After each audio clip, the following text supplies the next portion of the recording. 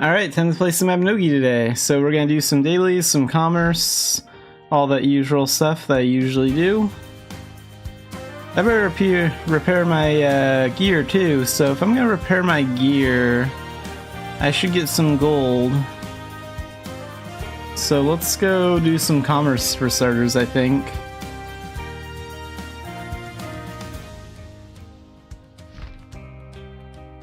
So I'm gonna equip my knuckles for that.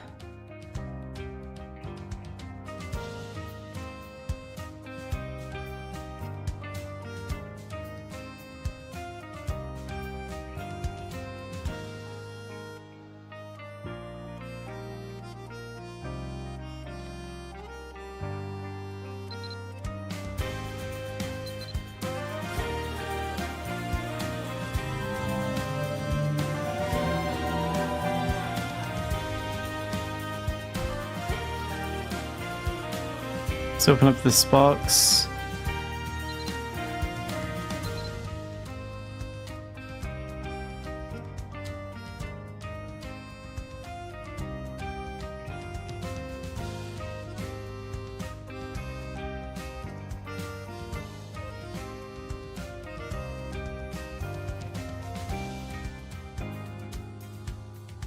Let's take the potion box here, so open this.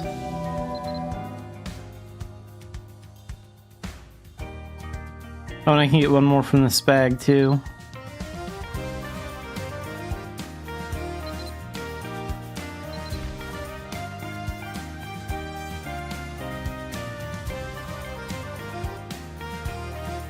So we have enough speed potions to get a boost for like 90 minutes.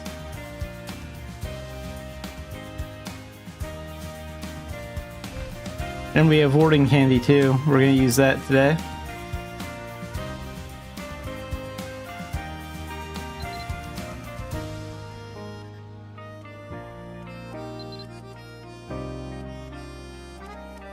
Oh, they don't have any of the good stuff. No Philia style jerky here. Okay. Maybe we'll check out Core Village then. Guess today's a commerce day for others.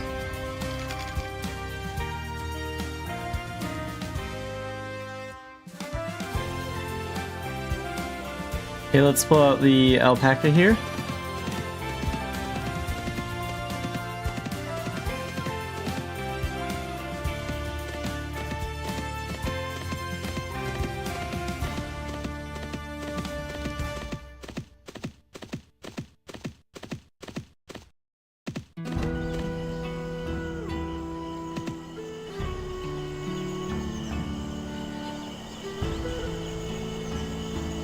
I mean to cancel summon, that just...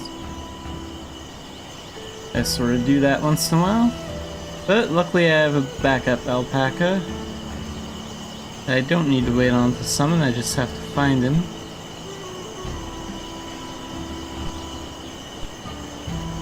There we go.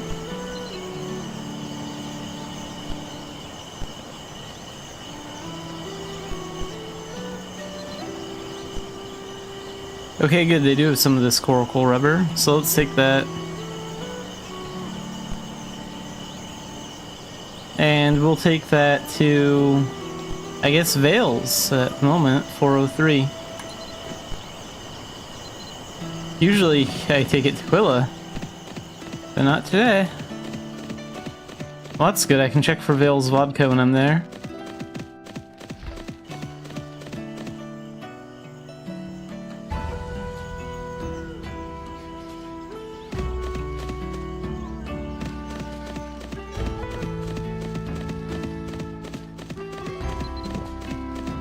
And now we won't encounter any bandits for an hour, and we can start getting 30 minutes of 40% movement speed. That's one thing I like about the Irasan's Intense event. I can get like one of those 30-minute speed potions like daily. It's very helpful.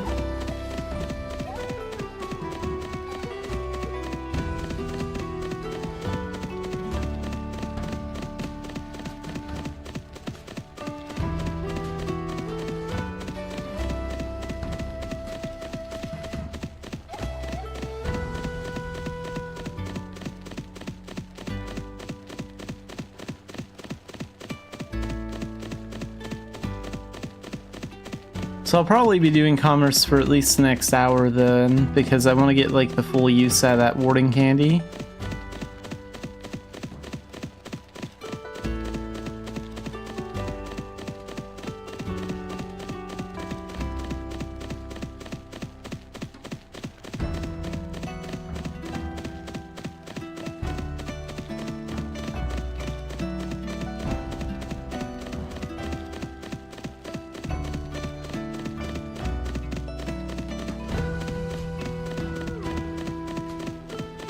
Yeah, now I can also auto-route places without worrying about bandits popping up.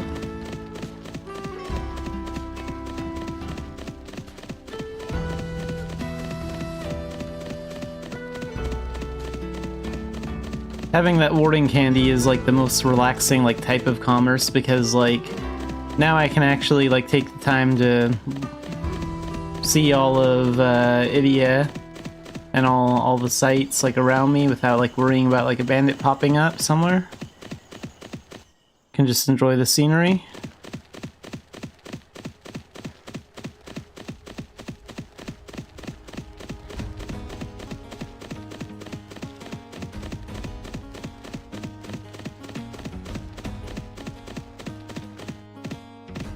Got stuck on a rock there.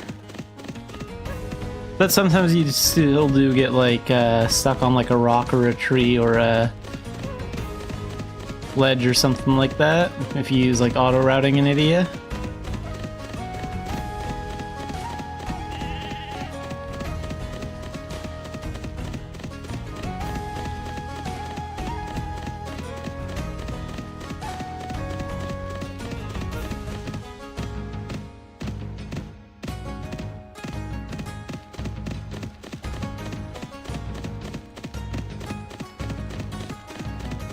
The boats are nice, but I just wish the time for the boats was like a little bit shorter. Like for moving from Idia to like Ulad. The ship going from like Ulad to Belvast and back is perfectly fine. That one's not too long.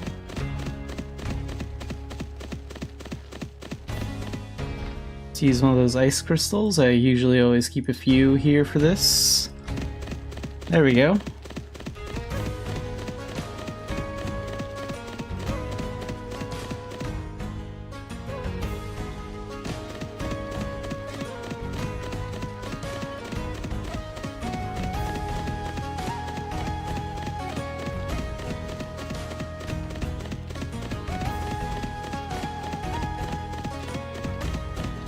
I mean, they did say that they had plans to like make it so we could craft like our own small boats for like fishing and stuff like that. So I think it'd be great if we could just like make our own ship that could leave whenever it wanted to and would be big enough to hold like a commerce mount as well. I think if they did that, that would work out fairly well. But I imagine they're probably going to rework like pretty much all of the water mechanics when we move to Unreal, like add swimming and stuff.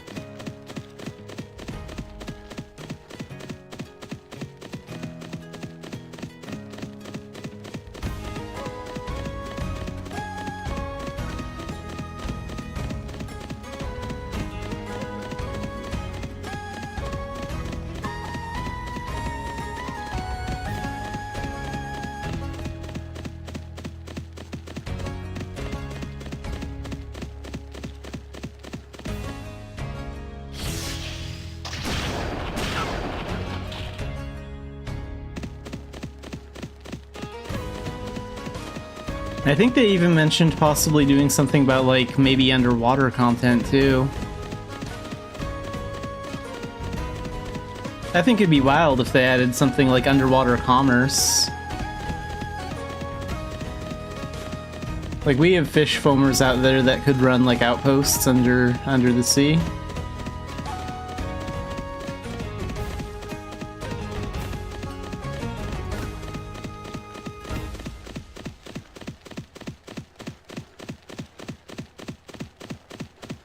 Yeah, it's definitely one of their more risky moves, like, because it's gonna cost a fortune to do, like, I think after like the Unreal Engine update comes out, like after that, they really gotta like focus on advertising. Like at that point, they need to make a profit off it. So we gotta hope that we draw in a ton of new players, both in Korea and the NA communities.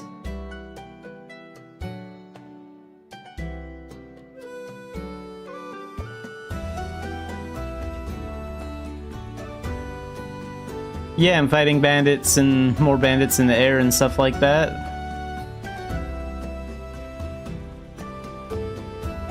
So there's a lot that can like be improved for like in the air, like flying and like underwater stuff when we have like a better engine.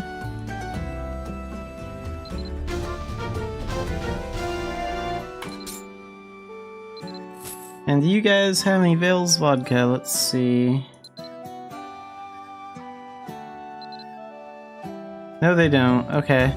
So I guess I'm gonna go back to Core Village and take more of that coracle rubber, assuming they still have some in stock.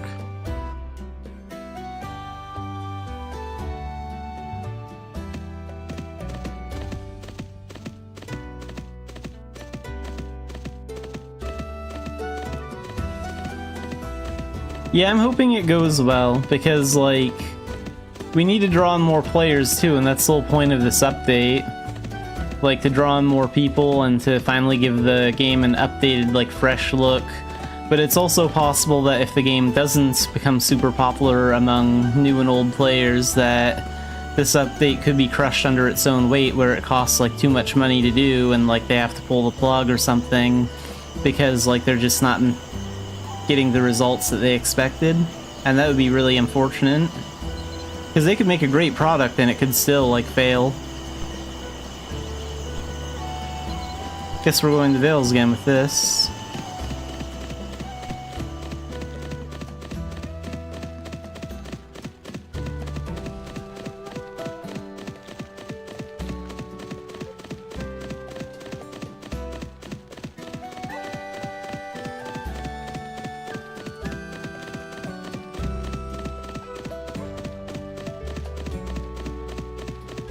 I think they have the right approach so far, like making sure that they're open about sharing what they're working on and taking player feedback into consideration and things like that.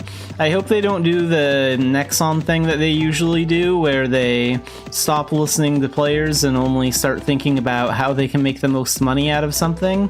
Because, I mean, when they did that, that's what killed MapleStory 2 in the NA.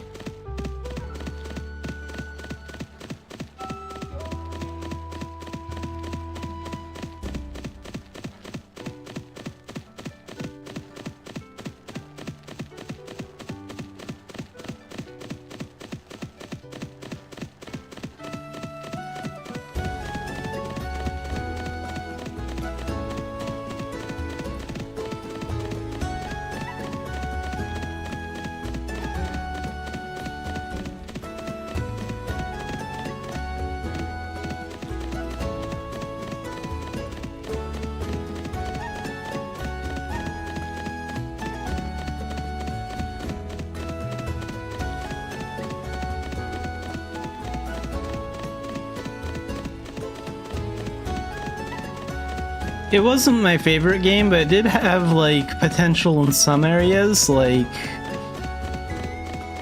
some of the features for the housing system were kind of cool. And, like, you could, if you were, like, an artist, you could, like, advertise your art on, like, signs and billboards, like, in towns and in areas and stuff, which was a really cool idea. And their music system was a lot like Mabby's, only a little bit more updated. So there are a few things I liked about it.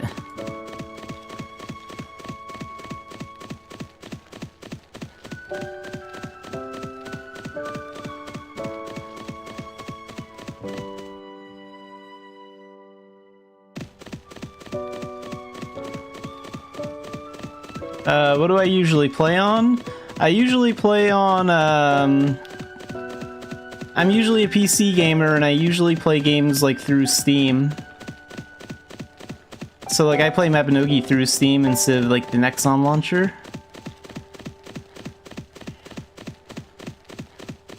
Also, it would be really cool if Mabinogi came out, like, on console and, like, other operating systems as well, though. Like, I after the Unreal update.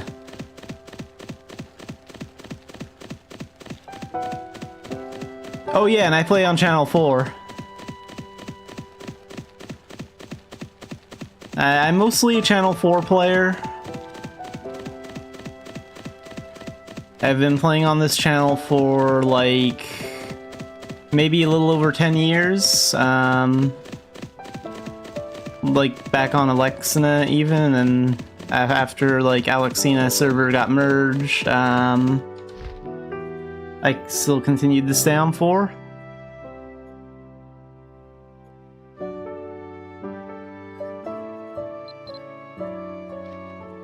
But sometimes I go to other channels for fun, just to see what like the communities are like. Stuff like that.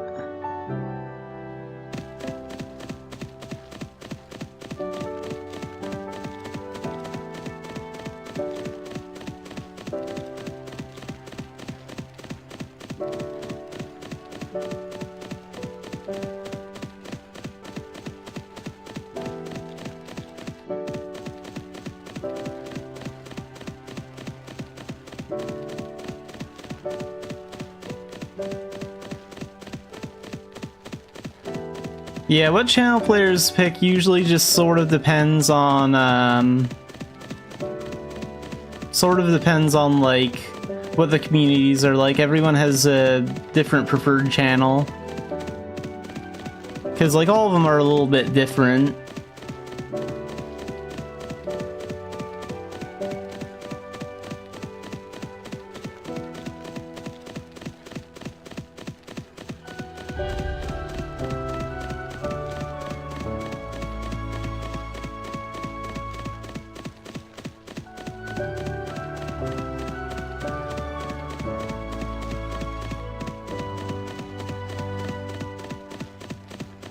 Also, I hope whenever our like player population rapidly starts increasing after the Unreal Engine update, I'm actually hoping they don't make new servers for the game.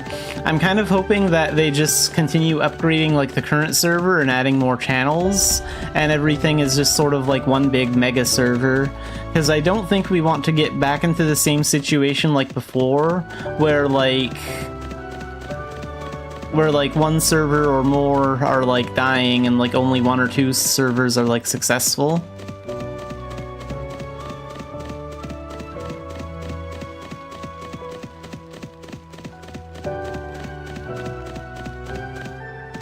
Because like if they did create a new server like shortly after the Unreal update, then I would assume most new players that are coming into Mabinogi would probably go into like the new server, because they would know that like the other one is full of like old players and stuff, and they would want like a fresh experience of the game. And then we'd be divided again. Then there'd be a lot of old players stuck on one server without very many new players, and then like they'd be a bunch of new players without many old players, because like a bunch of the old ones don't want to move to a new server. So it would just be like a bad situation all around.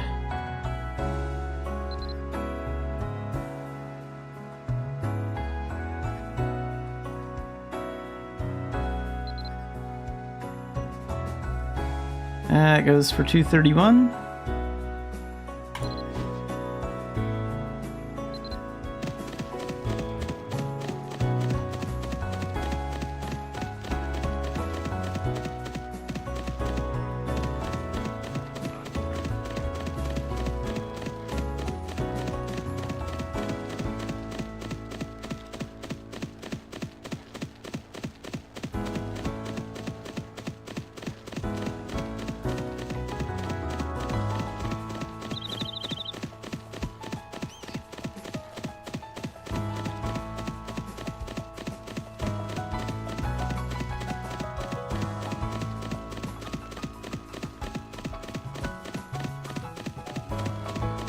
Like, if I'm remembering right, maybe Phantasy Star Online only had...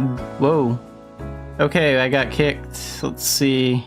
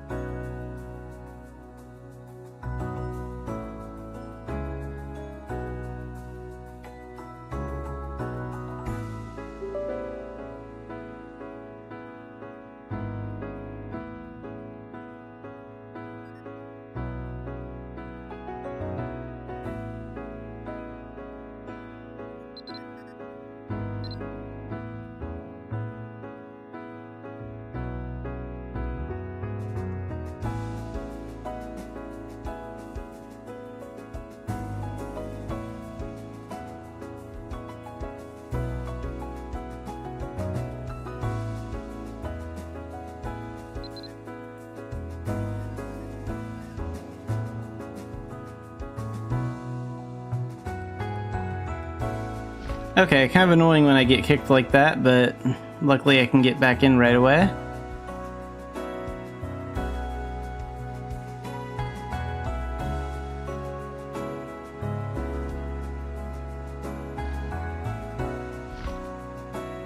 Yeah, and I also want Idia to get, like, more attention, too, because, like, it's kind of a... It's kind of an abandoned continent. Like, we get, like, 1 or 2 events here, like, every, like, year or so, and that's about it.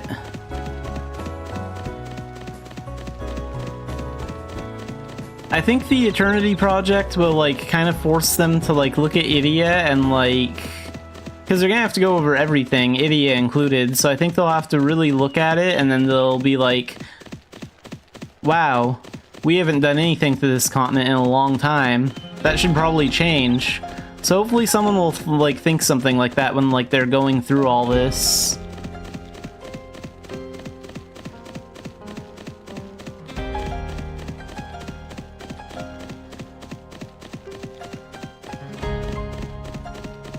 I also want to see some kind of veteran dungeons out here too. Like, I think, like, a big reason why people don't run the dungeons out here is because most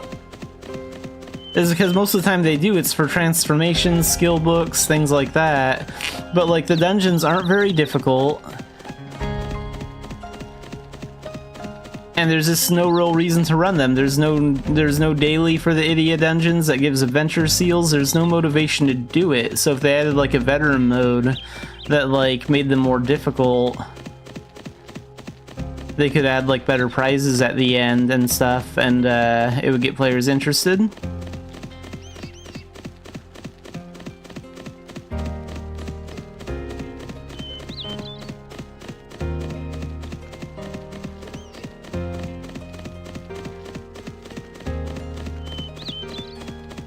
Yeah, even I've done that sometimes, from time to time.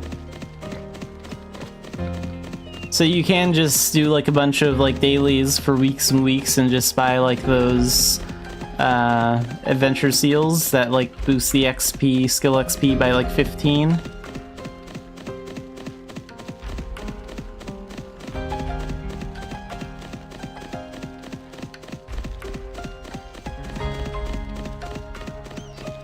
Yeah, and the original way to, like, get the Falcon and Beast transformations, things like that. That's why I'm glad they at least added, like, commerce to Idia, because at least it generates some traffic here, but, like, we need more.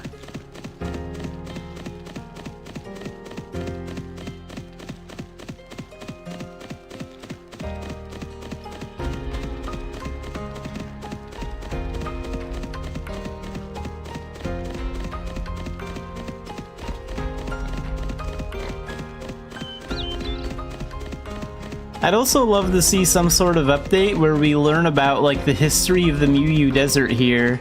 Like, I want to know, I want to like play through shadow missions in that area that, like, show what that place looked like before it became, like, a desert. That's what I want to see.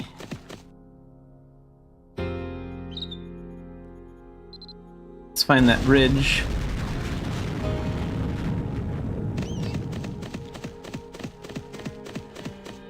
Okay, we'll have to find the bridge from the other side, because it's picky.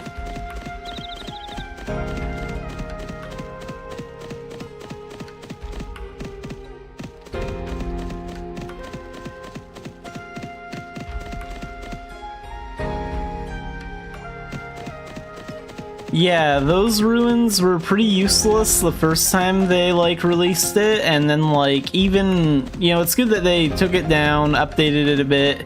It's better now, but it's still bad. Like, those ruins, and the worst part is you don't even, like, travel across Idia to get to those ruins. They have it in, like, the dungeon guide or something. You can just warp right over there. You don't even have to explore any of Idia to get there.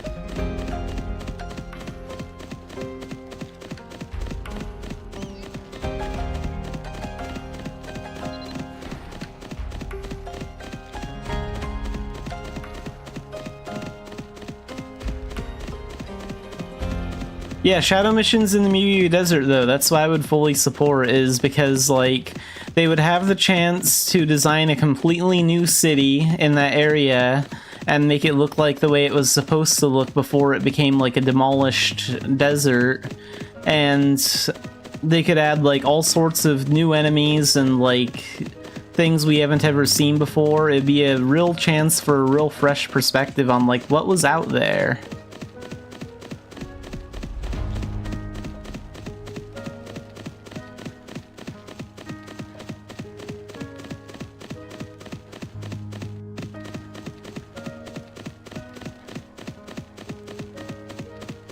I mean, honestly, like, I pretty much never opened the dungeon guide at all, like, very rarely. Like, I don't think I've even opened, like, the dungeon guide, like, on stream, like, once in, like, 5 months or something like that. I just don't use it.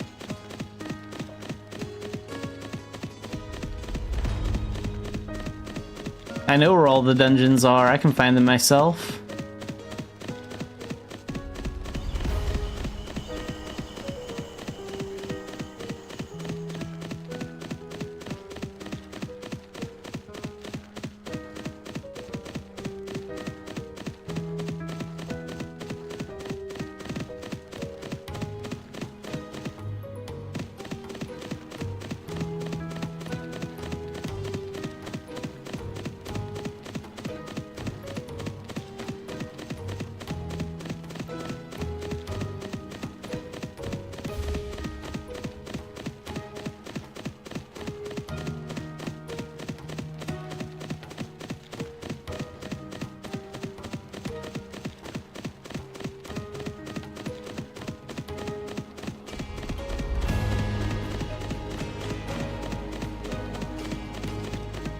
And also rafting has a lot of bugs too, like, I'd like to see, like, a rafting update. I think they could also extend, like, the rafting route too, if they wanted to, because there's, like, all this river down here and stuff, and all that.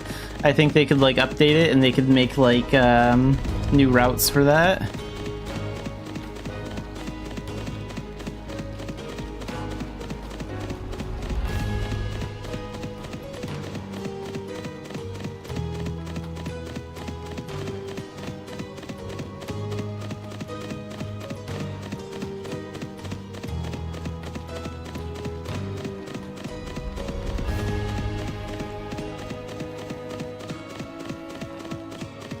Yeah, we haven't had a dragon boat event for a few years now.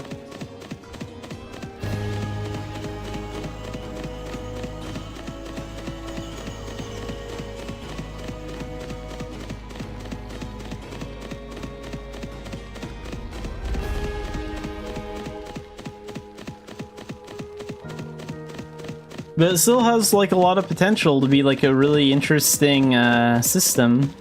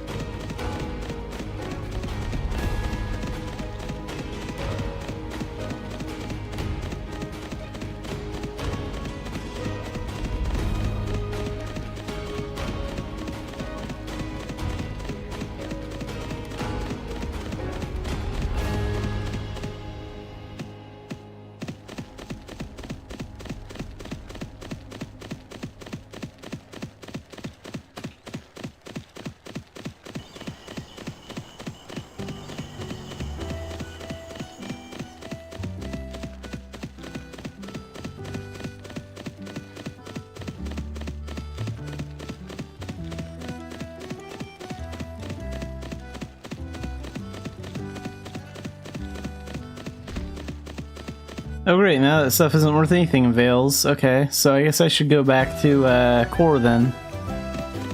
Good thing I checked.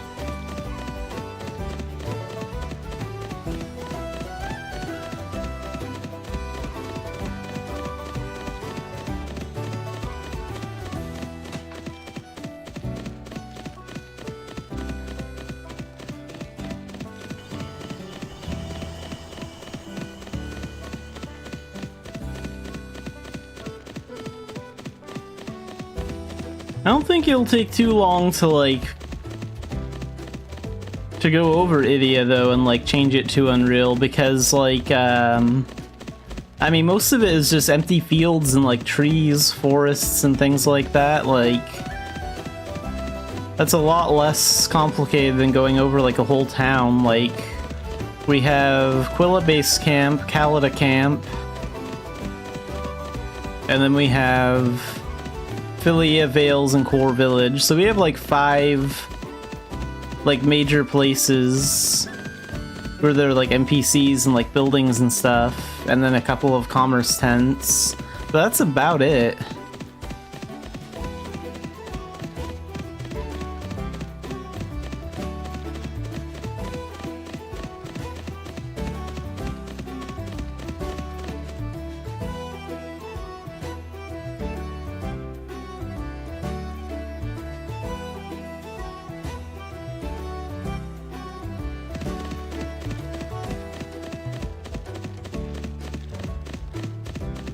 I think we'll see a lot of those kinds of updates, like, after the Unreal Engine update happens. Like, that would probably be, like, when, because then they could, like, add, like, a bunch of more interesting stuff without all the limitations.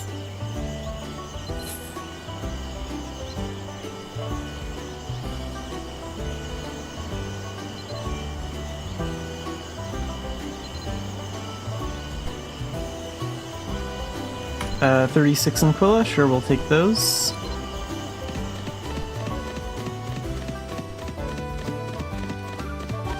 But yeah, I do hope they fill Idia with, like, more stuff.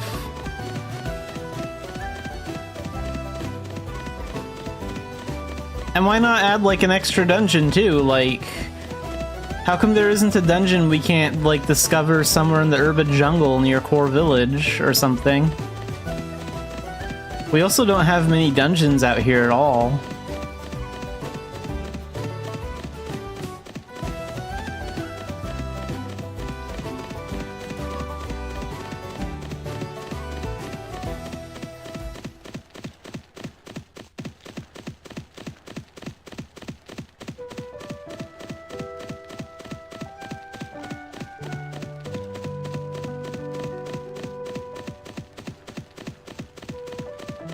Oh, that'd be kind of cool if they were like, secret portals, like dungeon entrances, something like that.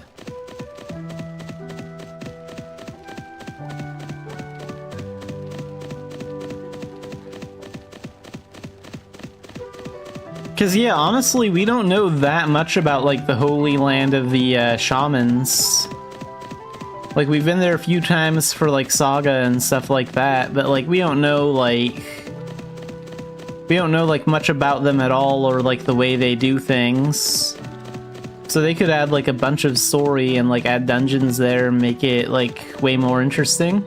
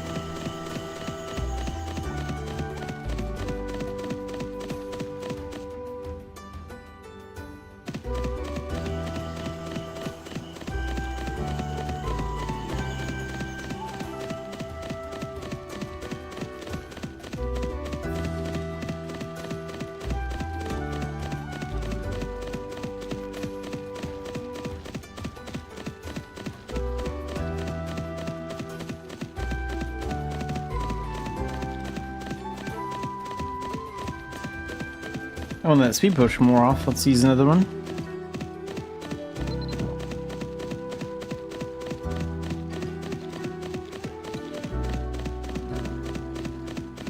Yeah, they should definitely unblock those entrances and like use that.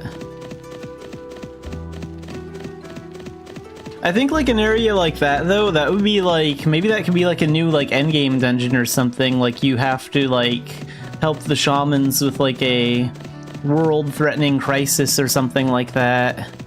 and like it's maybe the next big raid dungeon, like after Glenberna or something like that. And like the different pyramids would be like the different difficulties.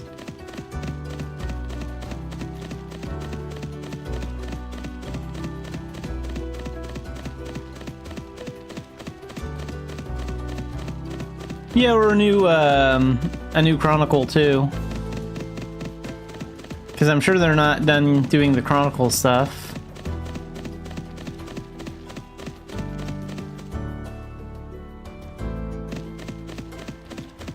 Like, I think it's great they finally decided to tell, like, some of the story of what happened in the Senmag area.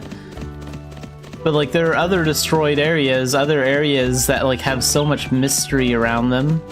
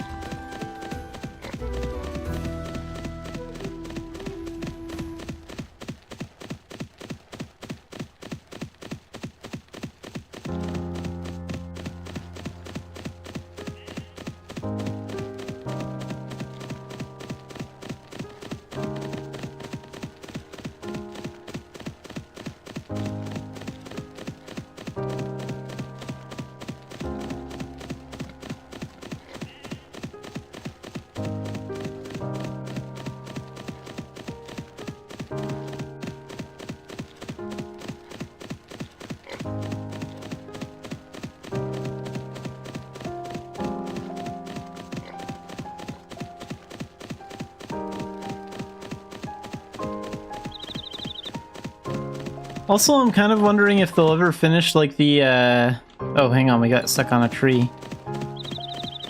Perfect time for that to happen.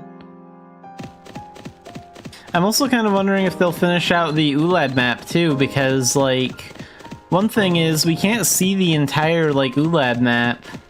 And I wonder, like, if when we move to Unreal, I wonder if they'll, like, go back and, like, finish it all out. Because, like, I would like to see the entire thing. I don't like how it's like cut off on the actual map right here. So we don't know exactly how big the continent really is.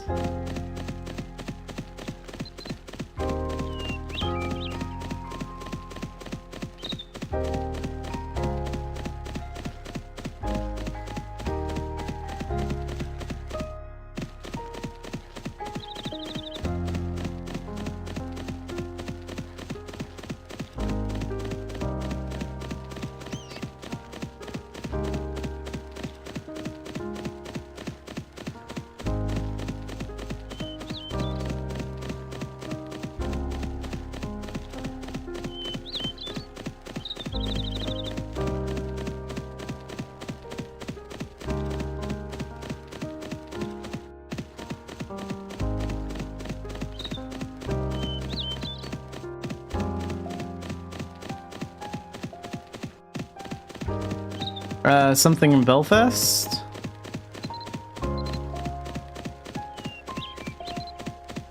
Like, they finished out the Belfast area finally. Like, it used to just be, this area used to be, like, all blank, and it was mostly just, like, the city and then the forest.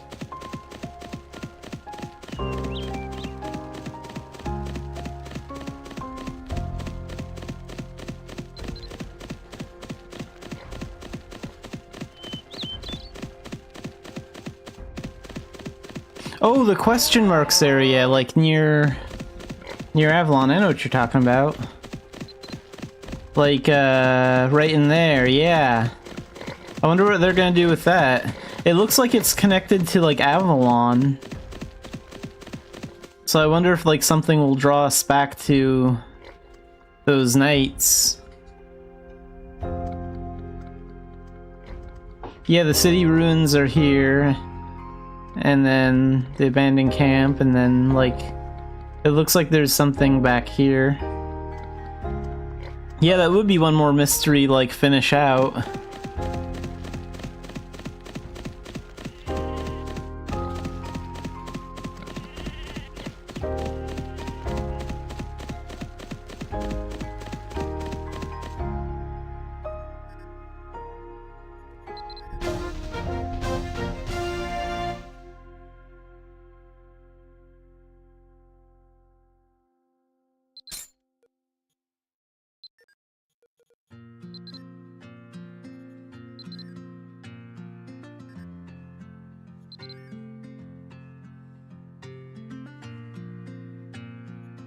Okay, so 202 in Philia.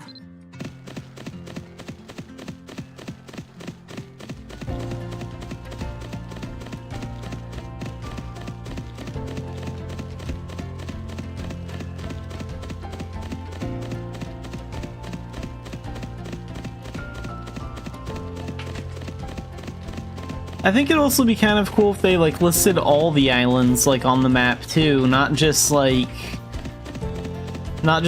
the 3 main continents, because like there's more land than that. Like somewhere on the map there's the Magmel area that like people have tried to reach with like ships but have never been able to in who knows how long.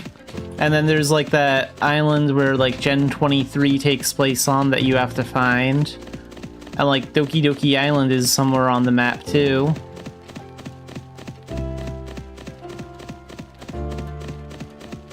Like it'd be so cool if they like released like a globe of like Aaron or something like that as like merch, so we could know where like everything is, not just like the 3 main continents.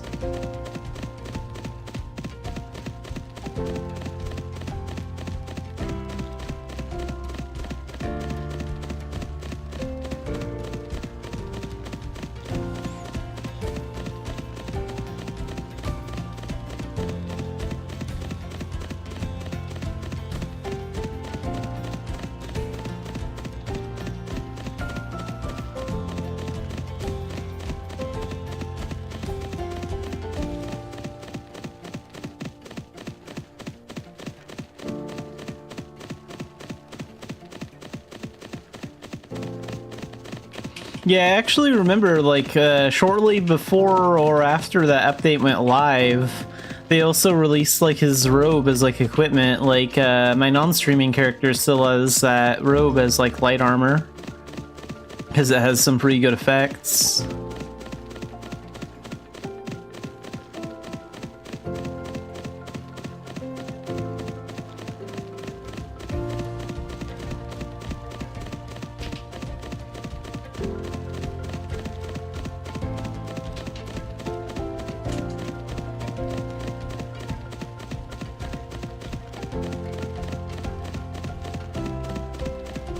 Yeah, that's ancient.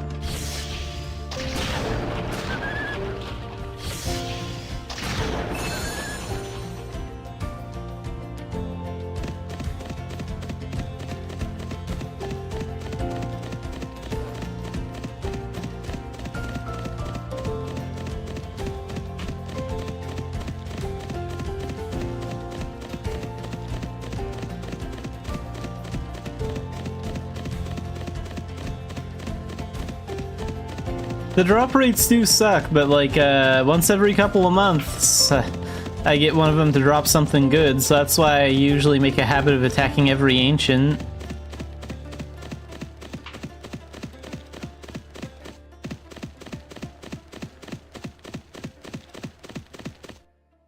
This right here is where I put like a shadow altar for UU Desert Shadow missions, right in the mouth of this dragon. This would be the perfect spot. Like, they have the Stonehenge surrounding, like, the shadow altars in Ulad. This is where you want the shadow altar for, like, the shadow missions here.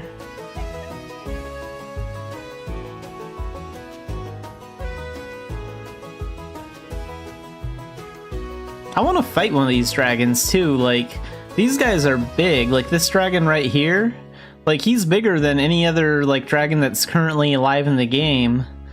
Like, any of the other dragons are, like, the size of a bird compared to this guy.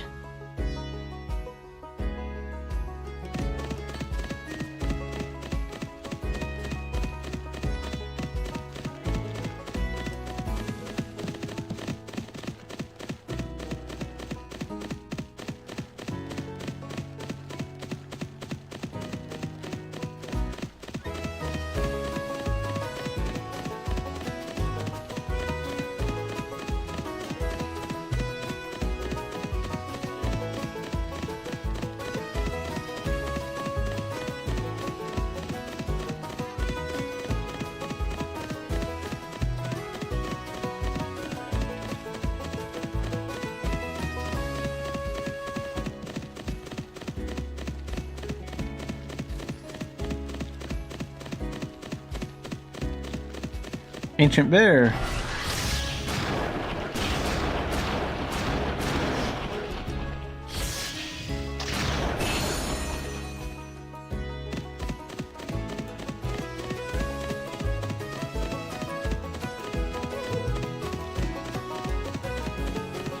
Can't really auto-route through this forest too much, mostly because there's so many trees and rocks. What, the second time this happens today? Jeez. Guess I gotta fix this again.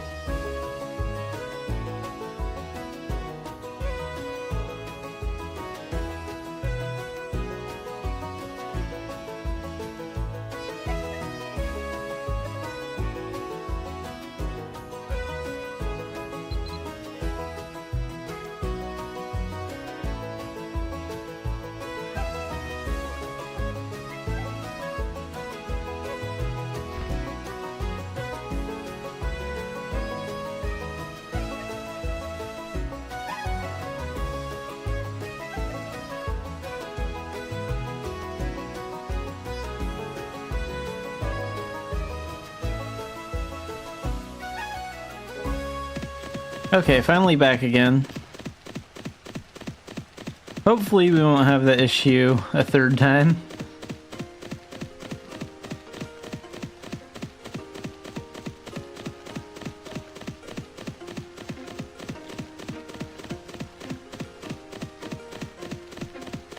I guess I'll check up in this spot first for a bridge.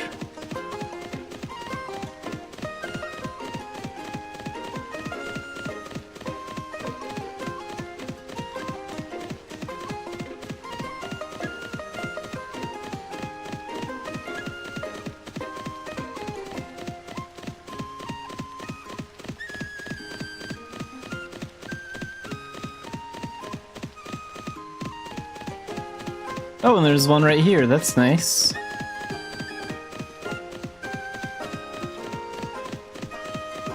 I think you can only make these bridges from the Nares Plateau side. But one day I want to make one of these bridges. I've never done it before.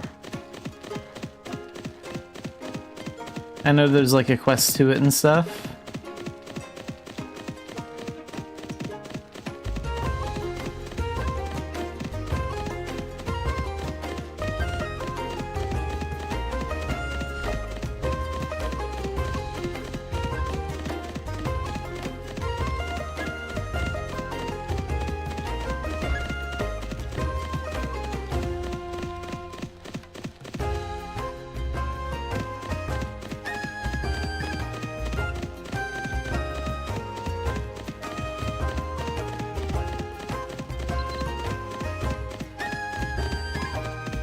Okay, we got a little over 15 minutes on that warding candy and that speed walk potion.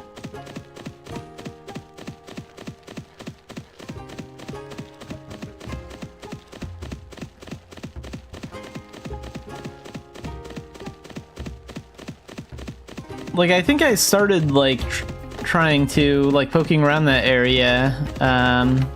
I think, like, I got, like, some sort of quest or something for, like, making one of those bridges. Going from the nearest plateau to Karu Forest.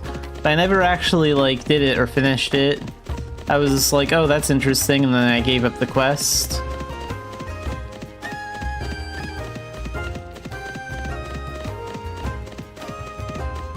But I've never really had to make one of those bridges myself, because, like, there's usually always a bridge up made by someone else that I can use.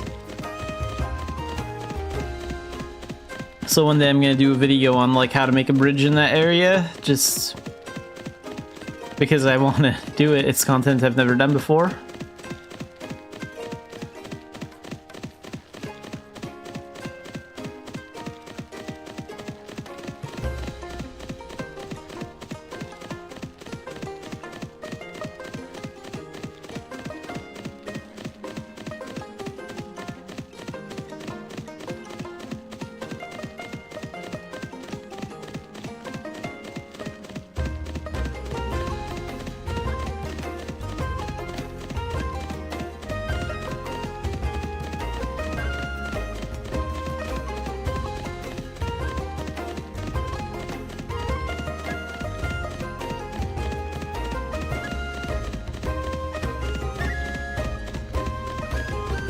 Can't see any of the moons right now. Dark and cloudy skies.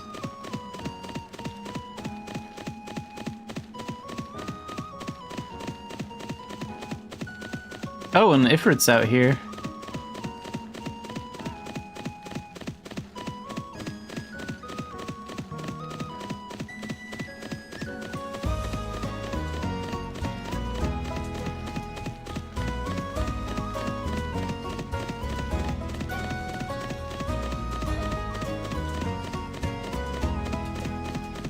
Oh, maybe that player's looking for Ifrit.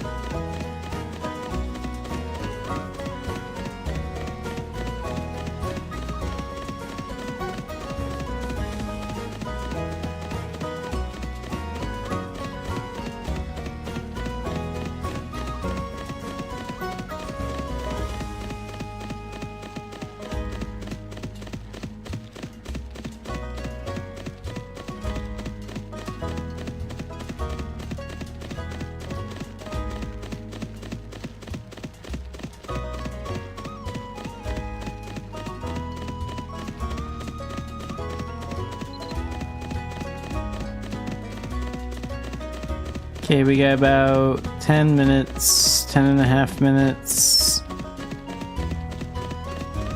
before those were off. I guess it's enough time to go to at least Core Village.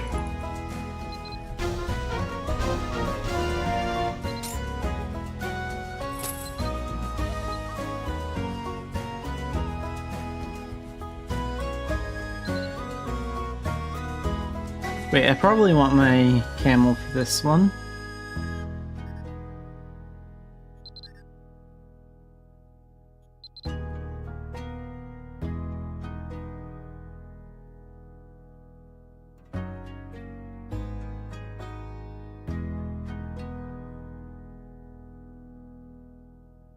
$7.19 in Veils. It's not bad. I don't feel like going overseas when I have the speed potion warding candy.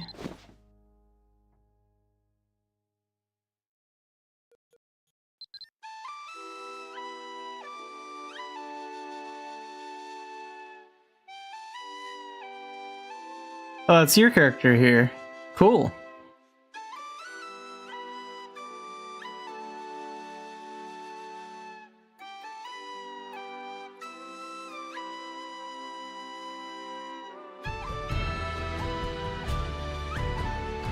Okay, well I'm gonna head off to Veils next to sell this stuff.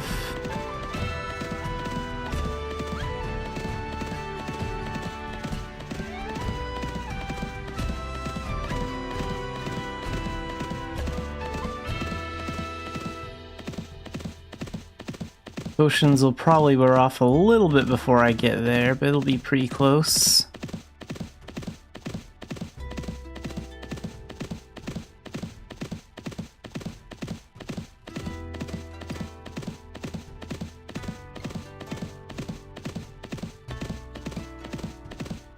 In my earliest Mabinogi days, for like the first year, all I did was like kill armadillos out here and like run Longa Dungeon once in a while.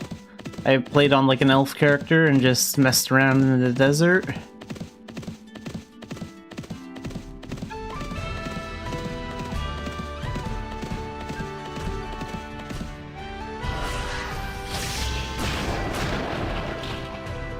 Hey, at least this ancient dropped some gold. That's not too bad.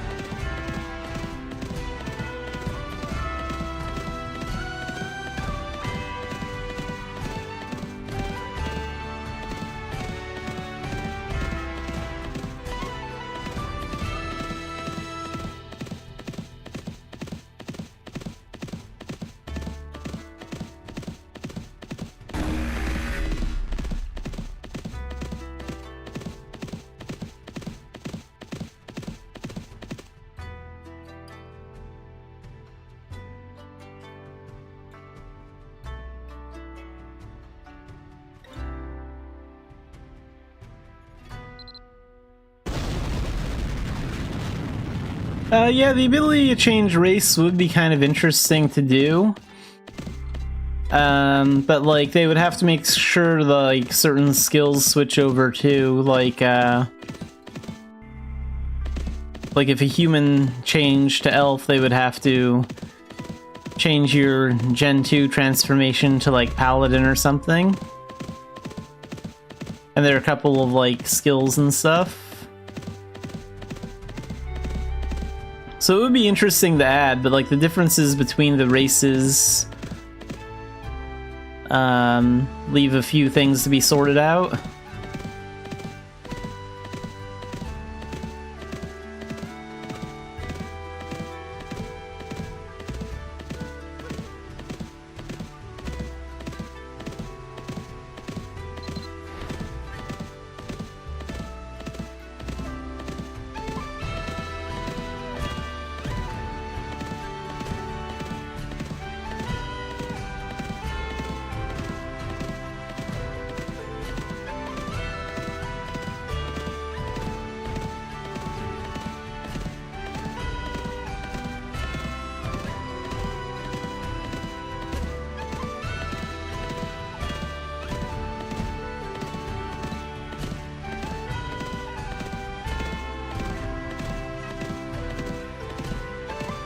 Yeah, I guess it could work if they just like locked like the race specific skills.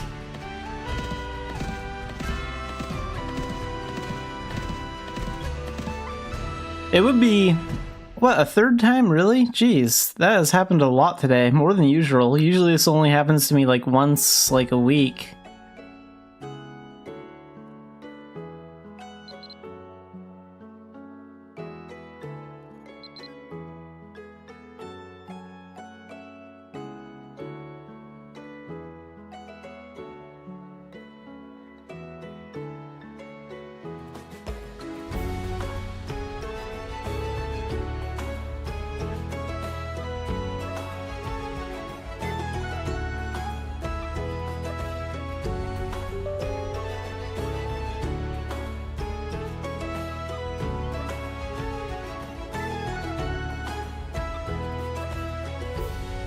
And yeah, the game I'm working on is Mabinogi. It's being a little stubborn with me about working.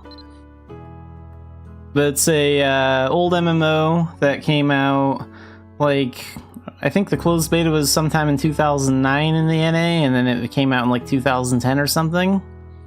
And it's been out since like 2003 in Korea.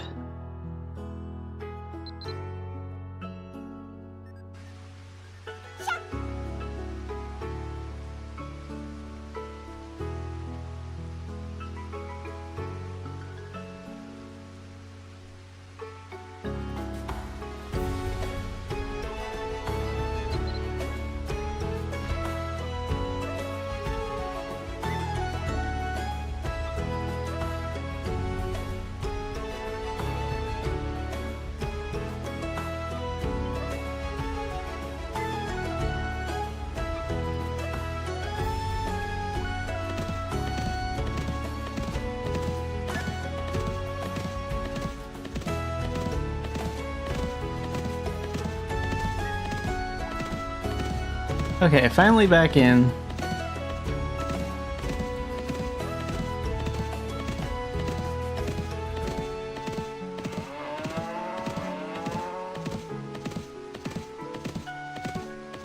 And actually in Korea, like, Mabinogi's closed beta in 2003, Mabinogi in Korea is about 5 months older than World of Warcraft, too. So we're one of the old MMOs.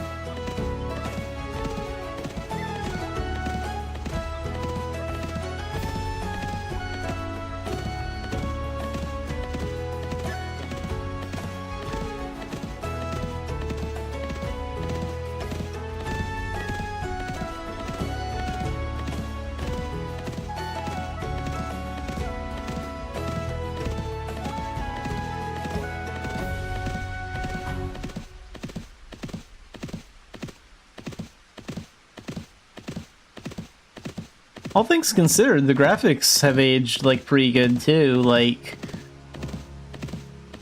you can tell that, like, some of the old graphics in this game, like the bushes and the trees and stuff, are clearly dated, but I've seen MMOs from, like, the early 2000s or whatever that are around the same age or older that look way worse now.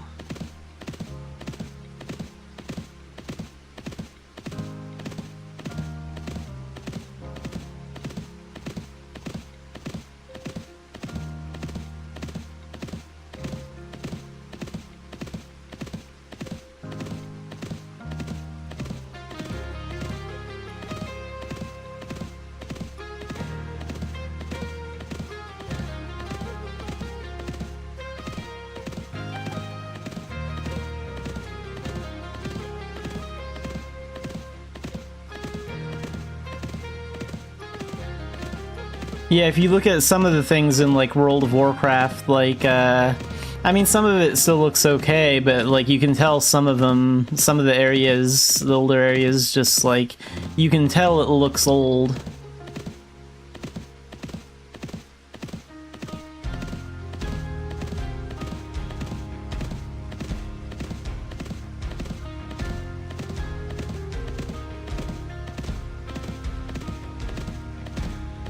So what kind of like graphic style you choose to go with, like, also kind of determines like how well your game will age.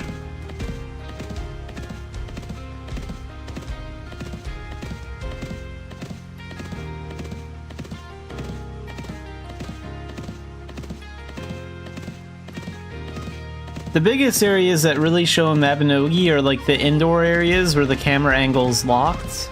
If you like bypass that with the dressing room to like adjust the camera angle, that's where you can really see just how bad like certain areas of Mabinogi looks. But like the outdoor stuff, like it doesn't look that bad. Even like the oldest areas.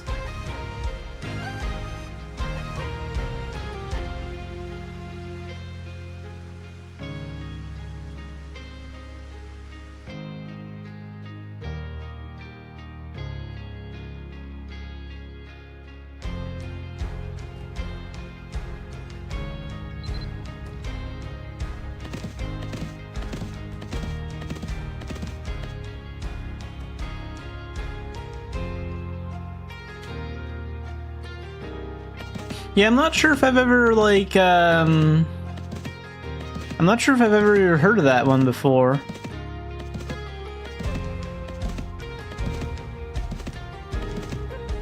Oh right, the camel moves slow here. Oh well, Vales isn't that far.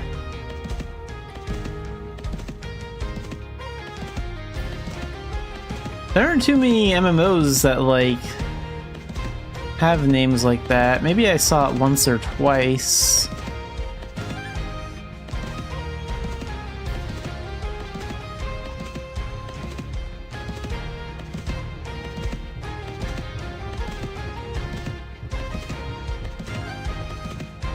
But I like the style they've picked with like Unreal Engine. It still looks like Mabinogi, just like updated.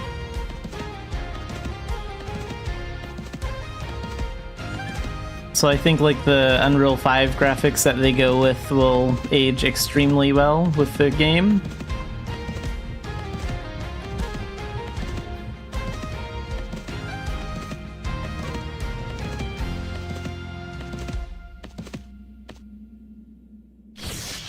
Okay, let's get this guy.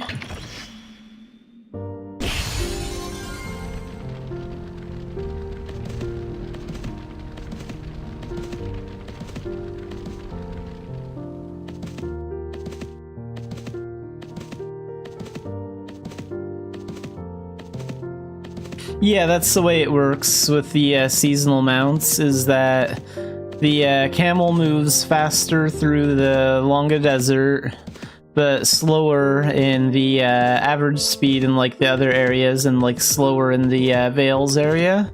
And then the Huskies are the opposite. They move fast in the snowy area, but they move slow in the Longa Desert. I actually didn't think of that when I was like at Philia at the time, when I was thinking about coming here, but it's no big deal. We're pretty close.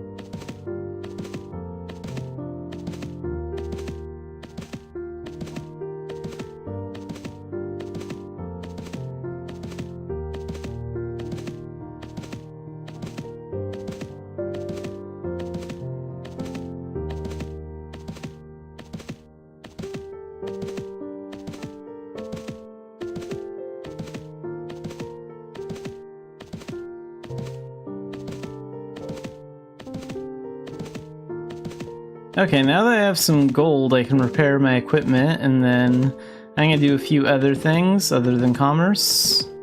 And then we'll probably maybe come back to commerce near the end of the stream.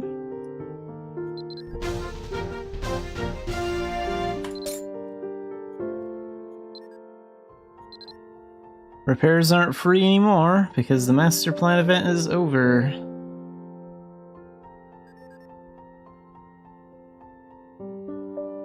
I liked all those free repairs.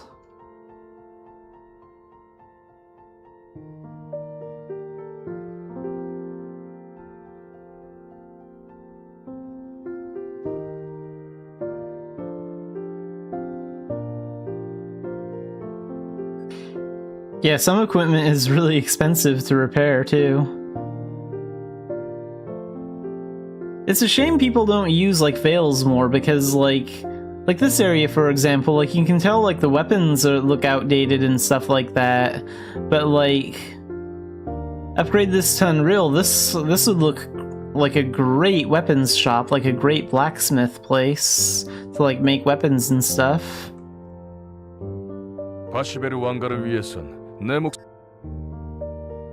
Okay, repair... 92k. That's not too bad.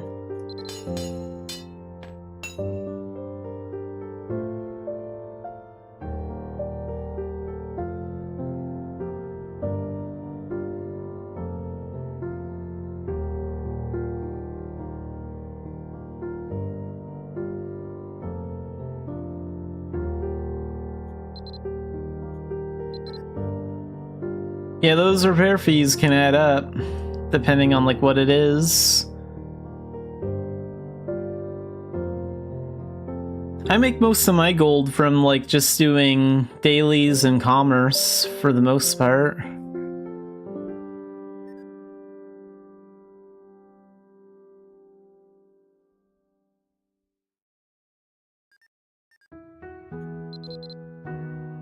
Okay, so let's go find out what the daily dungeons are today. We're gonna get the veteran dungeon first, then we'll go pick up the daily dungeon. Well, wait a minute. On second thought... No, that doesn't make any sense. I'll get my daily dungeon first, because then I can buy, like, an advanced pass from the dungeon guy, once I know what it is.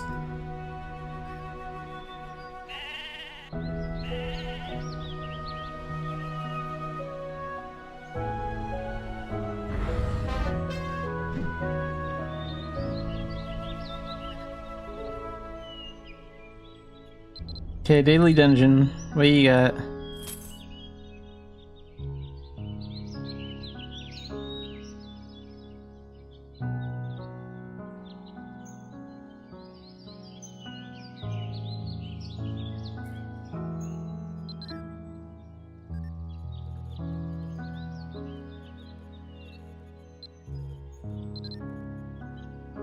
CR dungeon today.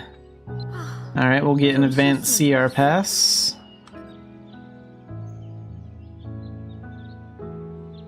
Unless the veteran one also happens to be CR dungeon.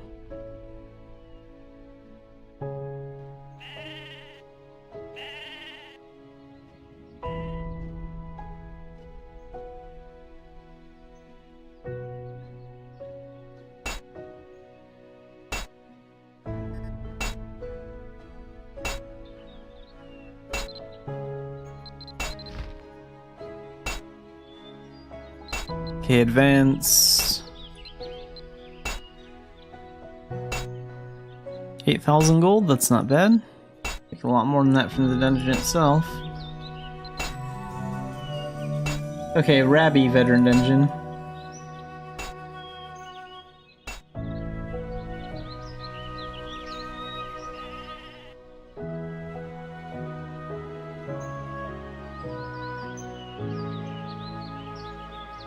Yeah, that's just the regular one though. Like and then yeah, you can buy like a advanced pass from the dungeon guy when you pick up your veteran one. And you'll usually make more money than you spend on the advanced pass.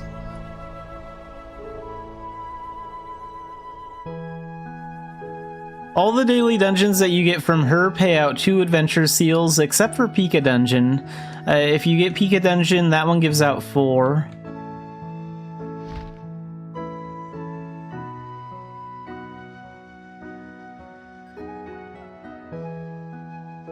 Where did that veteran pass go? There we are.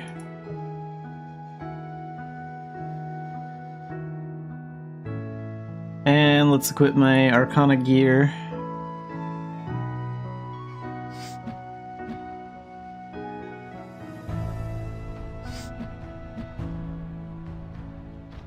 So Arcana is on 2, and then I want to activate... Now let's go with fire this time.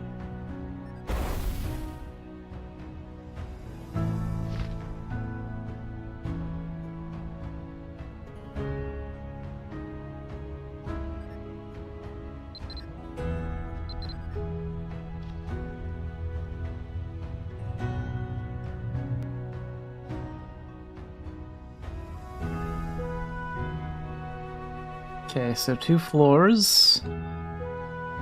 Oh right, and I need a doll bag, so let's pick this one.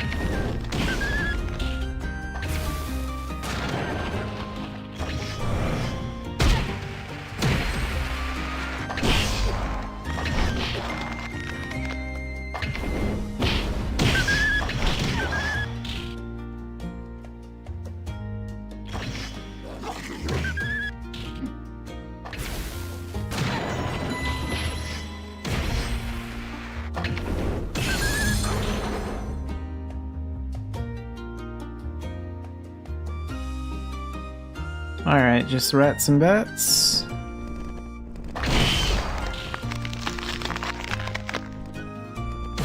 Oh, and some mimics too.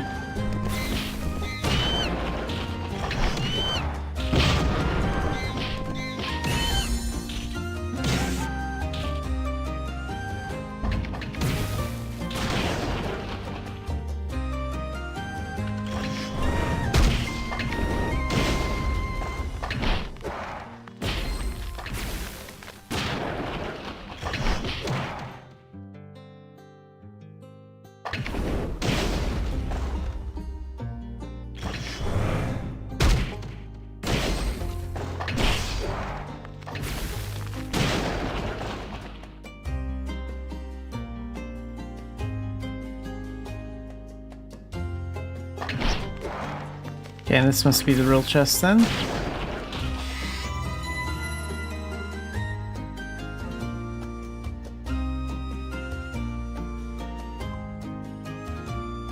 Let's move these keys down here and pop up that veteran dungeon crap right here.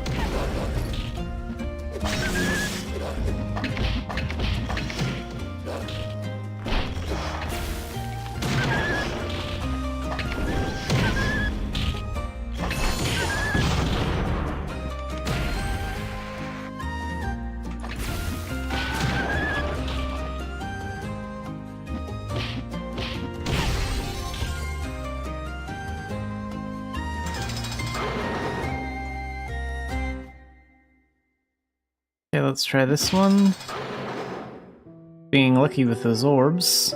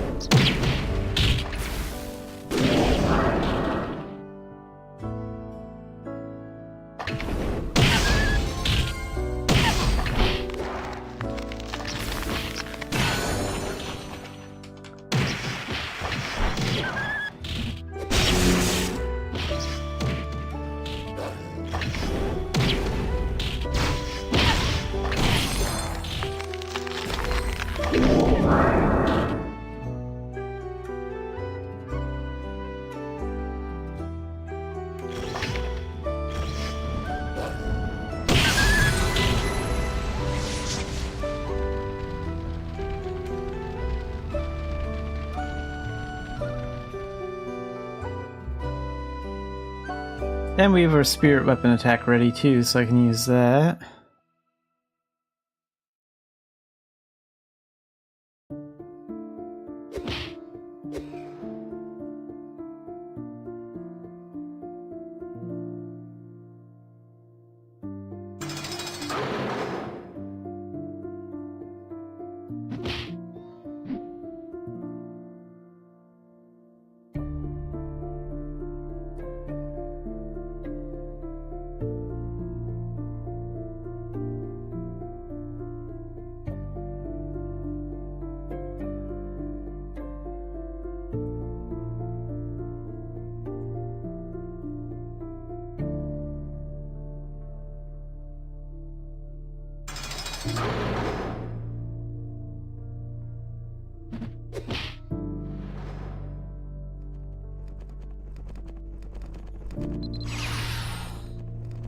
Okay, time for some meteor.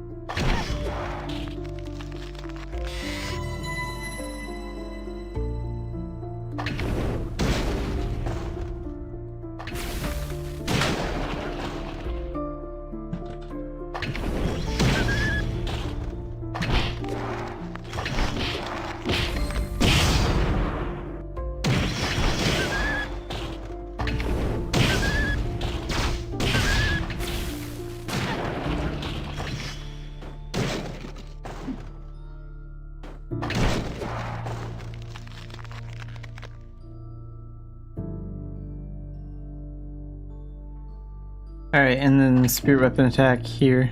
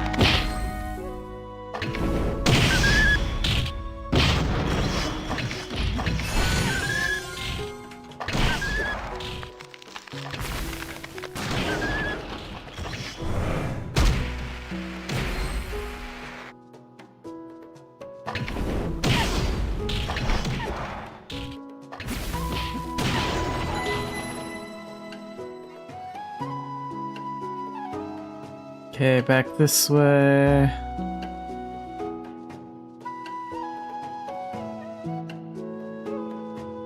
What about over here?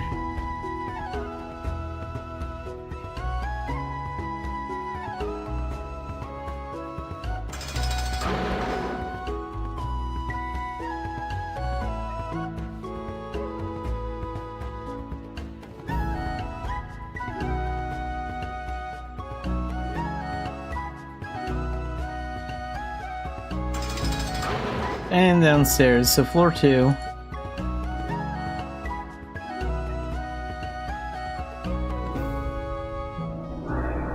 I know the key's in here. Okay, let's use hide for a second.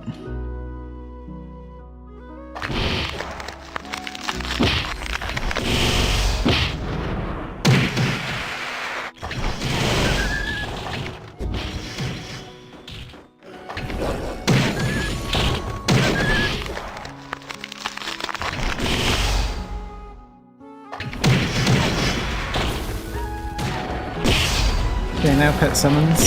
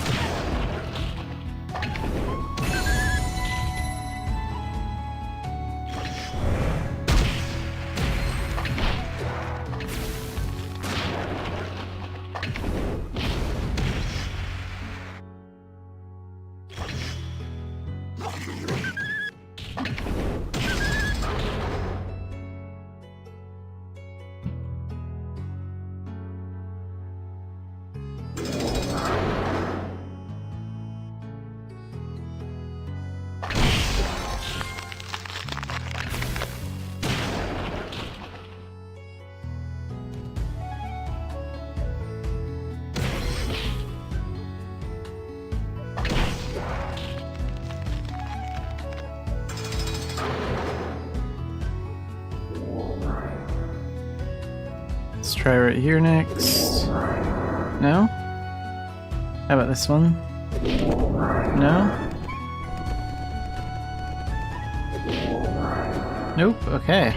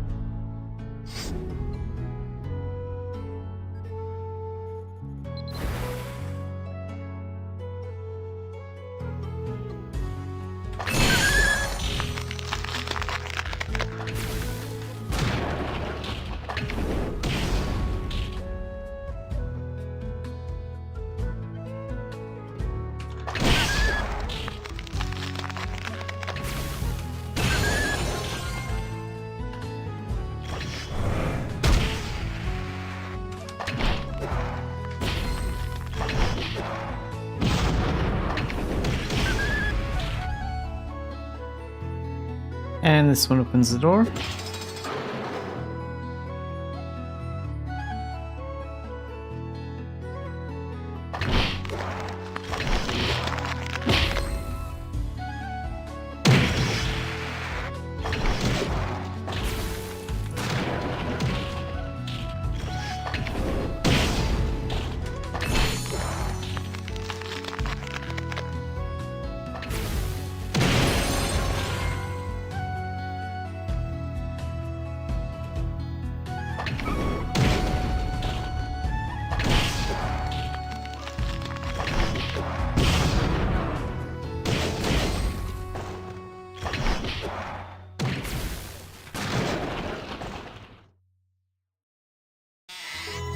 There's the roll chest.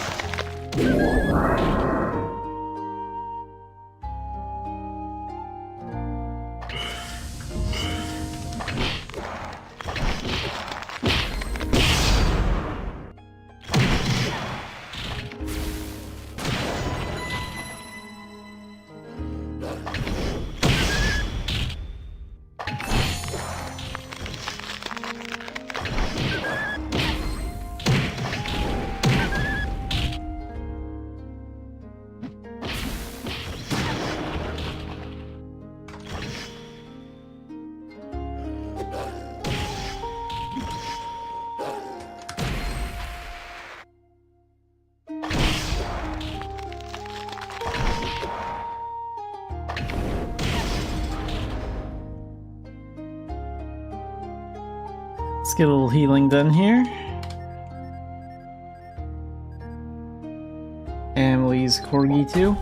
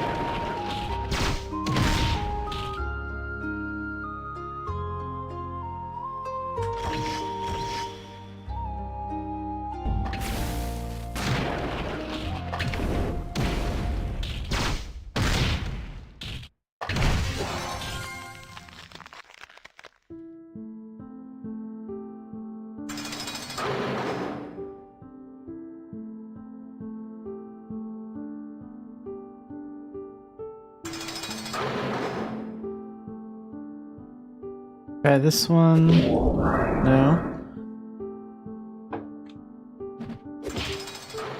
Okay, that one opened the door.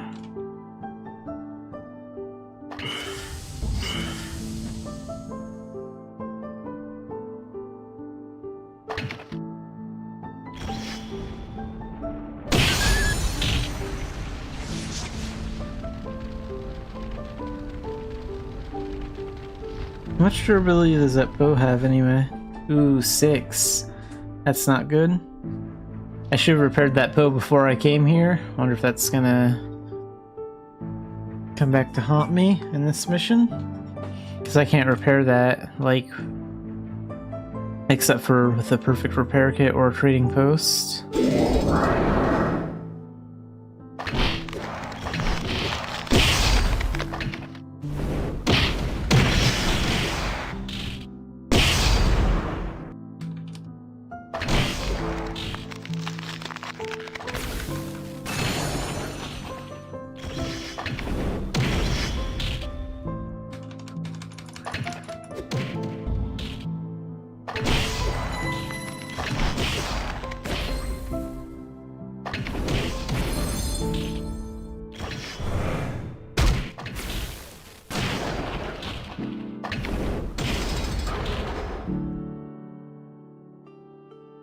We have that spirit weapon attack again.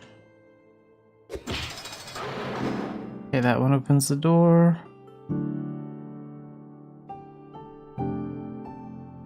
Let's go down this way first. This way probably leads to the dead end. Yep, it sure does.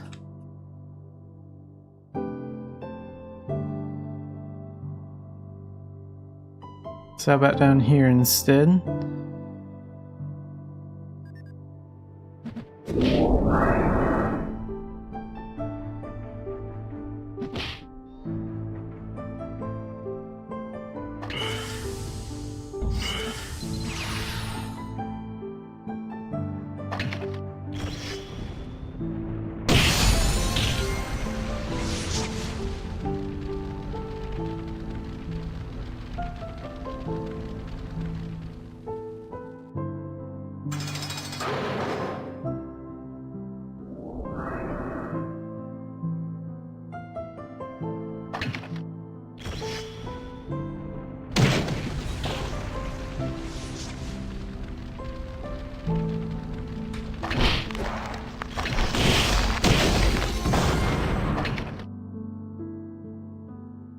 Okay, that one's dead too.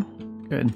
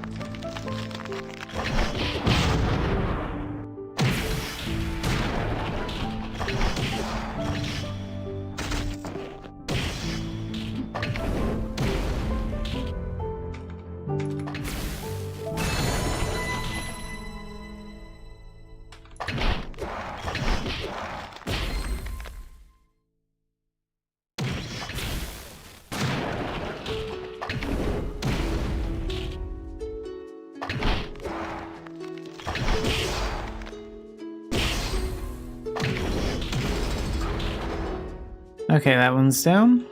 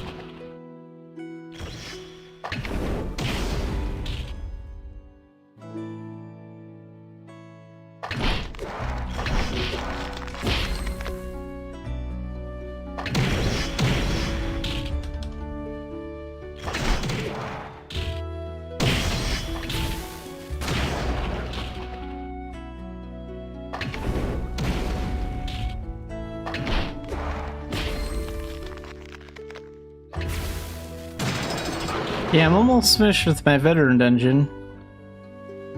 Finally got the boss key. I think the boss room is right here. Okay, so now to switch to the bow. I actually forgot to repair my foamer bow, like, before I came here. So I hope it holds out. It only has 6 durability left.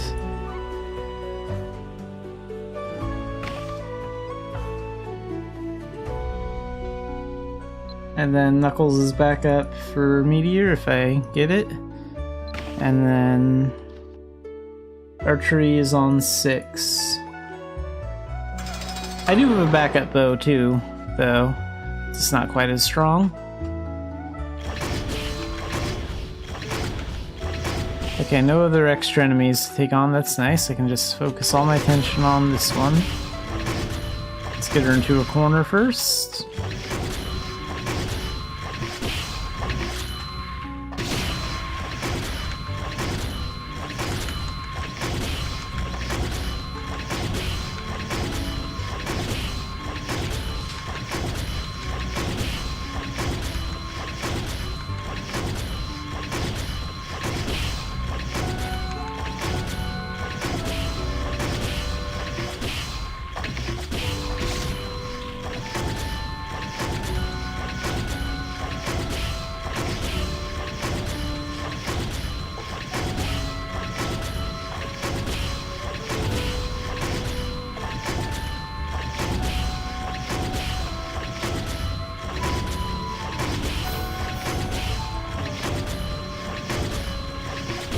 And there's the boost, so that's nice.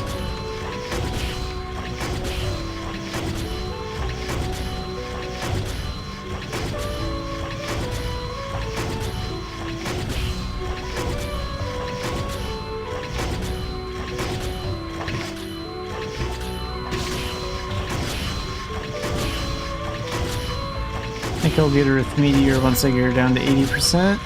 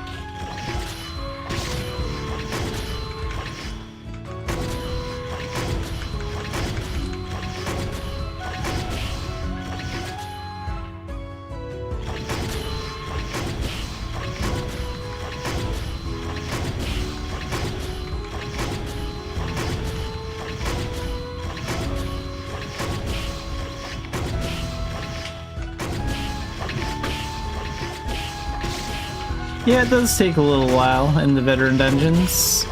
I use the bow because it's a good way to like keep spamming them with attacks without risking like getting too close.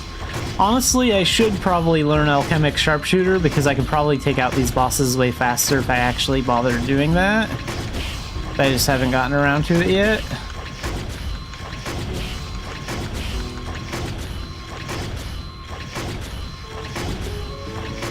And then we're going to use Crisis Escape and exit out of it and Spirit Weapon Attack.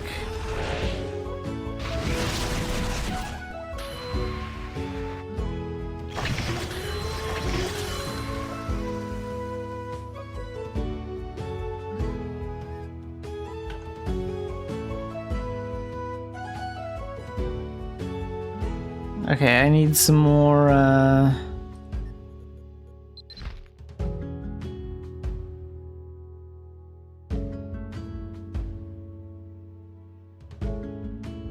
Uh-oh. Now she got me some Bolt Magic. I need some more healing. More stamina. There we go.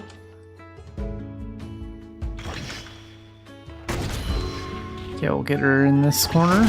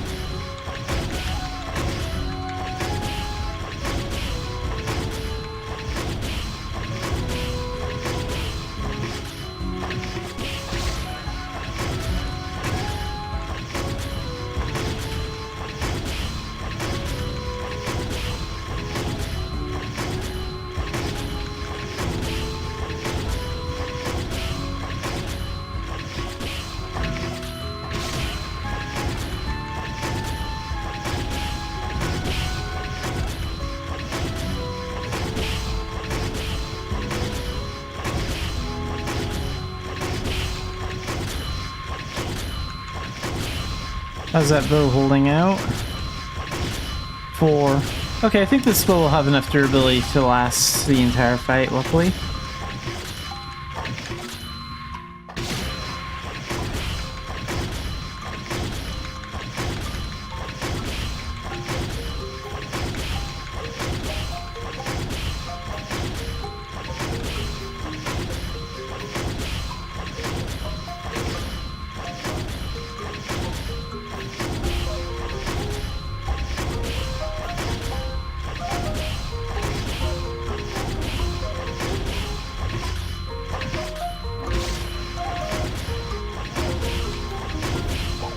Porgy to get 500 stamina back.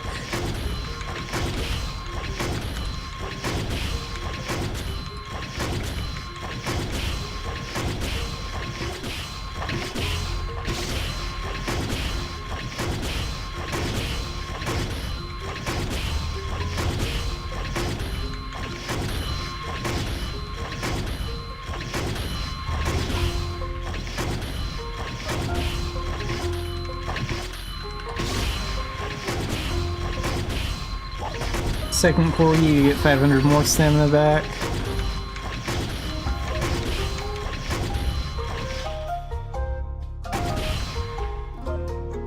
Then switch gear and Crisis Escape. And then we want to go back to magic skills. And we're going to hit her with Meteor twice.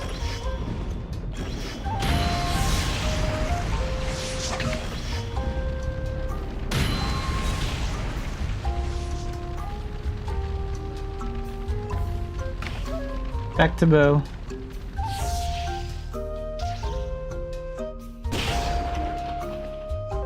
Freezer. Ooh, that was close. She got me there. Then I get past her. Then we push her into that corner.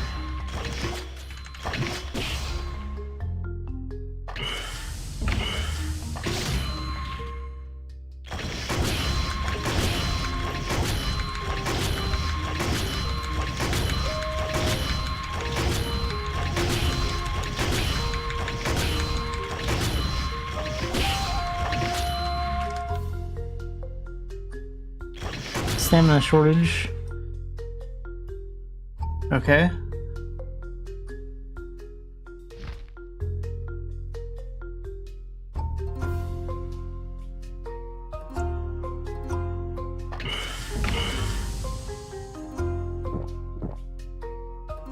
That's probably enough.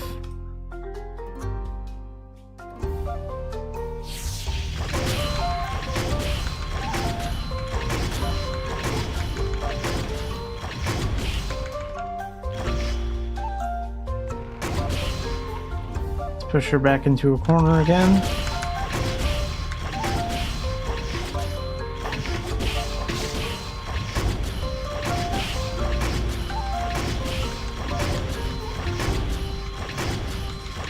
I think we're at like 74%, 75. I'll probably wipe her out before I get a new boost for Meteor though.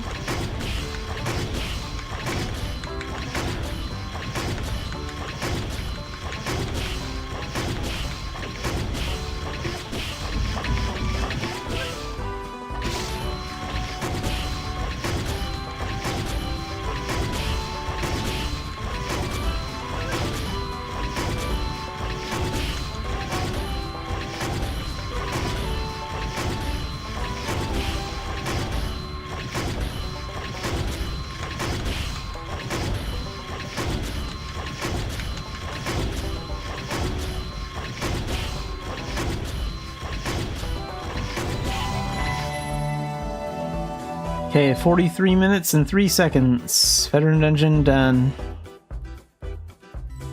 And how much smoldering thread do I have on me right now? None? Okay, so I don't have any.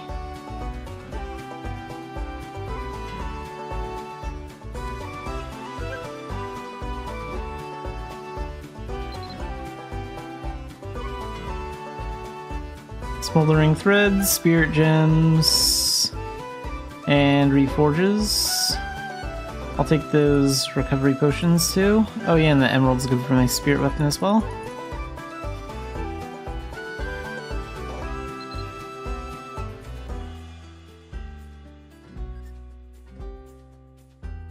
What's the gathering today? I think that one's from a previous day, so I'll get rid of that and change channels.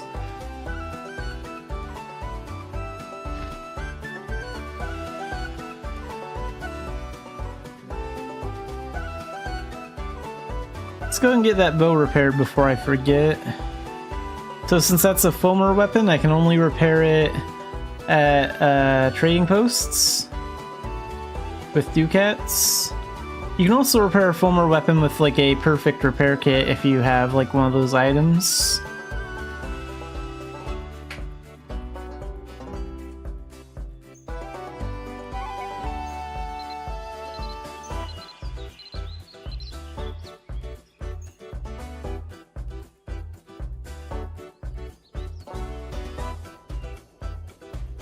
But one thing I do like about having like a foamer weapon is like I don't need to spend like gold to repair it. Like I always usually have way more ducats than I do gold. Repair foamer weapon. And that's gonna cost me 7,462 ducats, which isn't that bad. Oh, 14,000 for perfect repair. Still pretty cheap.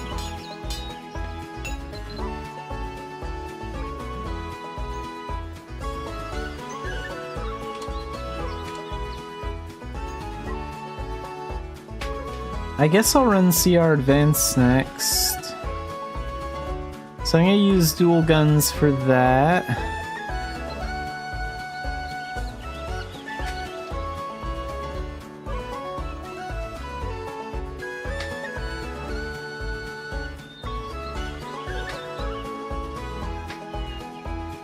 And I'll do a repair after.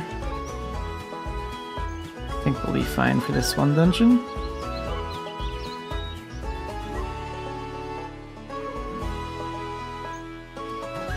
So dual gun skills are on 1 right now.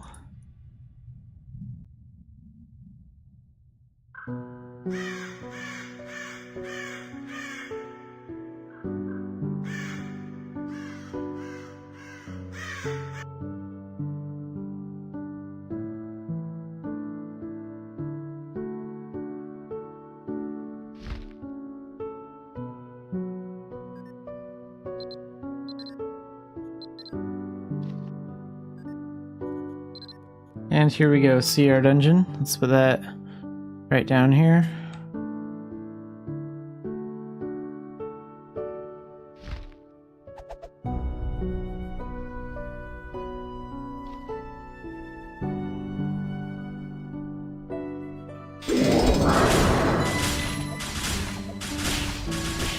A little bit higher. A little bit lower. Yeah, about there. That's perfect.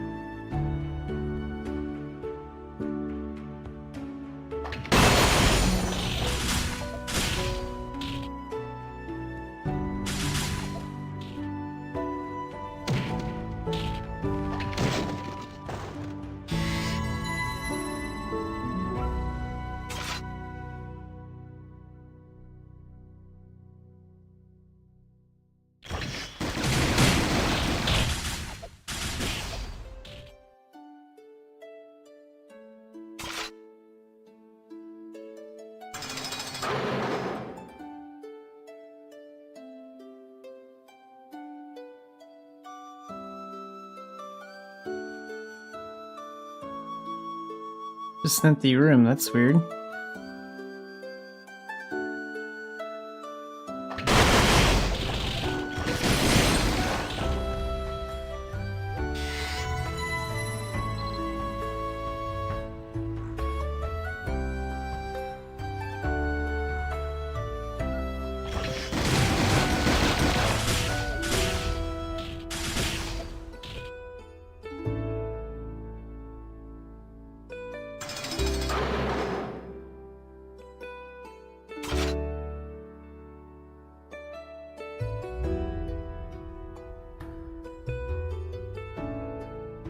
The server is called Aaron server now, and we only have one server for Mabinogi now. We had like 2 server merges in the past. There used to be 4 servers, and then we had one server merge that merged like 3 of them together. And then we had Alexina and Neo server for a bit, and after that those 2 were merged together to make Aaron server.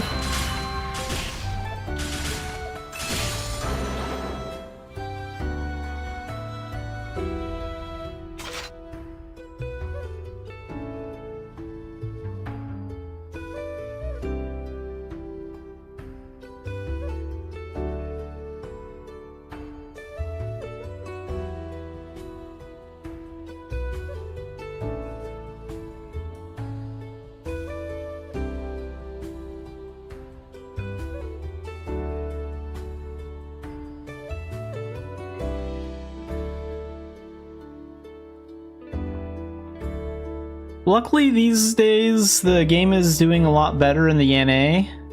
We're getting a lot of really positive updates, and a lot of the channels do have like a lot of players. Like, we do still have a lower player population than like most MMOs, but we are still here, and overall the server is looking healthier than it has in like previous years. And I think like the whole Eternity project for the upgrade to Unreal Engine is also giving a lot of players in the NA hope. That's been bringing some old players back.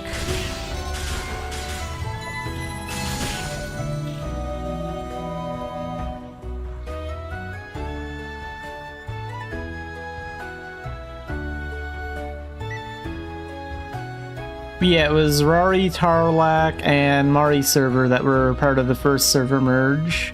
And then Alexina was left out of that one, and then that led to a massive civil war on the forums with a bunch of players arguing about it. And then like a year or 2 later they merged Alexina in because its player population got so low that they had no choice.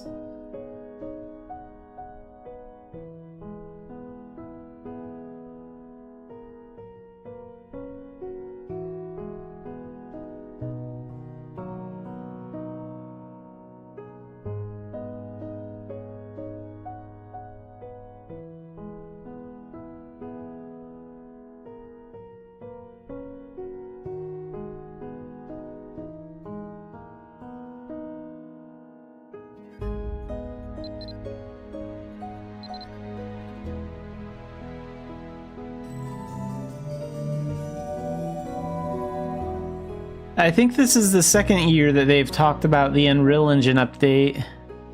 Like, they announced it at the Fantasy Party, like, in 2023, and then they talked about it again at the Fantasy Party in 2024. So what they do is they give us updates about every 6 months. So we get updates on the Eternity site in December, and then they talk about it in like at their next Fantasy Party, whenever that is, like 6 months or so later, and then they update their Eternity site a few days later. This character's total level is 43,463. I think he's about 3 years old, this character. I probably started Xanafiedneko in like 2020 or something. Or 2021.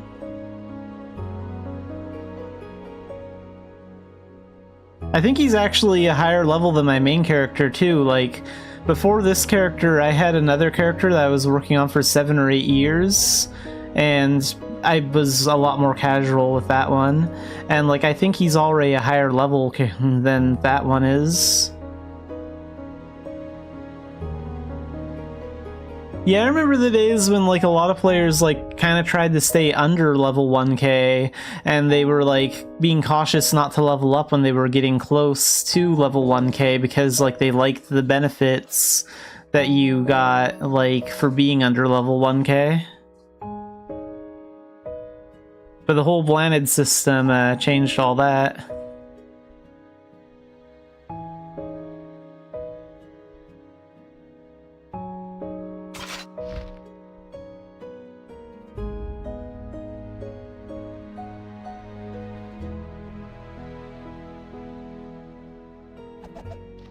And what are the daily shadow missions, actually? So we have Provocation and Sniper War. Okay. So for those, I'm probably going to use Magic. So I'll equip my Knuckles for that. And Magic skills are on 4.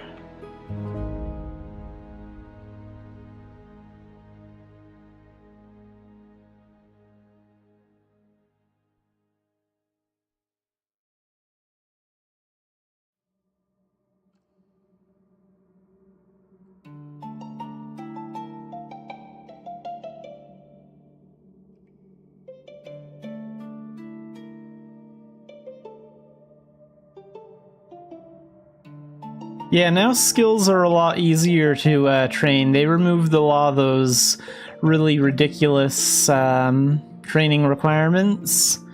Some of them were good and reasonable and made it like a good challenge, but some of them were a little overkill. I think I'll do Sniper War and Tara first.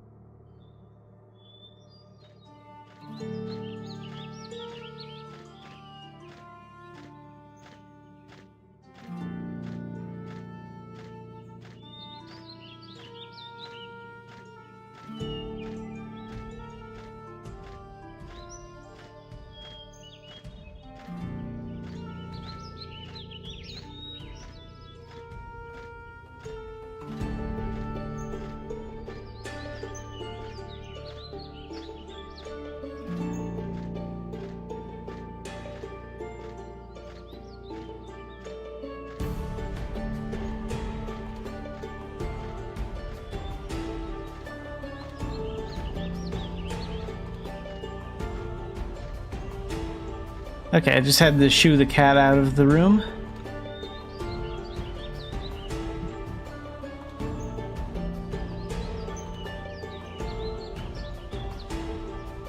So far everything's going pretty good. These days, Xanafiedneko is focusing his time on working on like Arcana and Spirit Weapon stuff. And then I just run dailies the rest of the time. Sniper war today.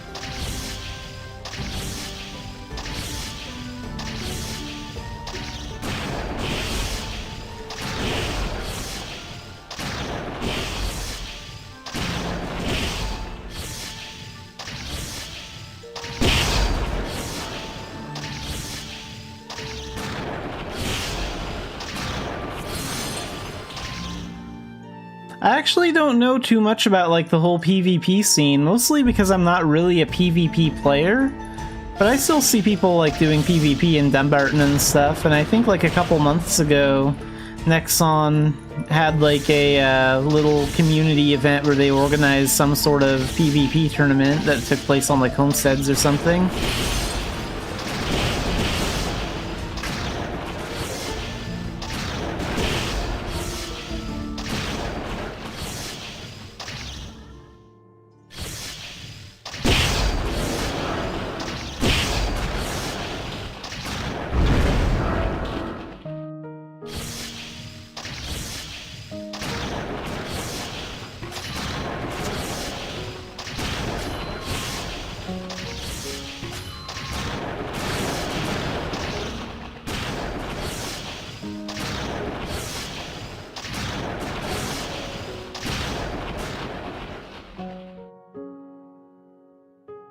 Let's get rid of this one too. That one's almost out of health. There we go.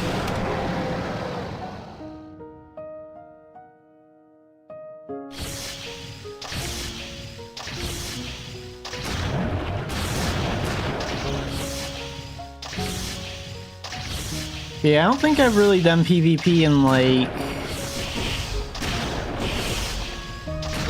well, probably a little over 3 years, because like I used to do it a little bit like on my character before Xanafiedneko, but I mean really I only like PvP'd like against a few friends, and mostly because they wanted to like PvP me. It wasn't anything I was like super competitive about.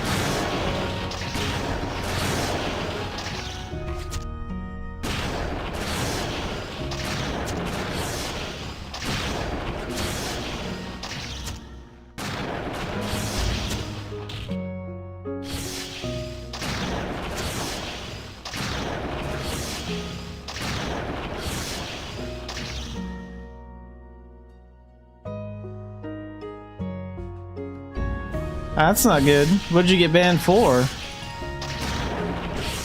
Nexon does have pretty tight security about stuff.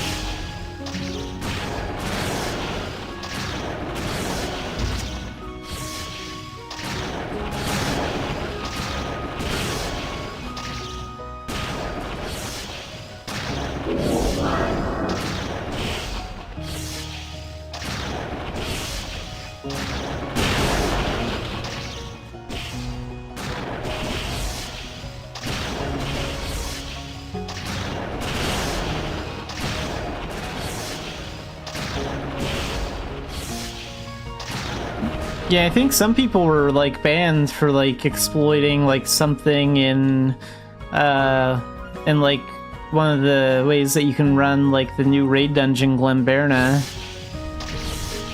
They have some notice about that. So yeah, they do drop the ban hammer pretty hard on players that like exploit some of the glitches in the game.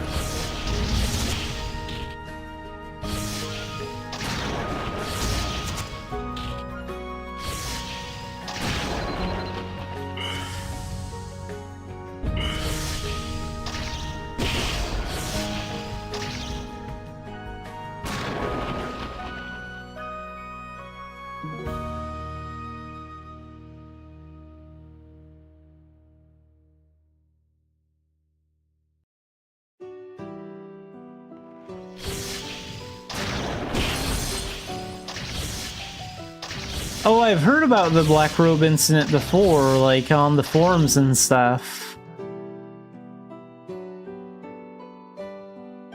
I wasn't like around at that time for some reason, but like I've like heard some of the stories like on the forums about it.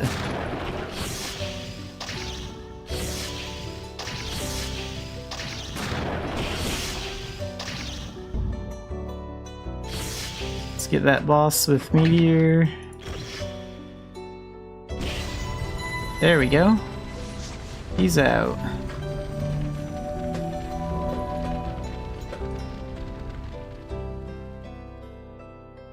And there's an emerald.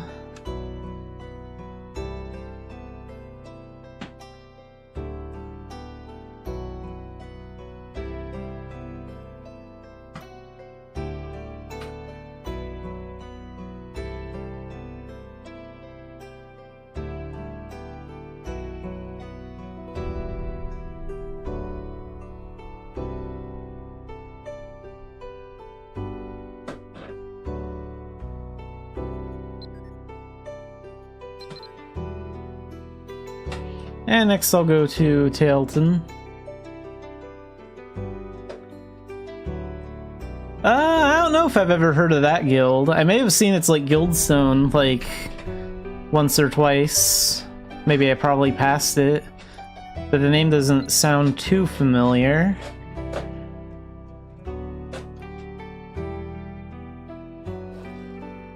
I started playing Mabinogi like shortly after Idia came out. I remember because like the login screen showed like the Secrets of Aranid background. I've been on like on Alexina server from pretty much day one.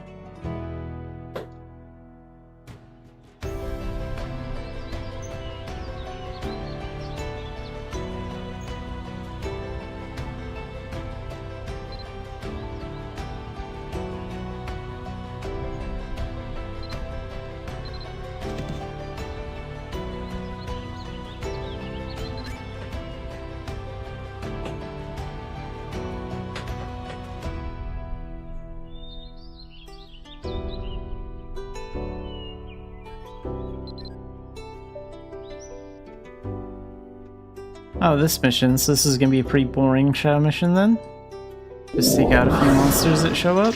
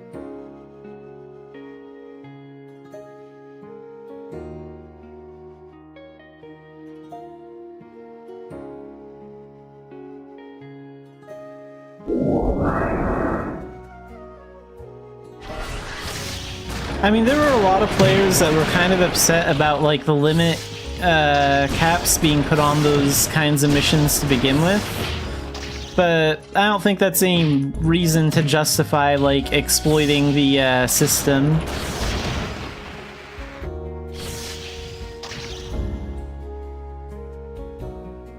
Like, they knew what the limits were, and if they were like knowingly violating the rules and by like abusing the limit caps, then yeah, I think the ban is like perfectly justified.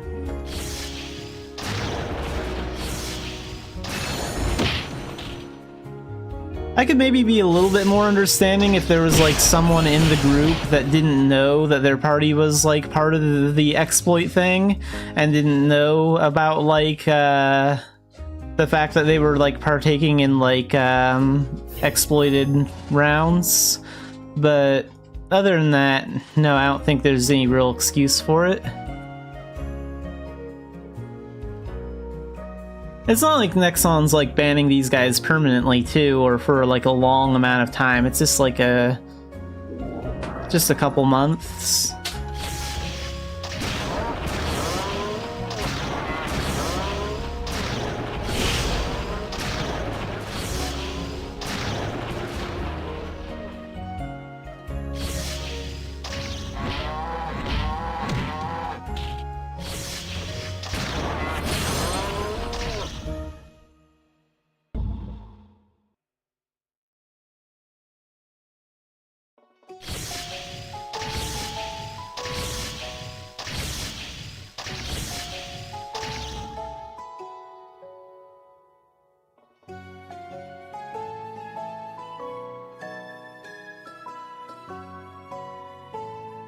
Yeah, I think there was one guy that was like streaming, and like he had like the background of like how long his ban in Mabinogi was, and it was like 90 days or something like that.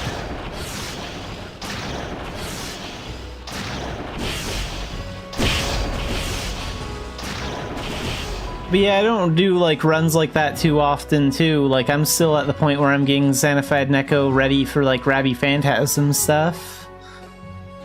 But like, so I'm not like an expert on like those kinds of areas and whether or not the limits are fair, but like whether or not like the entry limit is fair or not, like that's still no excuse to like break the rules and like get yourself into trouble like that. Like if you get banned, you have no one but yourself to blame for it.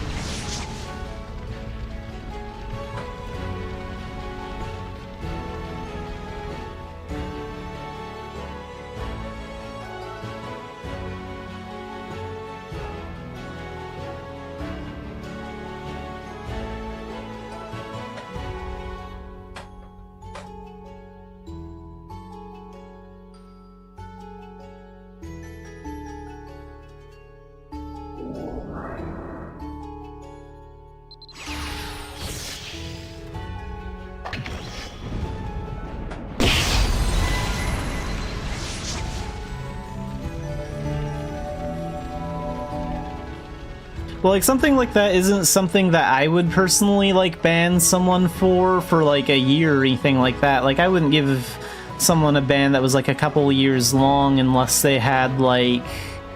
Unless they had, like, a long history of, like, abusing the game system and things like that. Like, I would probably ban someone for exploiting something like that for a time that would be based on, like, how much they, like... how much they got out of it. So like I would ban them until like how many ever runs they did like matched up with the limits. So if they like ran it 1,000 times in like a month when they were only supposed to run it 500 times within a month, then yeah, I would ban them until, you know, maybe 500 days to make up for that time.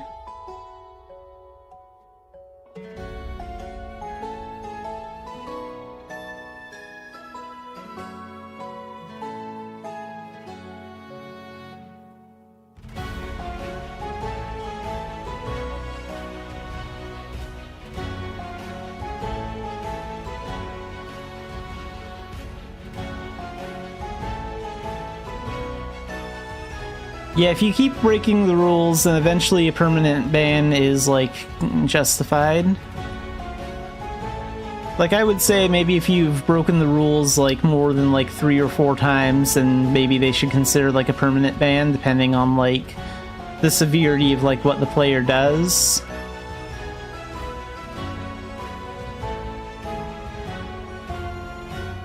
I think veteran dungeons become a little bit more, like, doable for, like, even solo, like, once you start kind of getting into, like, the Arcana stuff. Because, like, I use Elemental Knight to, run veteran dungeons. So it seems like it's, like, Arcana and above for those.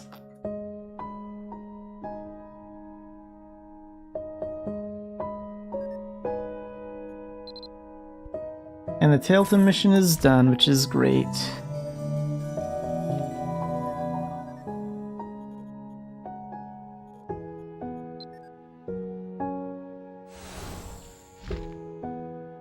So I can cancel this summon for a bit. I wonder how much summon time he has left.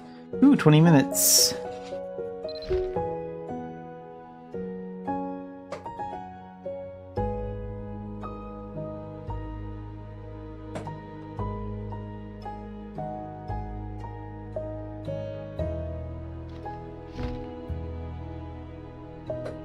Okay, so I need to get 5 large nails for my daily at Port Cobb, but I hear large nails drop a lot more often at Port Sion, so I've been getting them over here lately. I'm not sure why these rocks would have large nails in them, but they do.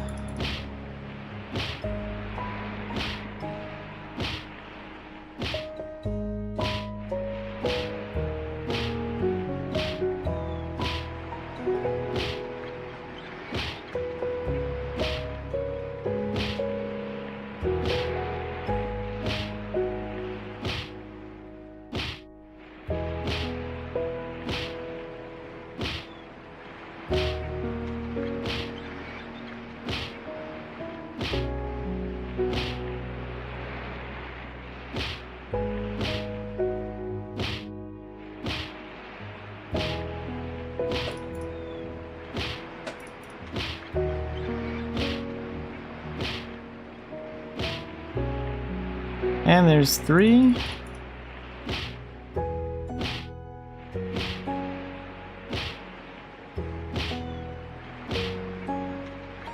Four. One more. Yeah, I really like this, like, medieval lo-fi type of music. This music that's playing right now is done by Vindsvept. I have a link to his YouTube channel down below my YouTube description, and also my credits panel on Twitch. I usually play, like, stuff by that channel, and also Medieval Lofi as well, when I'm, like, doing things in, like, the open world of Mabby.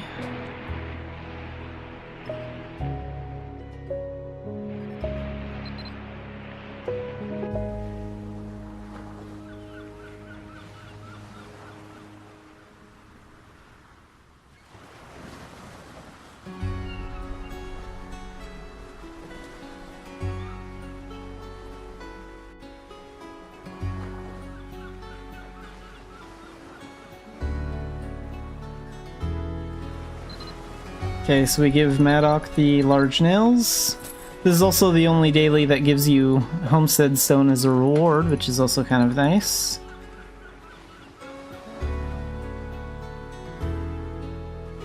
And nails for stones is done. And then Manolin wants a striped marlinfish, so we can catch one here, and they're also pretty cheap on the auction house too. And I just keep a few in my fish bag. And then we just turn that in and we're finished. And then I'll pick up my daily trade quest here too, since we can pick that up at any trading post.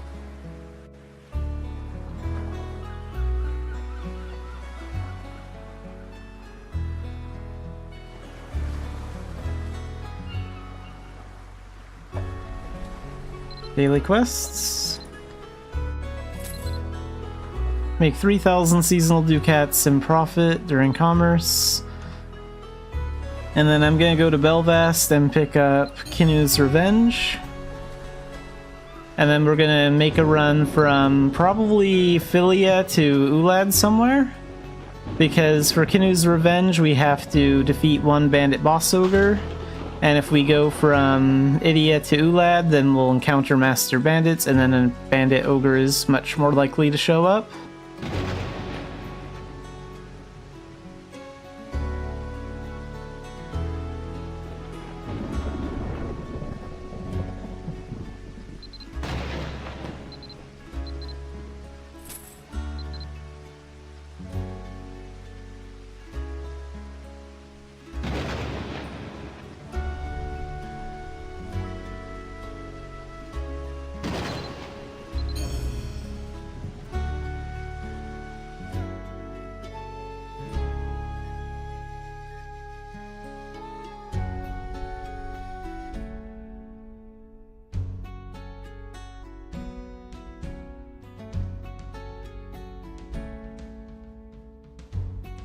Let's hope they have some of that Philia style jerky that I can trade.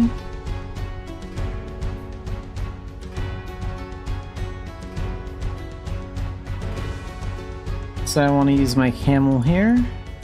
They were out of stock when I was here earlier, so I'm kind of worried they'll still be out of stock. Oh good, they actually have some. So we want to take this stuff to probably Turconail right now. I might change when I get there though.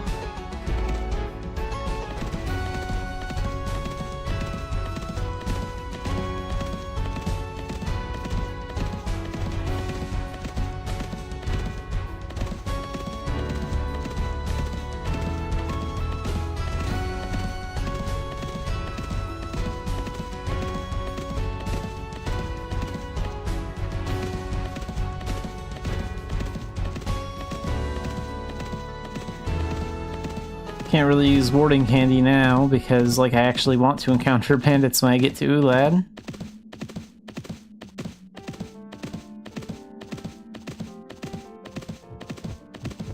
Go around that one.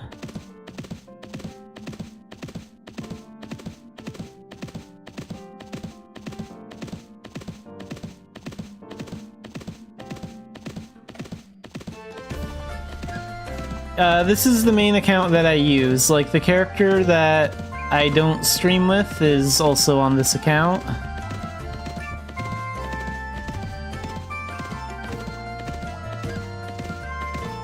So I've had this account for like a little over 10 years.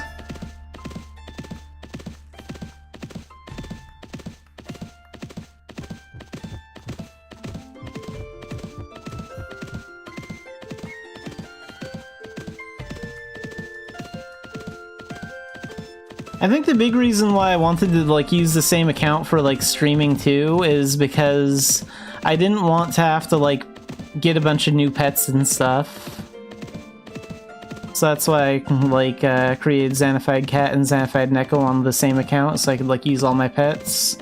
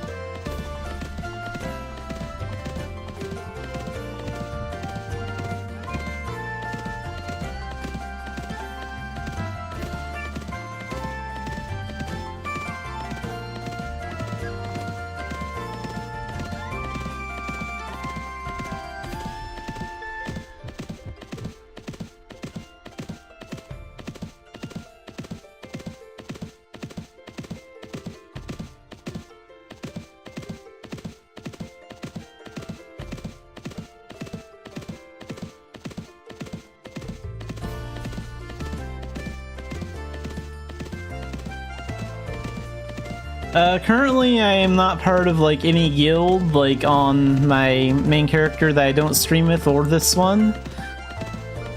I just haven't really been looking to like join a guild or anything like that. so I don't know if I'll ever bother joining one or not. But I don't really mind playing Mabinogi solo. I'm used to it, and to some extent I do enjoy playing solo. But I also don't mind if anyone wants to randomly join in with Commerce with me, or wants to do a dungeon run. It doesn't really matter. Like, I'm fine with it either way, really.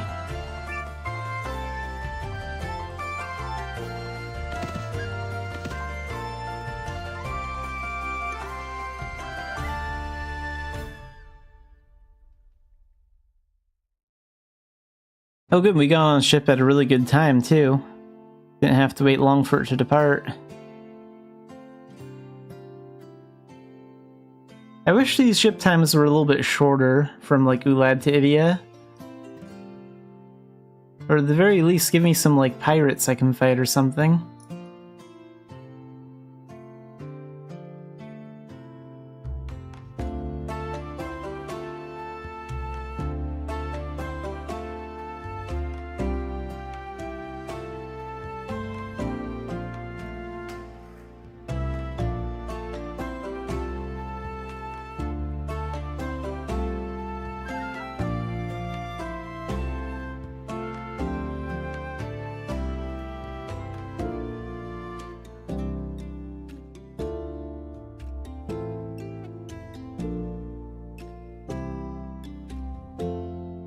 Yeah, that's true. Some guilds do fall like apart too over the years.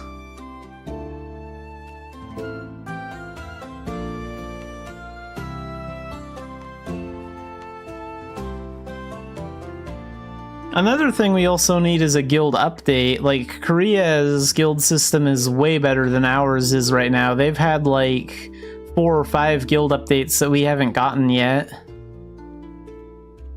I think like part of the problem with guilds is also like technical issues too that just need to be like ironed out. I didn't see that on the roadmap for this year, but hopefully they'll get to that in 2025.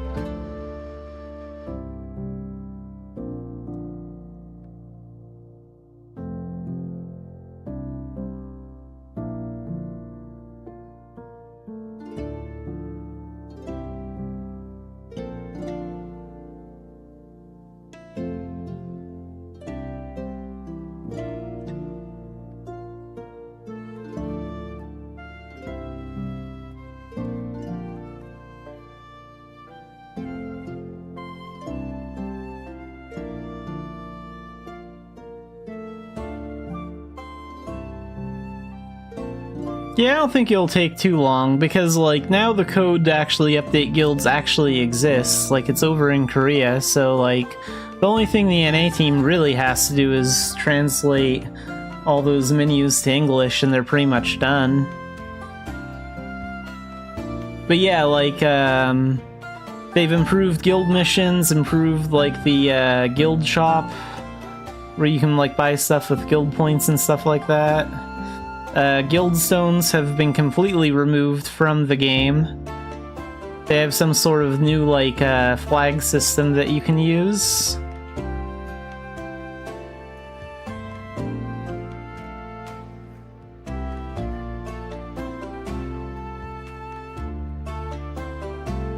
And you can even take, like, a guild picture and set it up as, like, your, as, like, a background image in your guild UI.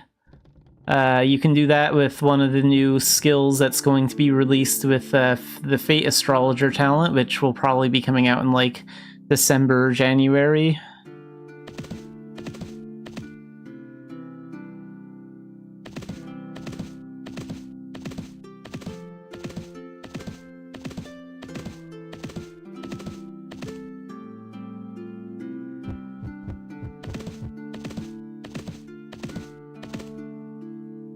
Wait, where are the bandits? I actually want to fight them.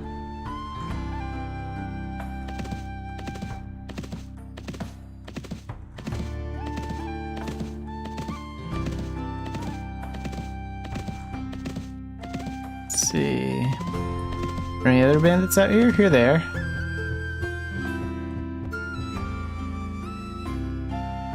Okay, let's use some meteor. Wait, where are my knuckles? Did I unequip those for some reason? Don't know why I did that. Let's go and do that. Oh, we got the bandit boss ogre right away. That's great.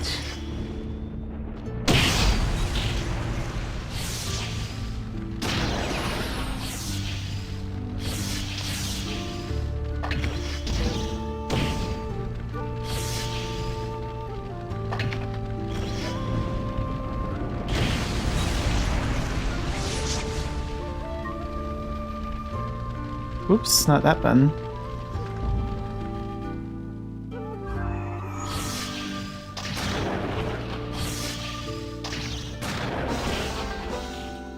Well, let's summon a little doll bag to pick all that up.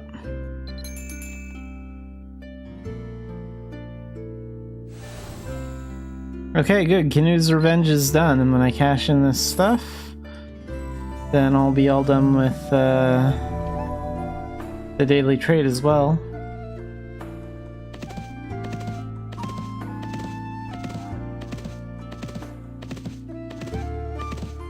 I think I'll use a warding candy and that speed potion and do commerce for like the next hour or so probably.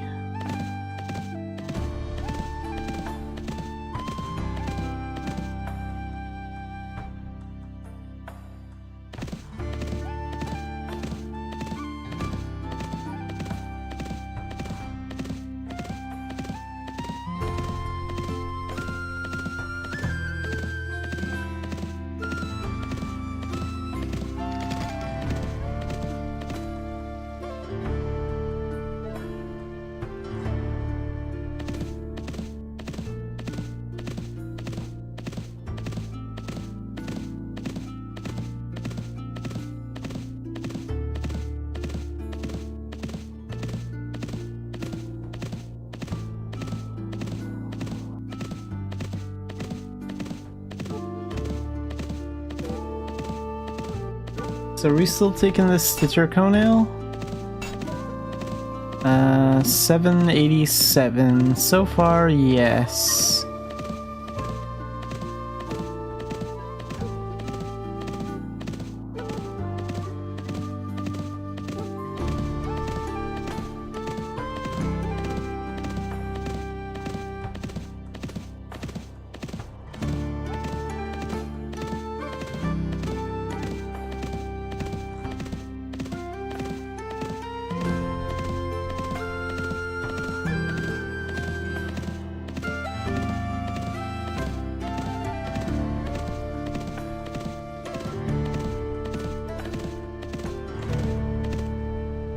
And back into the Dumbarton area.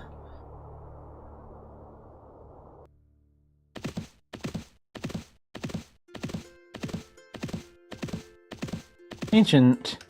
I will stop to defeat ancients.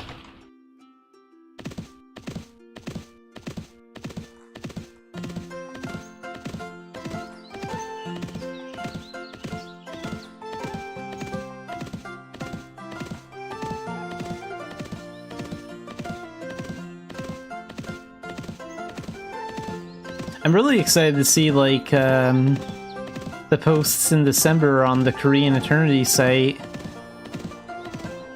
because that's when the next progress update should be, I think.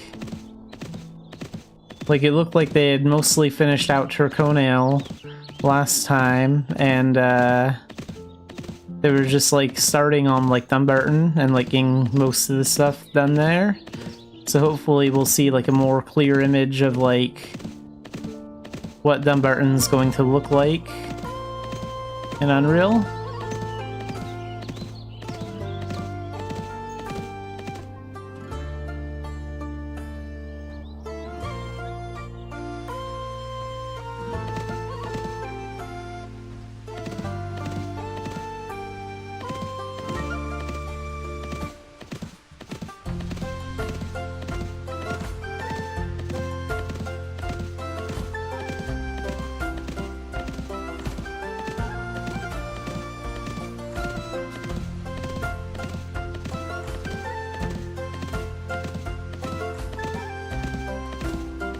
Yeah, so far it looks like they do 2 updates a year. Like, they do the public one whenever they have their fantasy party, whether that's like April or June or whenever. And then they also give like updates in December. So I hope they continue doing like updates in December too.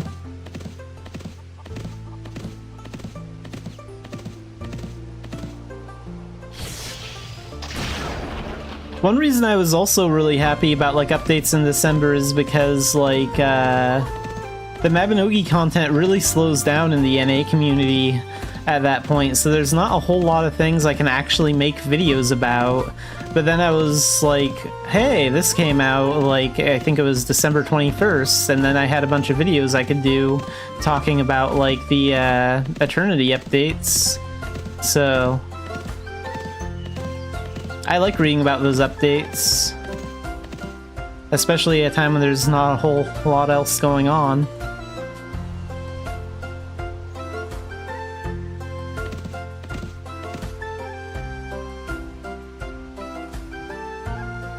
I'm not sure how much the skill UI has changed recently.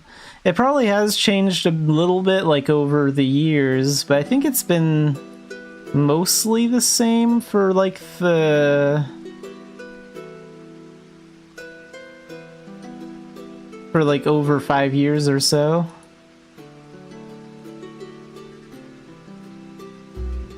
They've definitely added like a lot of like new UI systems and stuff though too, like the interface for the new talents like Battle Astrologer and Fate Astrologer are a little confusing looking. That's gonna have like a whole card system and all that. 787.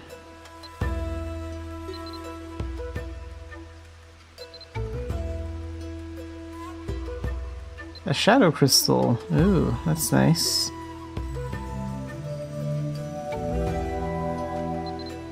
And then let's go ahead and get the next stuff. So take some lovely potions with the alpaca. Where are we taking this stuff to?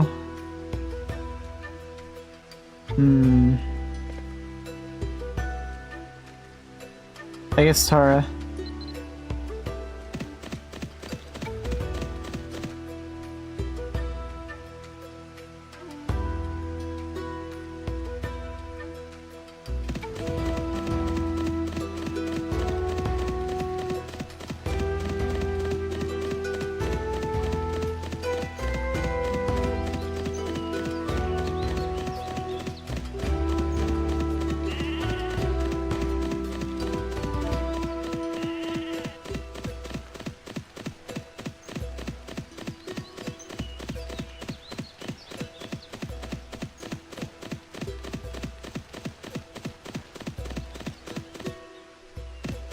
I do keep the lower part of the UI like smaller, like you can pick if you want it to be like big or small, like you can have it look like this, or you can like make it go down. But yeah, there was like a small UI update like a really long time ago. Might look different.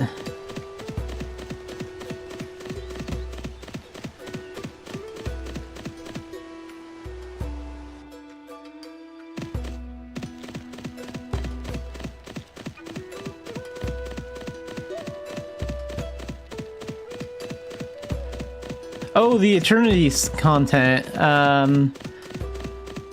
Honestly, I hope that idea for UI isn't permanent, because I felt like how they had like all those icons in the bottom right, like it honestly looked a little bit like a mobile MMO like that, with like the way they chose to make it look. So I'm kind of hoping that they plan on like making that a little bit better later.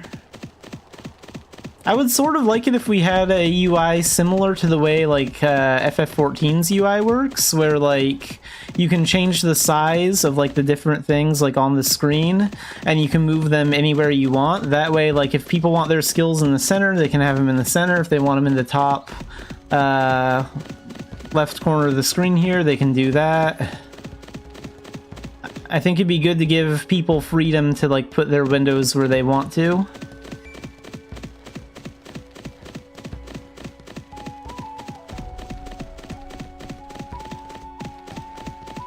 I'd be fine with it if they did, like, make it so Mabinogi could be accessed from, like, tablets and phones and stuff. That'd be okay with me. A console release would also be kind of cool.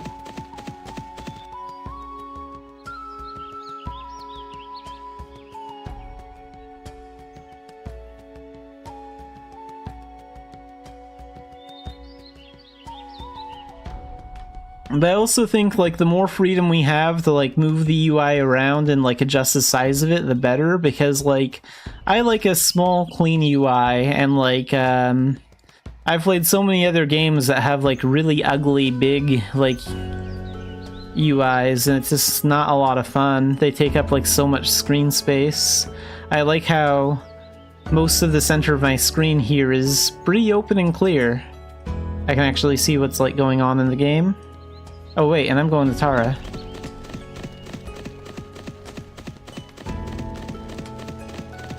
Genshin's UI isn't too bad.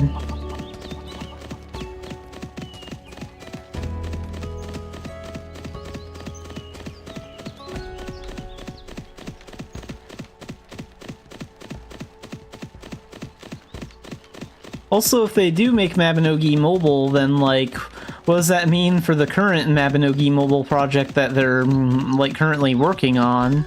So, like, I wonder if they actually will, like, make this one mobile and abandon their current project, or if they'll actually just, like, keep this one a PC version and then release, like, the mobile version that they've been working on for years, as its own separate thing, or what?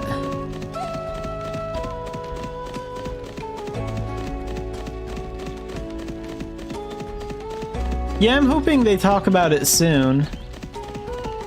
I really liked the inventory window they showed, and like the dying UI too. In their last like videos, those looked really cool. I didn't exactly like the skill placement or the way the icons looked in the right corner. I hope we can do more to, like, customize that to the way we want it.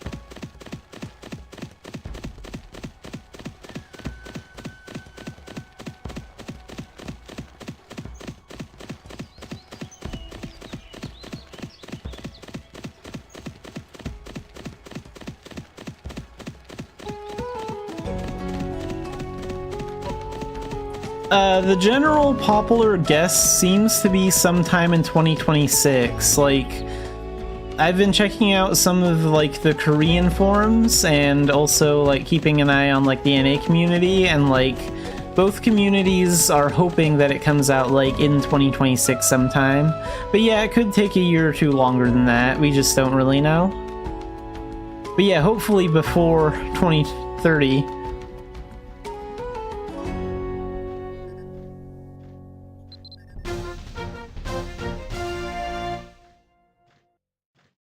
So Tara for 120, okay. And then let's go ahead and get our camel out and sell some crap from here.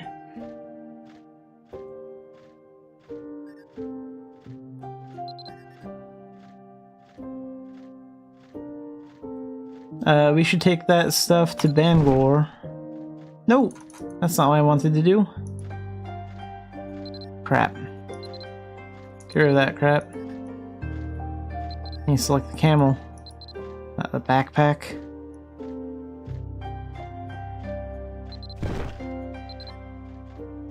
Alright.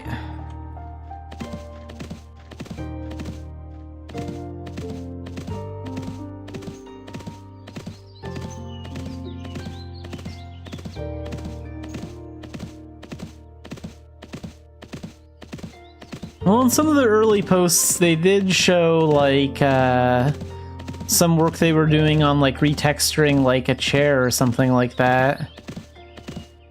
But yeah, there's still a lot that they haven't, like, shown us yet. I imagine they're mostly just, like, working on, like, getting the world of Arian, like, transferred to Unreal first, and then, like, combat dungeons and, like, the insides of buildings and stuff like that will, like, be after. Because first we need the world and the characters.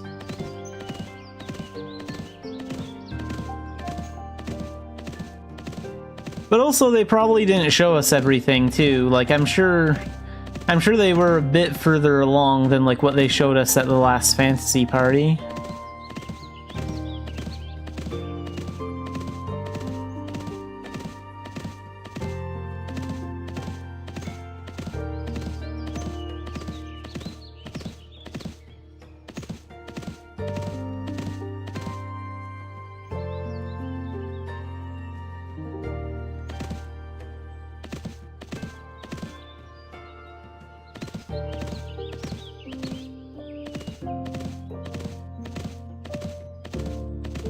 Yeah, I don't want them to change much about combat either. Like, I mean, I like the combat the way it is. Sure, it has a few bugs here or there that need to be ironed out. I have no problem with them fixing those. But, like, I hope they don't, like, rebuild the entire combat system in a way that's, like, vastly different from the way we fight now.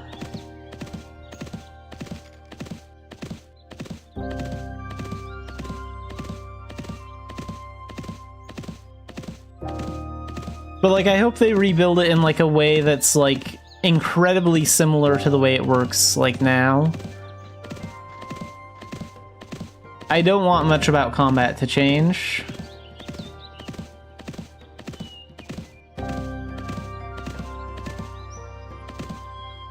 That's the big reason why I can't play, like, FF14, because the combat is boring as crap in that game.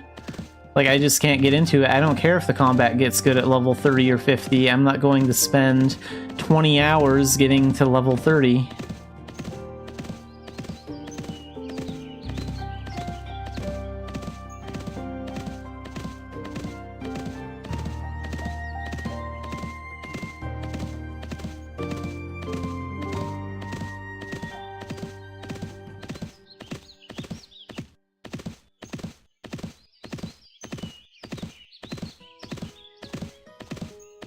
And I think they're being mindful of, like, what kind of updates we get, too. Like, we've been getting renovation updates that, like, improve skills and stuff. I'm sure they're probably taking into account, like, okay, this is what we want to do with these skills, and we want to make sure that we're changing them in a way that can work in an incredibly similar way when we, like, port them over to Unreal 5. So hopefully they're keeping things like that in mind when they work on it. Because it'd just be kind of a waste of time to do a bunch of, like, renovation updates that are going to drastically change later when we port all that to Unreal 5.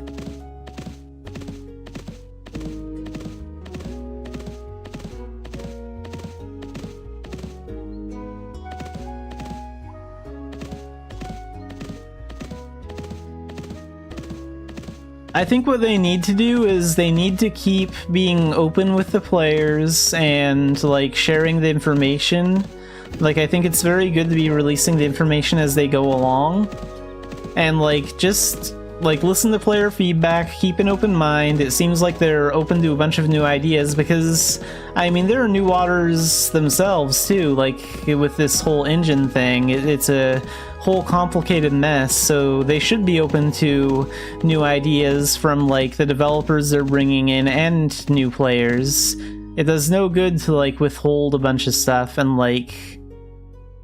cut off communication, because then they could end up changing the game in a way we don't want it to turn out. So communication with us is important.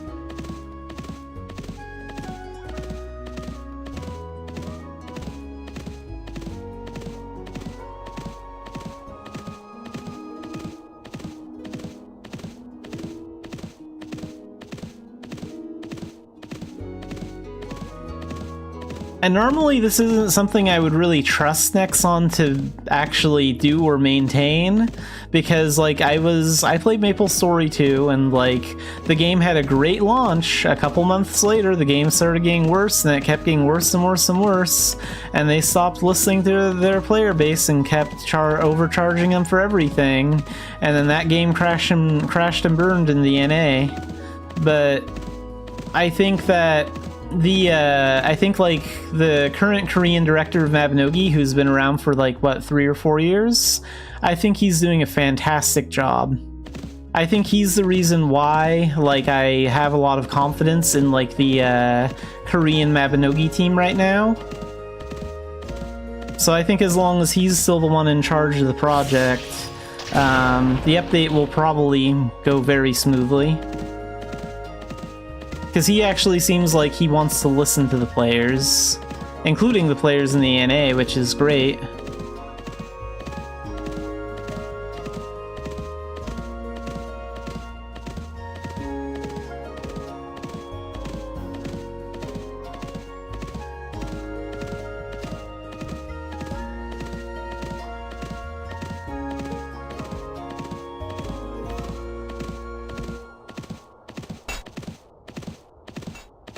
Yeah, Mabinogi's age is something to consider too. Like, I think they finally got to the point where they had to ask themselves like the big question, like, do we want to invest into saving this game? Can it be saved, or do we want to just let it die? And it looks like they're going with the option to save it, which is absolutely great. So it's now or never. If this update fails, then the game probably won't last another 10 years.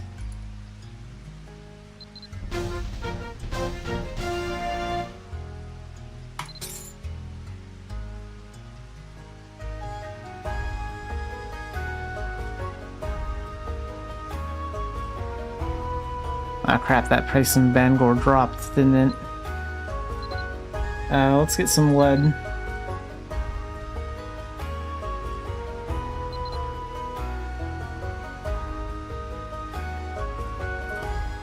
What, back to Tara? Alright, and give me a piece of coal too.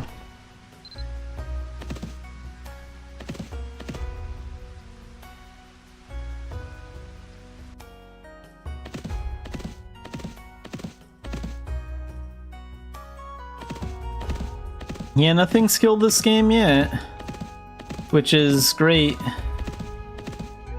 I think it's a pretty bold move to do because, like, we've seen a bunch of new MMOs pop up, and a bunch of those new MMOs have died fairly quickly. So, I mean, like,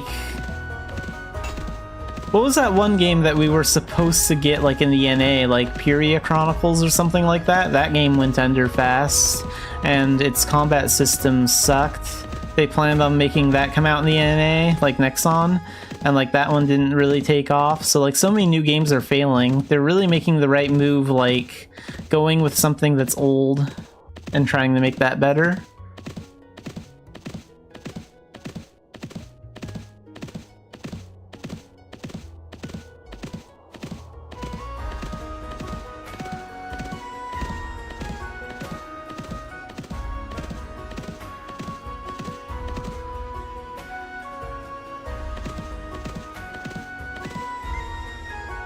Yeah, I think as long as the current Korean director doesn't, like, step down and doesn't, like, quit, I think we'll be fine.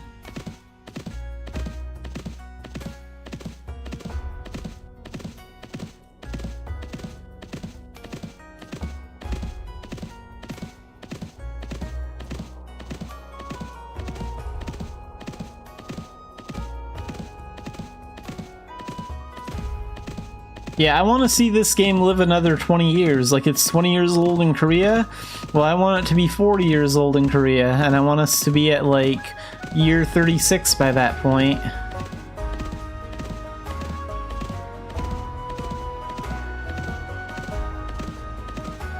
I think if we get the Eternity update, we very well could live another 20 years with, like, how unique it is. Like, if you give this game updated graphics, iron out like most of the bugs, and then you like advertise it in a few places and you draw in some players, then I mean we can fill up the server in no time.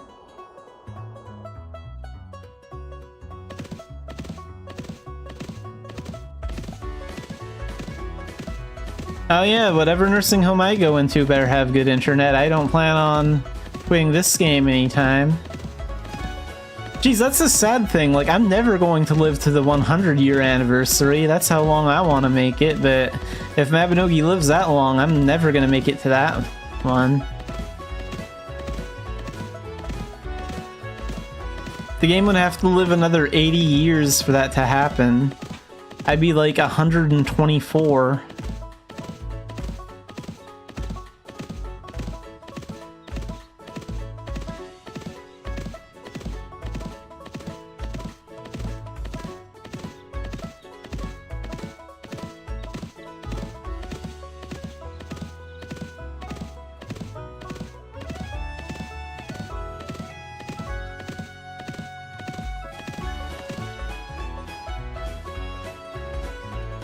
Oh wait, no, actually my math was off on that one. I would be 114 if we lived to the 100th year anniversary, but it would still be a really long time regardless.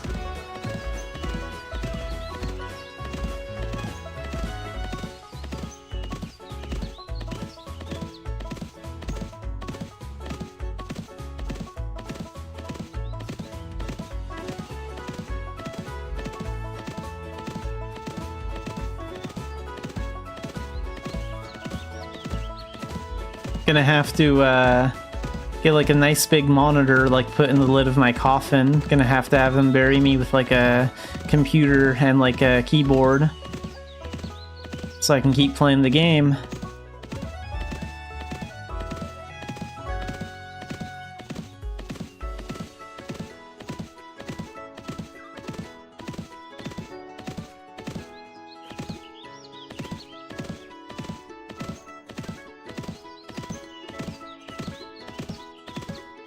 But overall, I don't think I'll ever quit Mabby. I'll play it till the day it shuts down.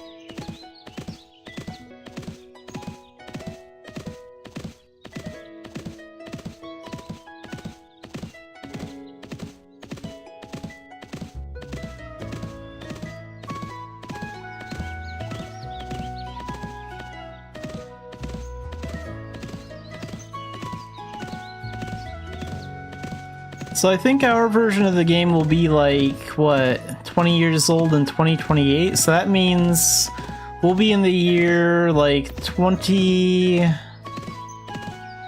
We'll be in the year 2108 probably by the time Mabinogi hits 100 years old.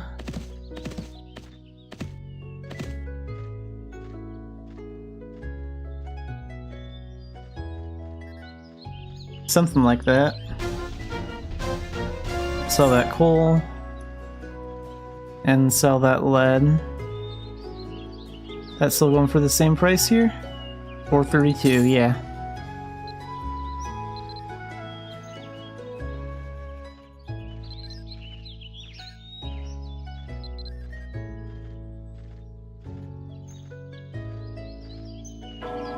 I want to sell this stuff in Dumbarton, it looks like.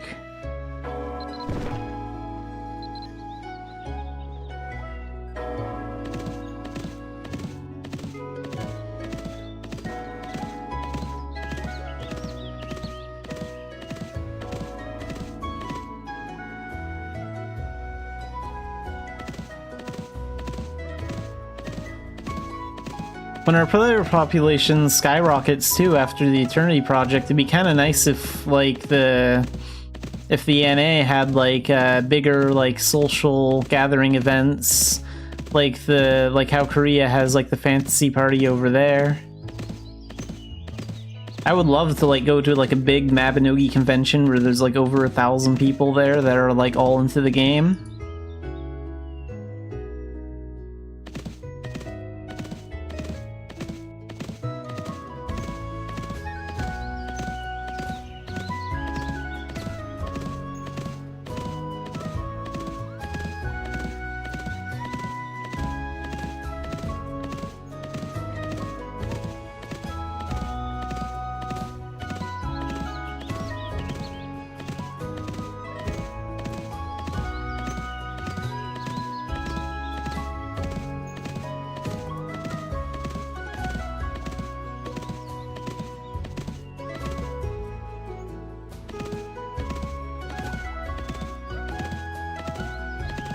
Oh, that speed potion wore off. Oh, I don't have any more speed potions.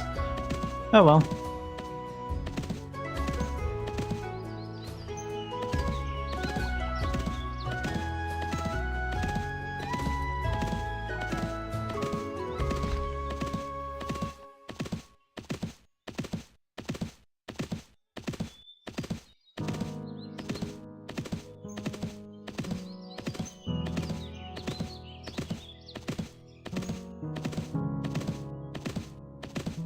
Gonna go out of South Tilton, go by the Bard Camp and back into Dumbarton and then sell the stuff there.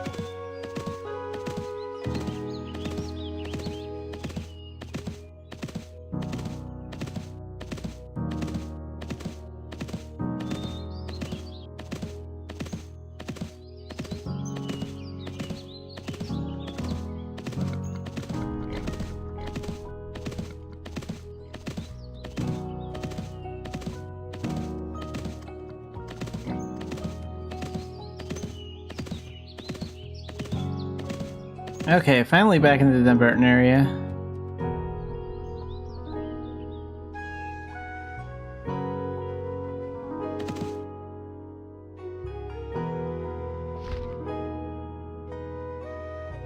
And this stuff still goes for the most in, well, it goes for the most in Turb. I'm not taking it all the way there.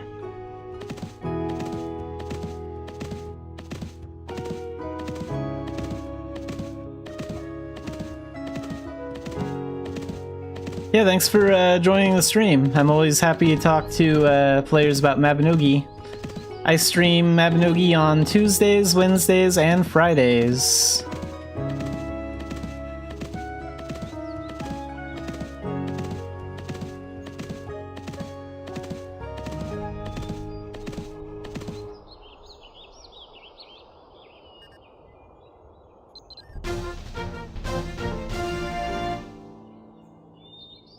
So 1683 here, and then we get some gold for that. And let's see what they have. Wait, how much longer is that warding candy gonna last? Maybe I'll do one run to Idia. Depending on how much they have.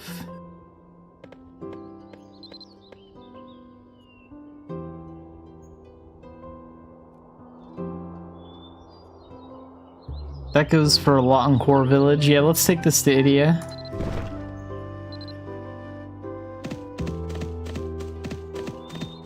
Since we're going to Core Village, it doesn't really matter if I go to Port Conus, Port Sella, or Port Quilla. So since Port Quilla is the closest, then we'll just go there.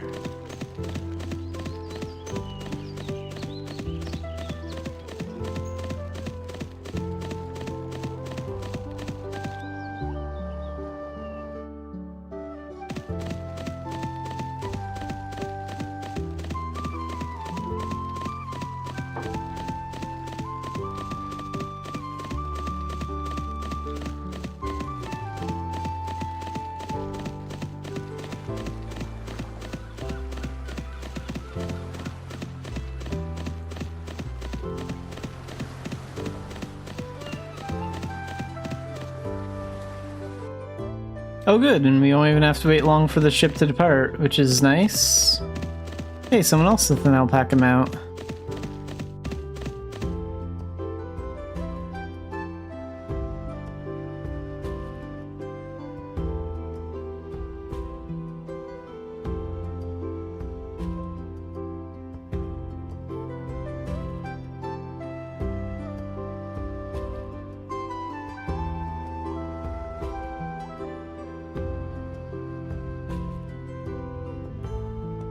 And really quick, while we wait to get to Port Quilla, I will be right back.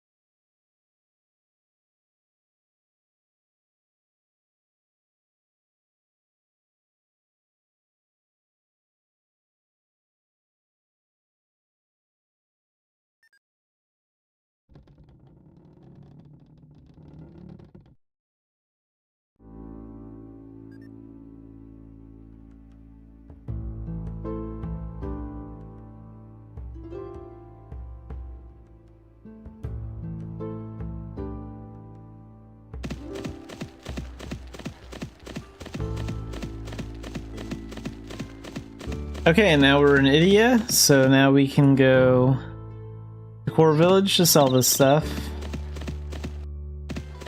Well, that's a cool sword.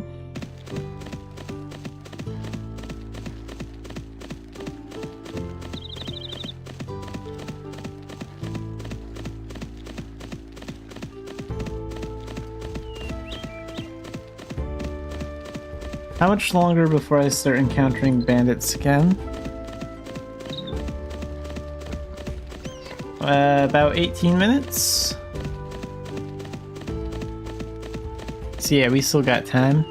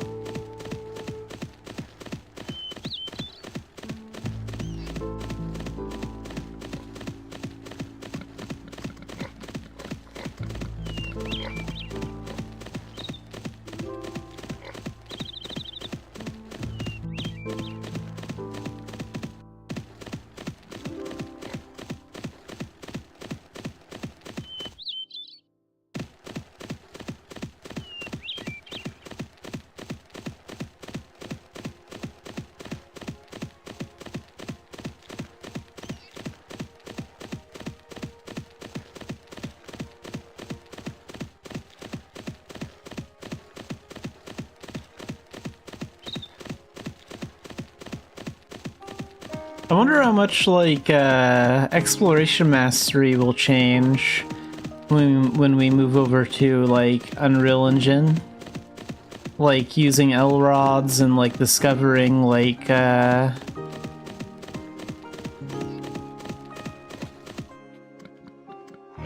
discovering, like, ruins and stuff.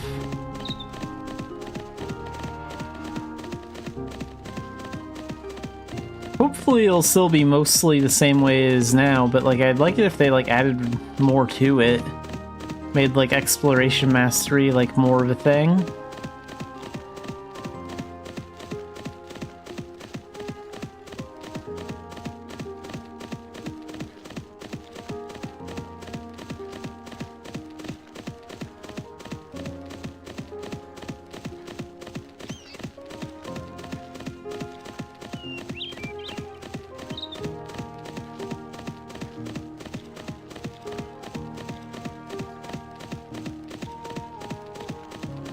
An ancient. And now he's gone. Dropped some gold though. That was nice of him.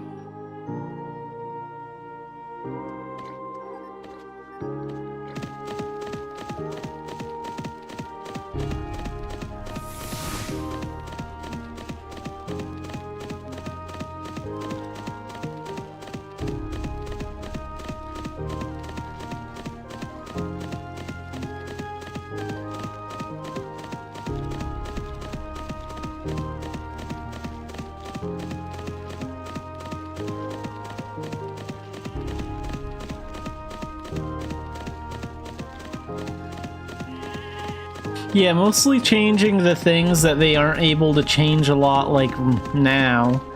Because, like, there are a lot of really cool updates that we can think of, but we can't do those with, like, Leon engines, so they probably have, like, a few ideas for cool things they want to do.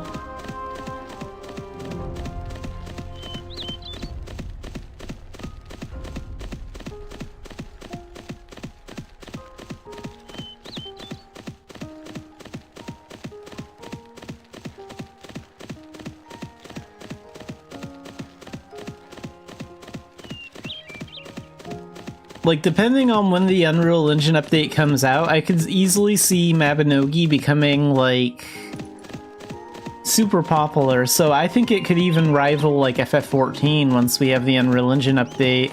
And I could easily see how Mabinogi, FF14, and like Ashes of Creation could very well be like the next top 3 MMOs that people are like playing at some point. Because everyone's excited for that Ashes of Creation project, and if Mabinogi comes out a little bit before that fully releases,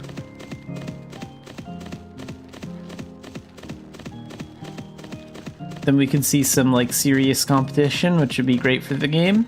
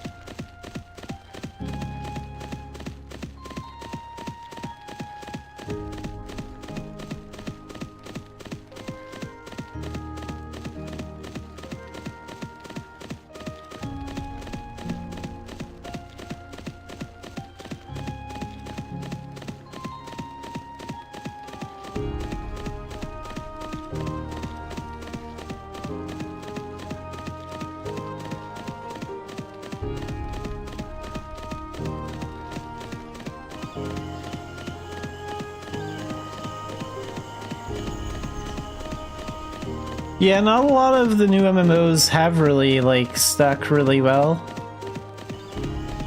Like, I played Tower of Fantasy, that one fell apart real fast.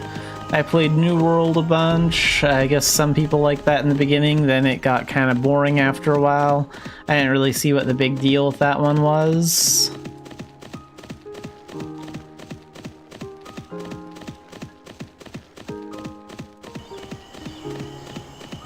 But I mean, if you look at it, it's really the old MMOs that are doing the best right now. Like, it's MMOs that have already been out for a while that have like active player populations. Not all of them, but like new MMOs seem like, yeah, they come around, they might be popular for a year, and then they kind of die off. A lot of people have hope for Ashes of Creation, though. Like, I've seen some of the gameplay and what the commerce looks like for that. So I'm pretty excited for that one, too. I'm just kind of hoping that, like, the Unreal Engine update comes out around the same time that game releases, or a little bit before. Because, like, it'd be a problem if, like, Mabinogi wasn't relevant again because there were just, like, so many other better options out there.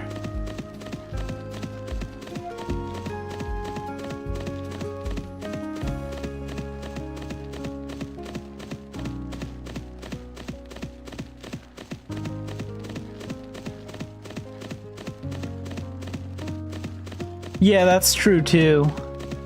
They just copy other games. And there really hasn't been an MMO that, like, copies what Mabinogi does, honestly. Like, Mabinogi is a very unique MMO.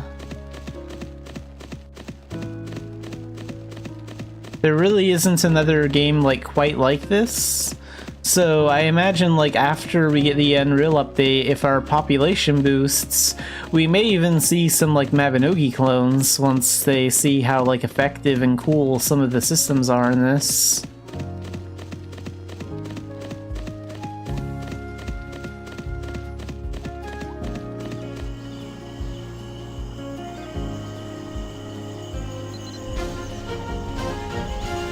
Okay, let's sell all this. Ooh, we made a lot off of that. 9 minutes left on that, huh? Okay, I'll take the Coracle Rubber Summer. We'll get to the last Sadat potion. It'll probably wear off a little bit before we get to where we're going. And we're going to Quilla.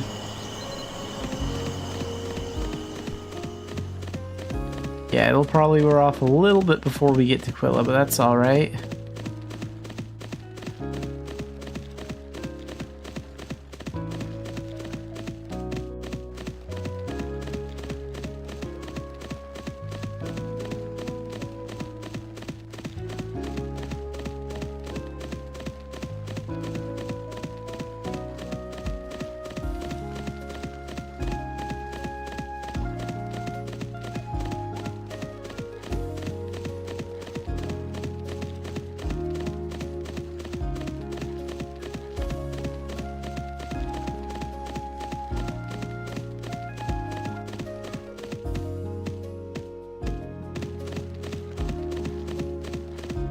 Yeah, that's true too. Like, if a game doesn't have a good combat system, it falls apart fast. Like, that's the reason I couldn't get into FF14. I wasn't gonna wait hours and hours for the combat to get good in that.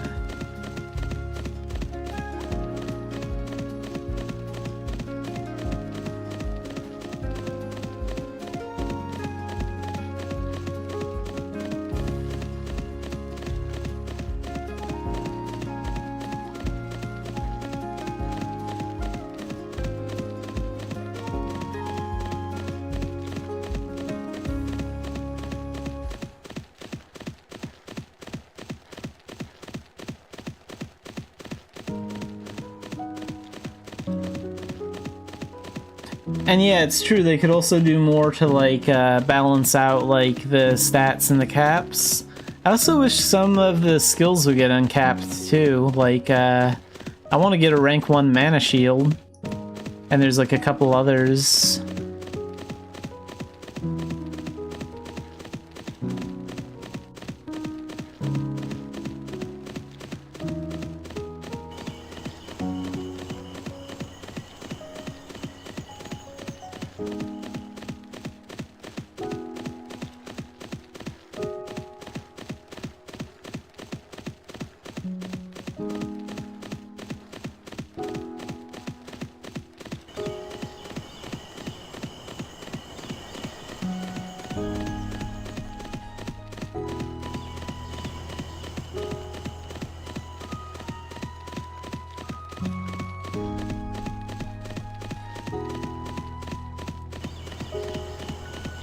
I'm not sure what they have planned for the next 2 Arcana, but like what we have to look forward to next is the Battle Astrologer and the Fate Astrologer talent.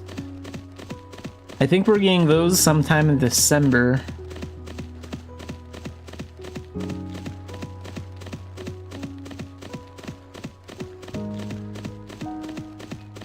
A lot of people have been asking for a talent where you actually like fight with the scythe, so I know some people are excited about that.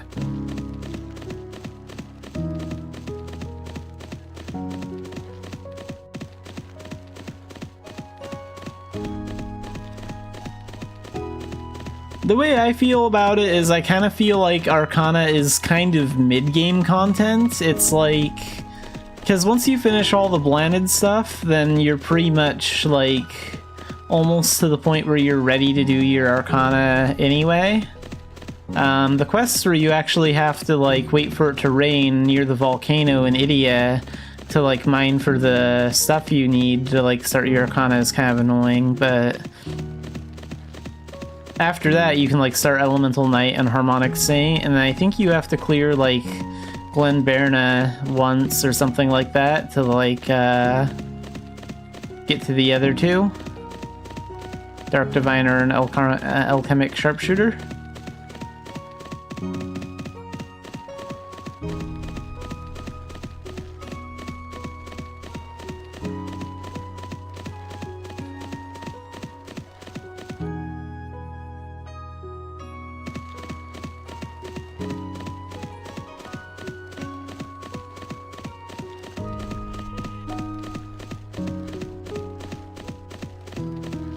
Oh yeah, same. I play the game very slowly too. Honestly, I'd be a lot more casual about playing Mabinogi if I wasn't like streaming. Like, I just like being active when I like play when I'm actually streaming, but before, like, I would just AFK around town in chairs, and then I'd do story quests like once every 6 months or something like that. It didn't matter to me. I'm also slow with my Grandmaster quests too. Like if I get a quest I don't like, I won't do it. And then I'll just be like, well, I guess I'll come back tomorrow.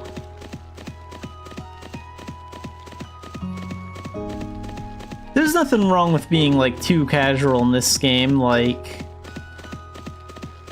I think you have like two types of players. There's like the casual type, and then there are the players that want to reach endgame within a few months. And I think like that's what causes a lot of burnout in Mabinogi. It's like with this game, even if you have like a really ambitious like playstyle and you really want to race and get everything done, it's still important to like take a breather and like hang around town, use a chair item for a bit, and do some fishing, bard with some friends, you know, have a good time. Because, like, realistically, there's so much content in this game that you're just gonna burn yourself out if you try to get to endgame too fast.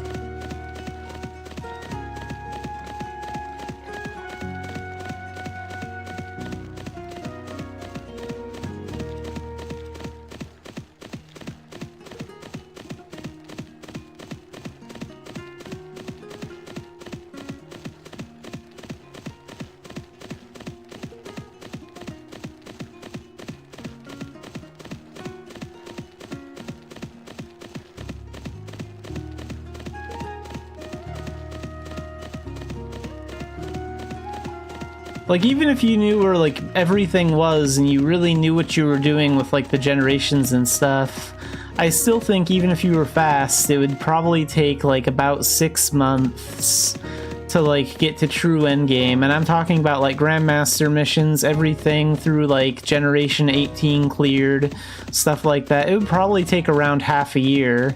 And that's if you know where stuff is. Like, if you're a new player, like, to the game, then it would probably take like a year and a half, 2 years to like fully like get to endgame without with like rushing it, and that would just like cause massive burnout.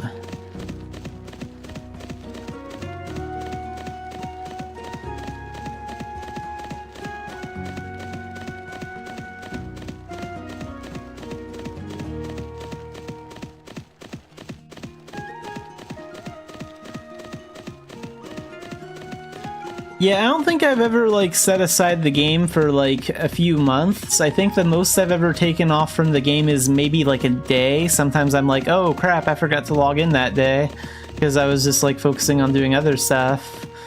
But usually I play daily, but yeah, when I was more casual, I would do, you know, sometimes I'd only be in for, like, the 1 hour I needed to get my login reward, and then I was off, or whatever, so, like, it used to be like 1 to 4 hours a day I would play, and now I play a lot more than that. I mean, like, the reason I don't stream Mabinogi 5 days a week and only stream it 3 days a week is because I'm worried that if I streamed Mabinogi more than that, I would go insane. As much as I love this game, even I need like a little bit of air from it.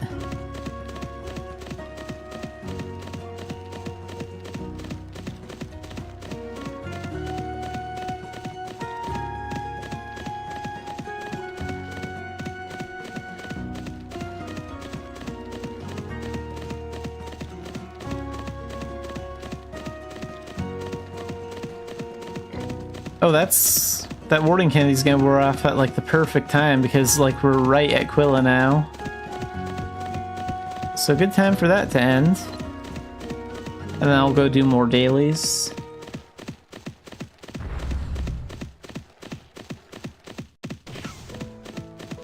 There was one time when I did take about a year off from the game, and that was like a thing about the VIP thing. So like they were doing like a massive like sale on VIP, kind of giving players the false impression that they were going to get like the VIP update that they were waiting for, and then it took them like a year longer before they actually gave it to the players. So some players actually felt that they kind of got scammed. I didn't buy the VIP when they were like doing that because I had a feeling that would be a while before the update was going to happen. And then like I read about like what happened after, how like we didn't get the VIP update, And I had been paying for VIP for a long time up until that point, so I did take about a year off the game where I stopped paying for VIP and I only checked in like once every couple of weeks. And then like once they put in the new VIP update, I started becoming a VIP player again.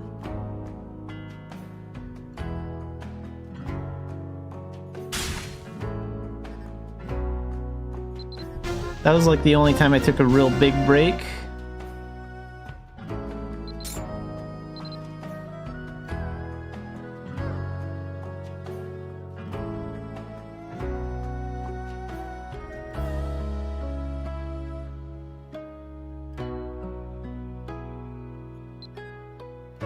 Yeah, it's nice when there are other games that can distract you from Mabinogi.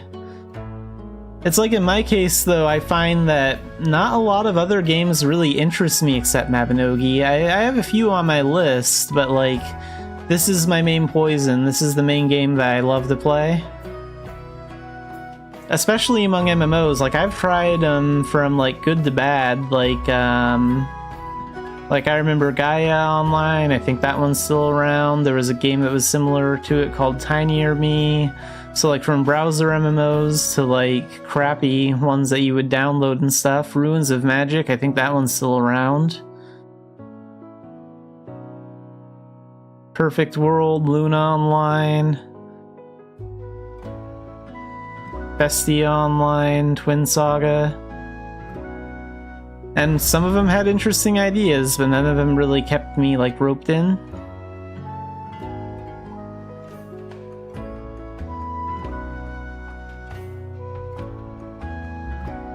Let's go do our dailies at the Shiland Nature Reserve next. There are 2 dailies here. One of them's gonna involve defeating some monsters, and one of them's gonna be crafting some stuff.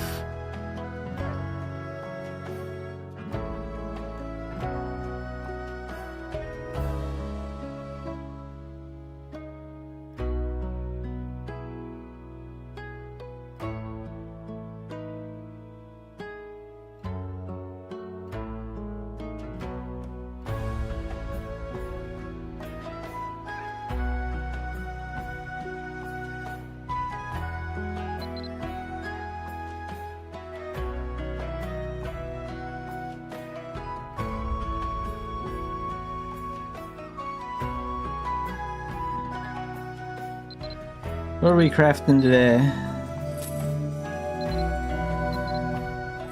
1 Savage Fire Wand, alright.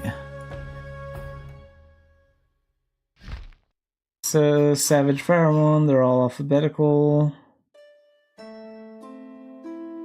Part-time job only, auto-register.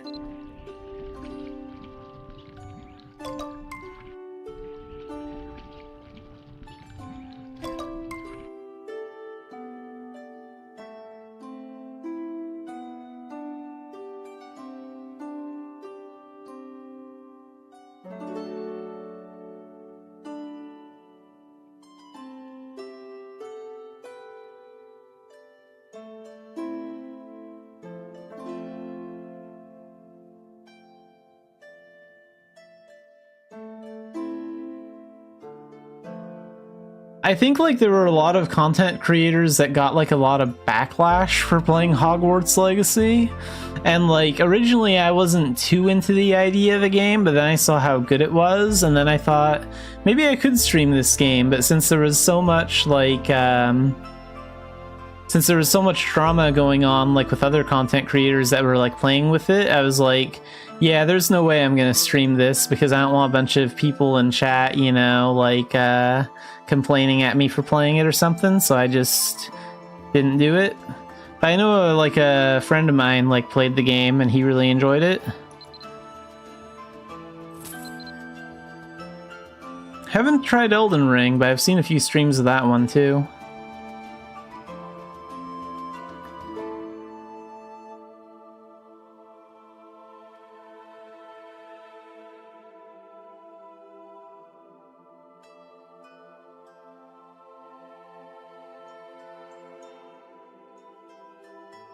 Yeah, I've seen like videos of it and stuff. It does look really good, and it was more impressive than I was expecting it to be.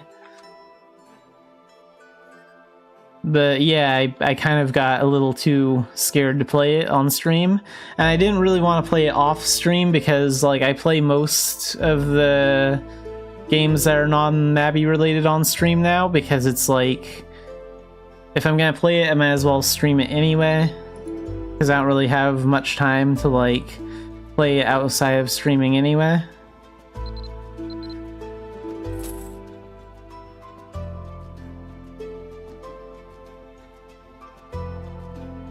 Yeah, and I also heard that they like made like some mods for it to do like multiplayer and like to change like the way certain things looked in it.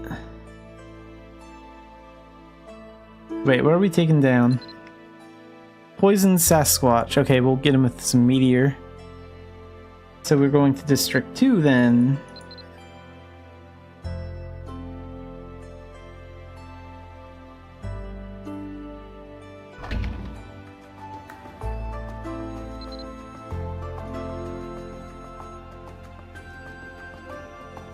Okay, so right over here.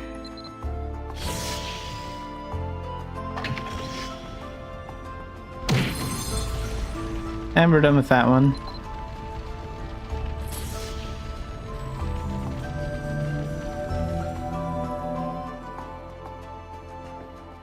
Oh, why do I have this out? For my crafting? Let's put this back wherever it goes. Where do I usually keep this? I guess right here will be fine.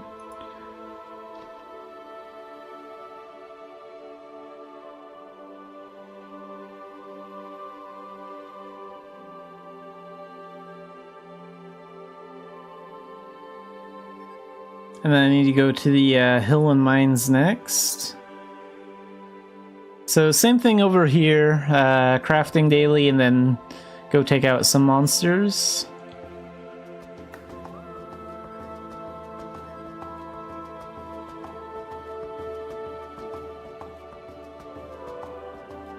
Yeah, combat doesn't have to be perfect for me, but it does have to be like good enough to like hold my attention.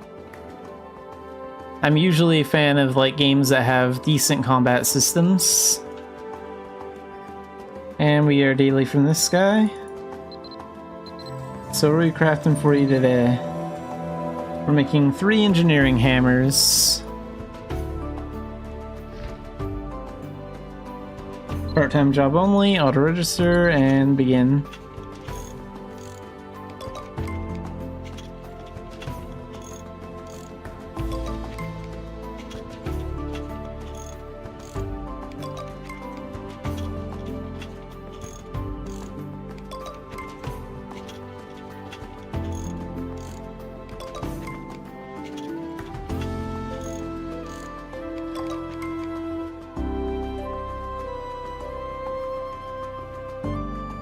Like, I've stuck around with Mabinogi so long because it has, like, everything I need in it. Like, there really is just a little bit of everything in this game, and the combat, for the most part, feels pretty satisfying. Avenge colleagues, accept. And then we have Vengeful Descent, so now we have the daily to go, like, defeat monsters.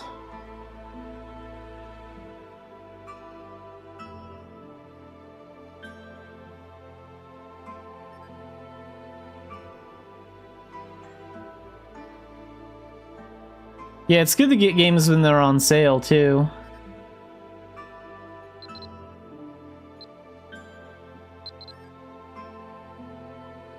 We need some Emerald Bison.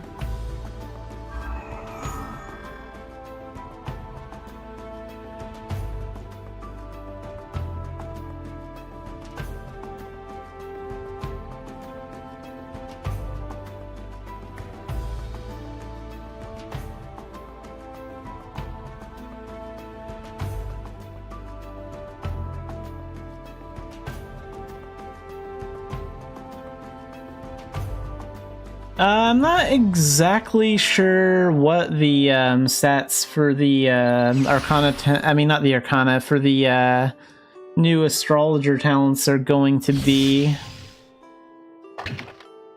I do have 2 videos on my YouTube channel where I reviewed it in Korea, and I went across that information. I just don't remember it off the top of my head. But yeah, somewhere in there it was mentioned, like, what stats affect them.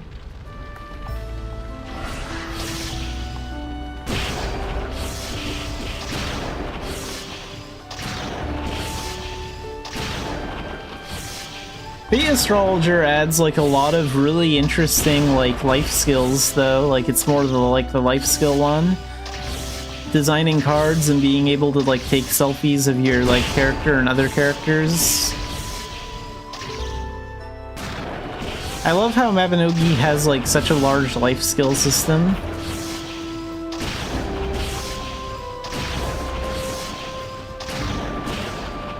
And we're done with that one.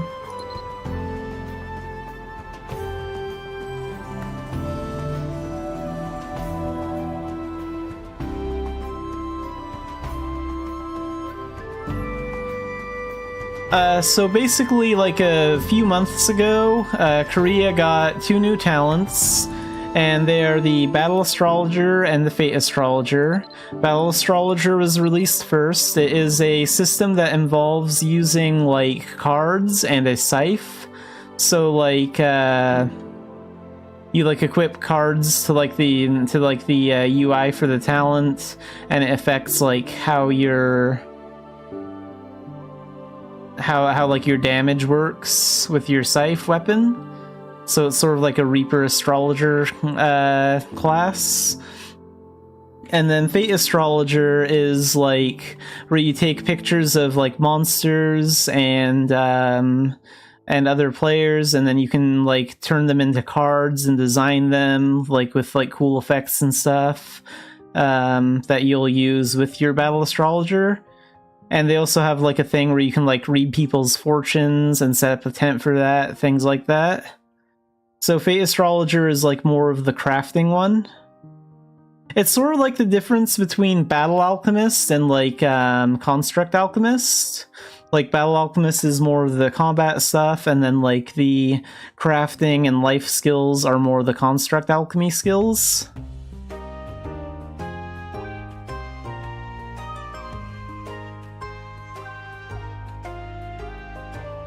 Yeah, and that one should be coming out first, so I think they said that's coming out in the MA at the end of the year. So what I assume they're going to do is they're going to probably release Battle Astrologer and Fate Astrologer in like December, or we'll probably get like Battle Astrologer in like December, and then like maybe Fate Astrologer in like early January or something. So it'll probably look something like that. And then we need to give 5 white herbs to the Husky Rolf here. And that's another daily done too.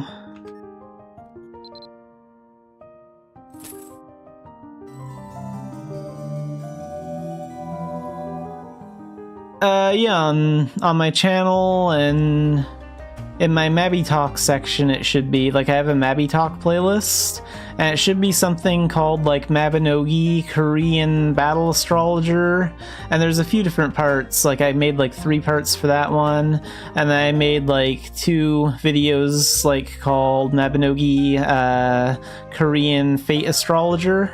I think I made like 2 about that one. Yeah, so that's all about like the new talent. For the Battle Astrologer, I made like 1 video that part 1 covers like all the main things about like the new talent's release. Part 2 covered specifically the Battle Astrologer skills that I translated, and then part 3 was about reviewing like the videos that came out about them, because there were like some cool like YouTube videos that came out about that talent as well.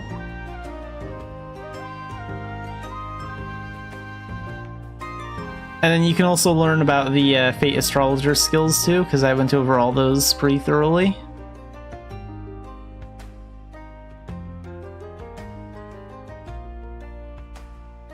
Fate Astrologer also has like a fishing skill too. There's like a skill called star fishing, and you use that instead of your fishing skill, and then you can like fish for materials that you can use for your Battle and Fate Astrologer talents.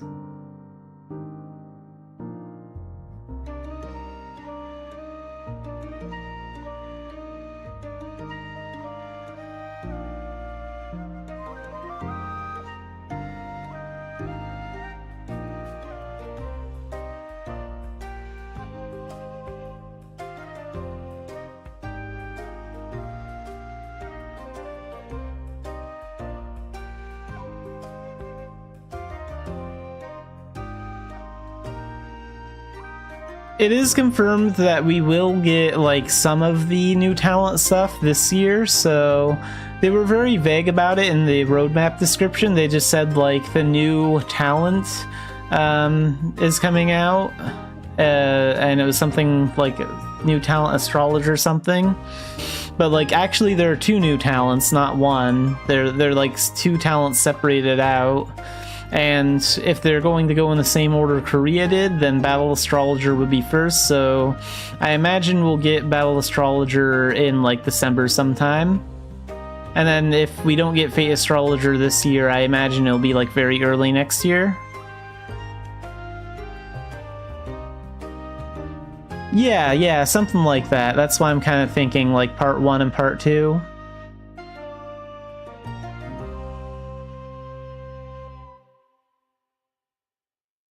Because it is in like 2 separate parts.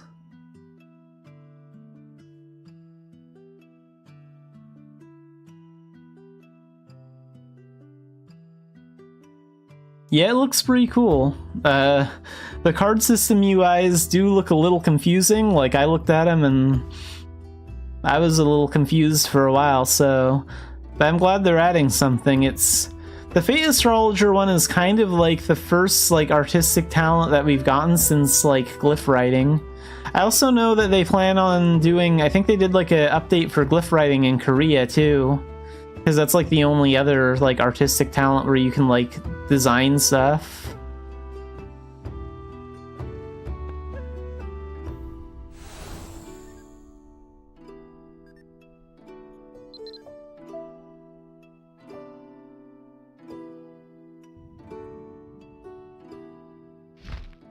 Okay, I need to switch to my bow, and then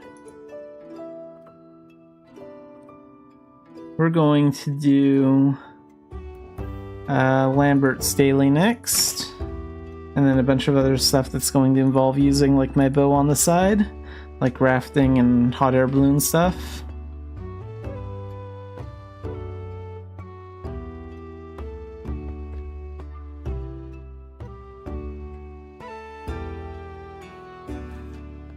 And like for Fate Astrologer card reading is like, so you know how you can like set up like use those like camping kits to set up tents like around moon gates and mana tunnels? They've basically added something where you can set up like a Fate Astrologer tent, and it looks kind of similar to those old camping tents, but it has like a new updated design. I think it's like purple with some stars on it or something, and players can enter and you can like read their fortunes and stuff.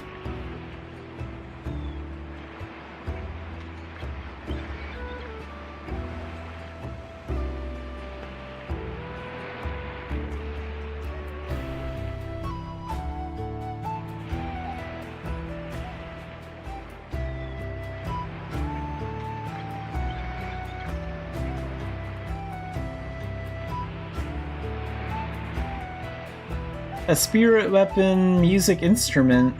That would be kind of interesting if they made some more instruments that could be turned into spirit weapons and be more suited for combat, to give bards a little bit more of like a combat support.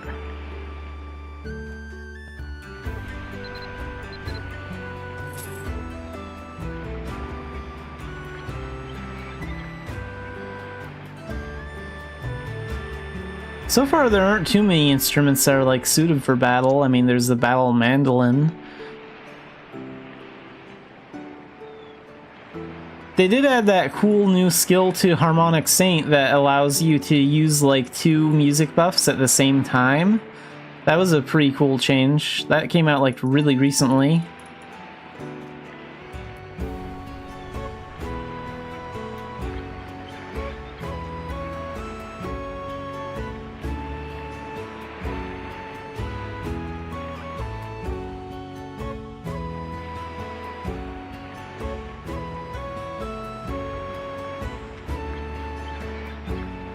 Oh, do you have one of those old, like, blue astrologer outfits? They did have those a long time ago. They're those, like, cool blue ones with the hoods. Those look nice. The character I don't stream with has one of those.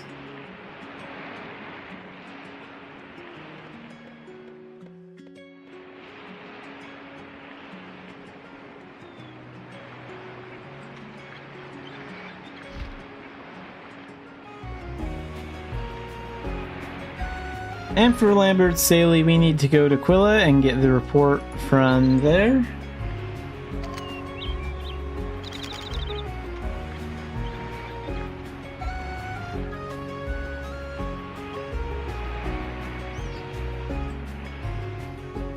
I don't remember the exact year that outfit came out, but like, I mean, it's newer than like a lot of the old outfits, but like it's certainly been some time. Like, I think it's over 5 years old. I'd have to like look it up on the wiki to know the exact year. Like, I think it used to be like in a gacha, and then like maybe 2-3 years later they released it as just like an outfit bag, like when they had like a massive Black Friday sale. So it's been around.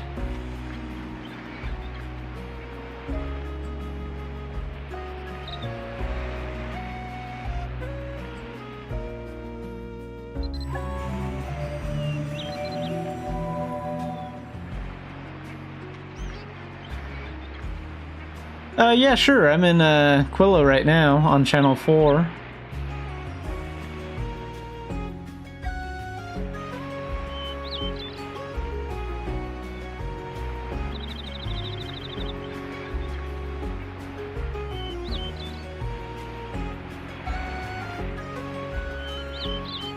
Oh, and I need to get the Ruin Discovery Daily from Alexina too, so let's pick that up.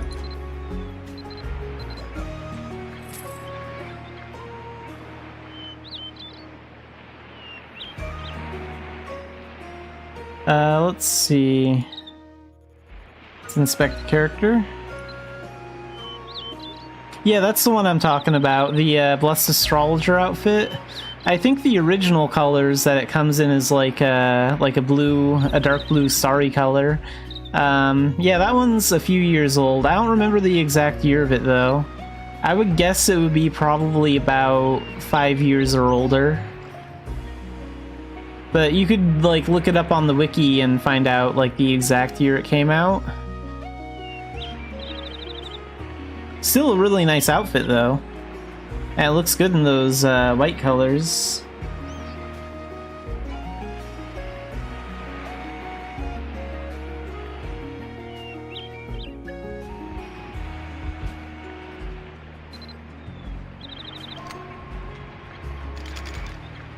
Yeah, it is a really nice outfit. I was a big fan of that when it first came out, like, too, because it looks, like, really nice.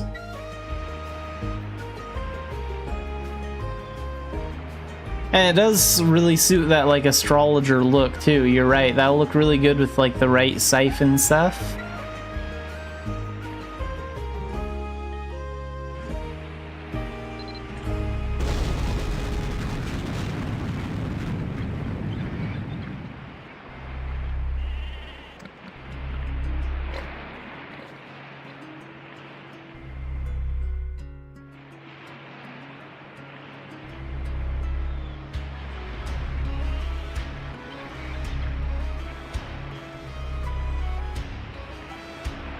And also there are a few outfits, like there's like a Reaper robe too and things like that. Like my character that I don't stream with has one too that might look kind of cool with the Battle Astrologer's talent.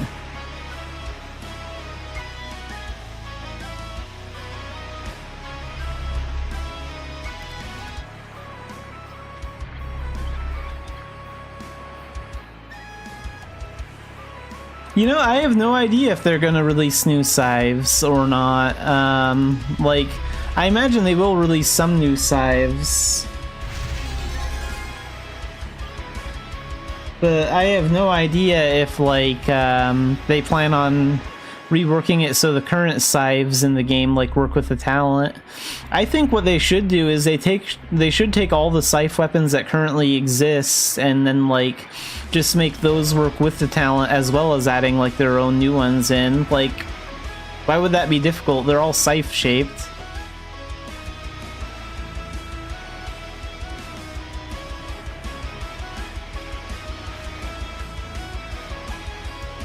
Like, I don't see why it would be difficult to, like, just, like, change it so that those scythes are actually scythes for the talent, you know?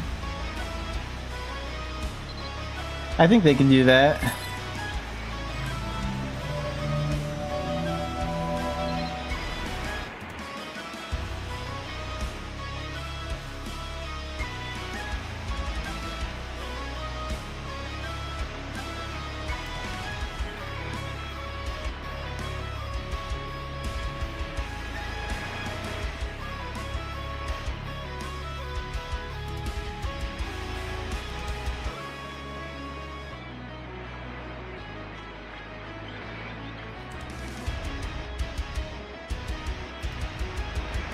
And then we need to go do some rafting, so I'm gonna do the rafting daily next.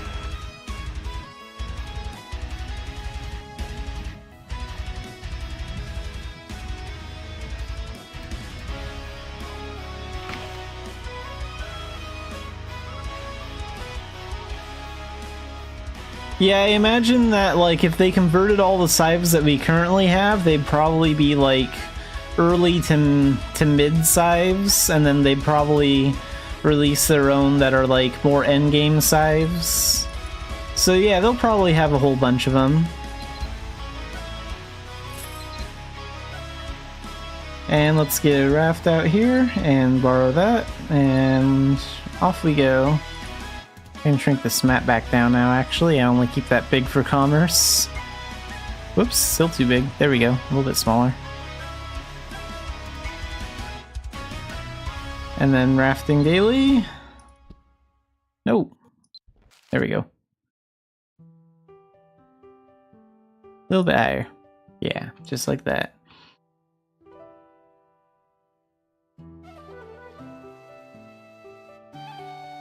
I hope not. I'm not really a big fan of them putting, like, gear in gachapons, honestly. And luckily they don't do that very often.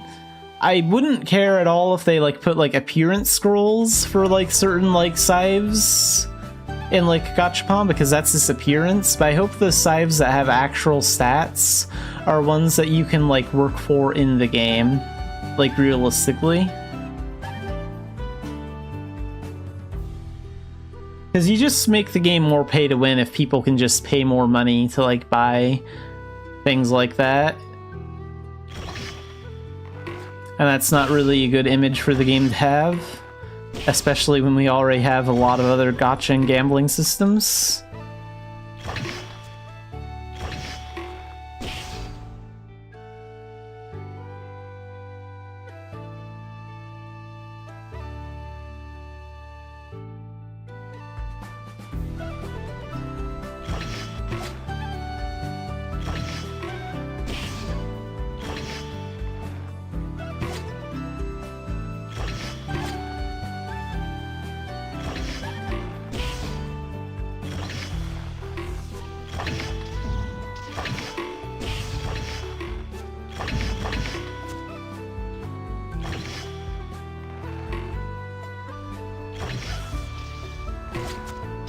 And we're done with our daily rafting. So to get off a raft early, you can use Continent Warp, because I do not care about my star points right now, I just care about getting my daily done.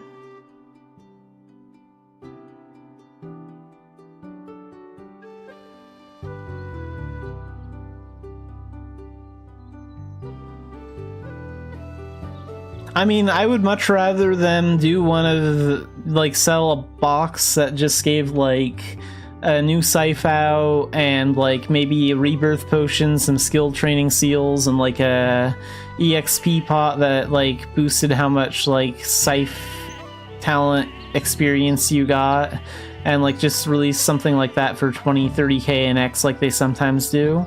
I'd prefer that over a gacha. At least then it would be gambling for it, you know?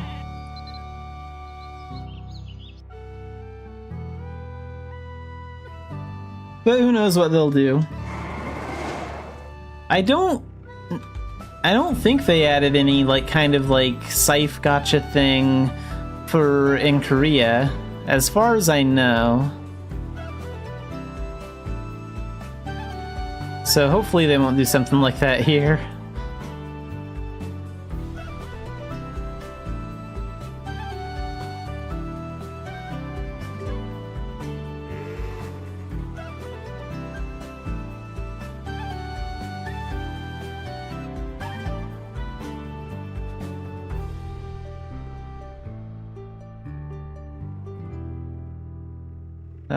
Library. We need that book.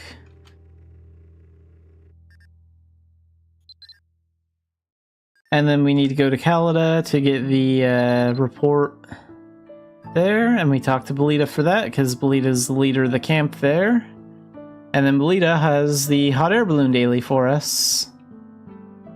It's so easy to do like the rafting daily and the hot air balloon daily with an elf, because like Mirage Missile is such a broken skill. Because like you can be out of range and hit them with Mirage Missile, and the attack itself does like no damage, but like the poisoning effect of the Mirage Missile is what wipes them out like in no time. So it's just so overpowered for that.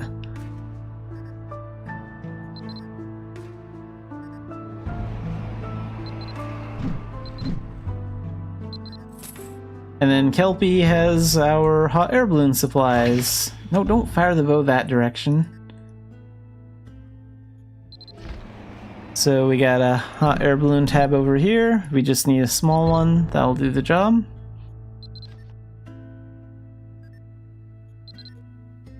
Let's put this right over here, I think. A little bit higher. A little bit lower. Hey. No, not like that. There. Like that. There we go.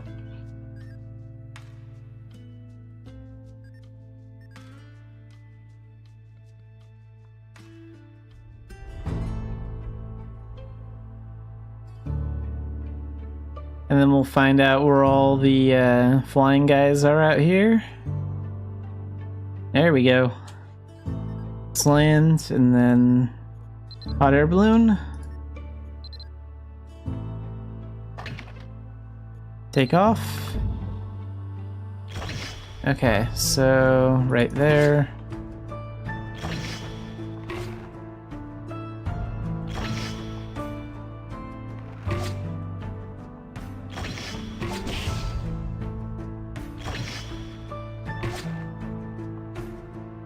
And we're already done with the daily, so we can just land immediately.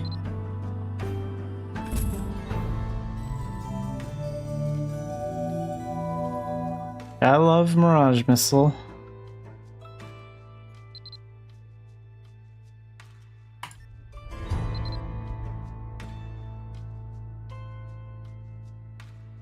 And now we can take all this back to Lambert in the Miyu Desert.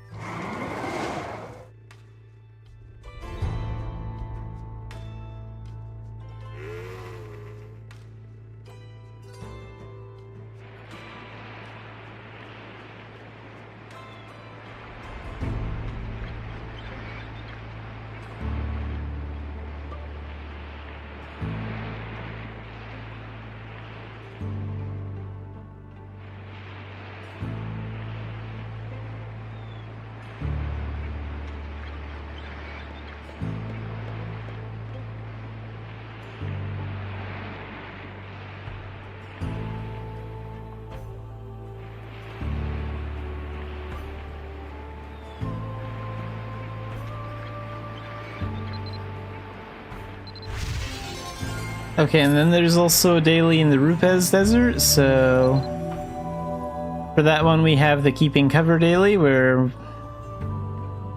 we help take out 20 wandering prison ghosts. I remember when these guys used to be challenging.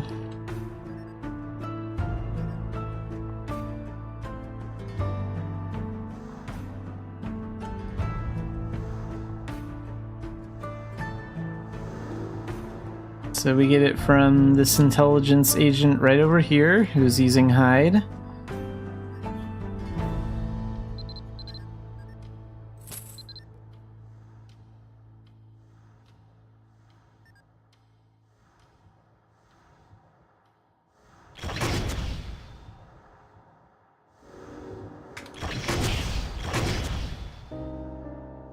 These ghosts also drop a lot of stuff, like they drop like leather, branches, firewood. They have quite a few different drops.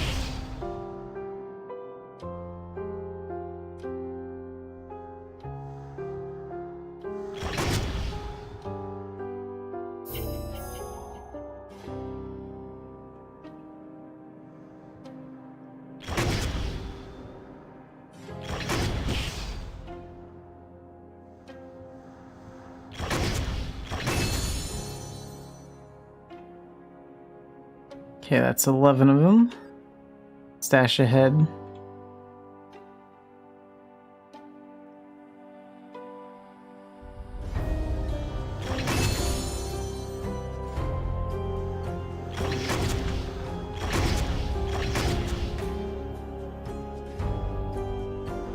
Five more.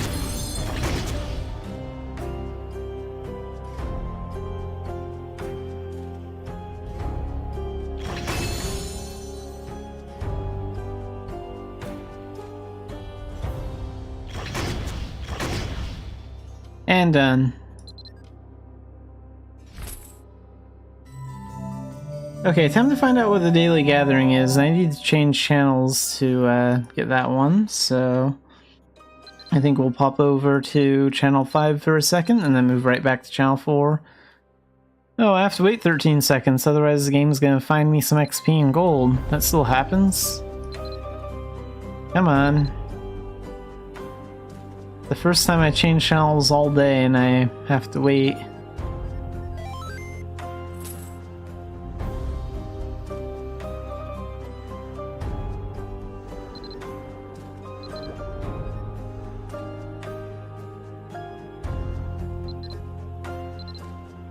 Okay, back to 4.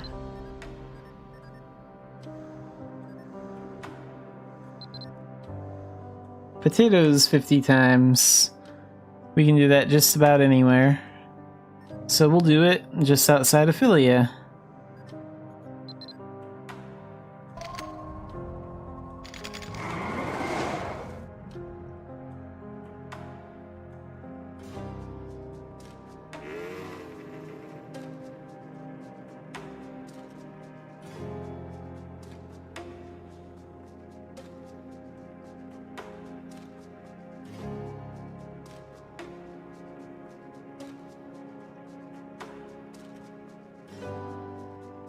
And let's go over to 5.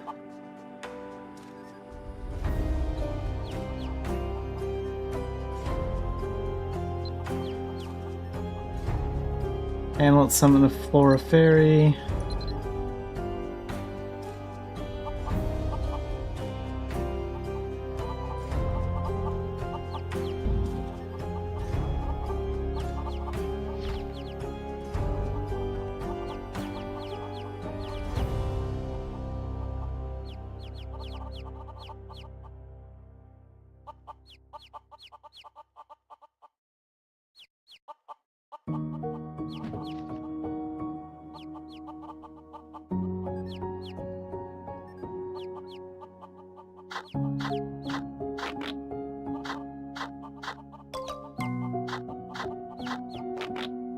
Oh right, and let's pull out this stall bag so it'll pick up all the potatoes. Otherwise they spill up on the ground and get annoying to click around.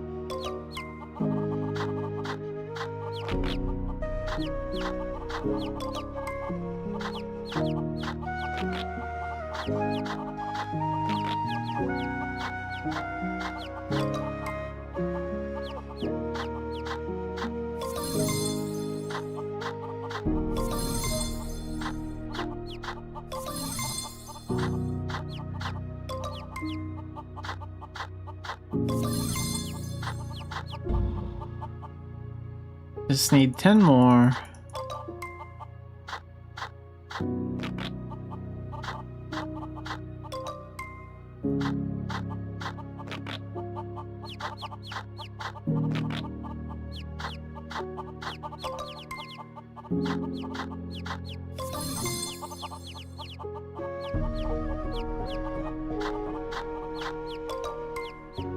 Okay, one more patch.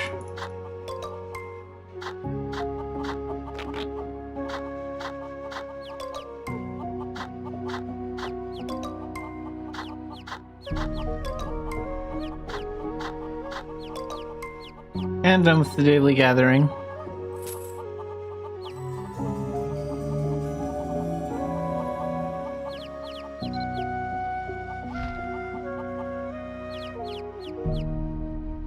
So there's the EXP fruit.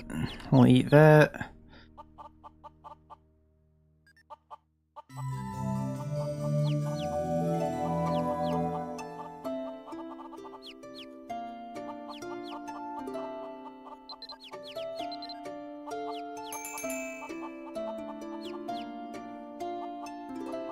And really quick, I'm gonna feed my spirit weapon too, since I have like a bunch of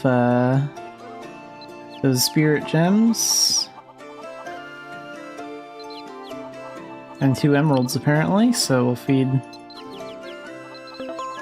those. 14.89%. 40.25%, that's not bad. And then 19 of these. 55.55%, alright. Oh, 56.16, not bad.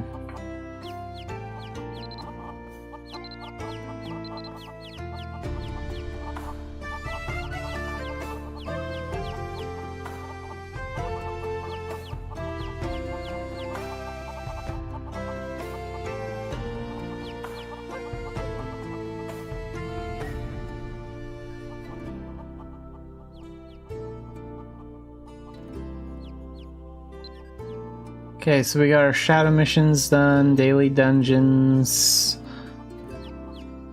I think that's pretty much everything, unless I'm missing something. Oh wait, there is one more in E-main that I can do.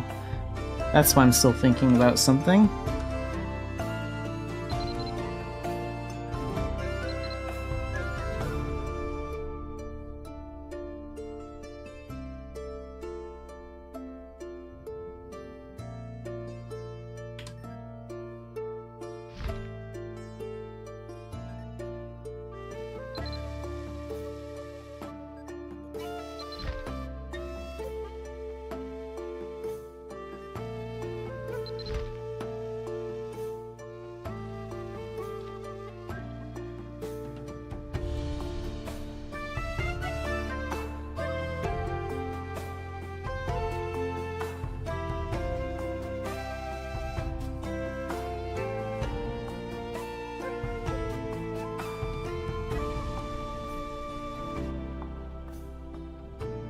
And this guy has a daily for us.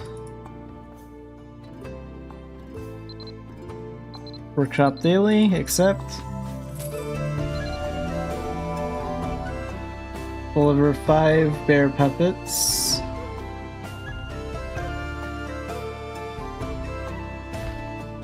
So we need the handicraft skill.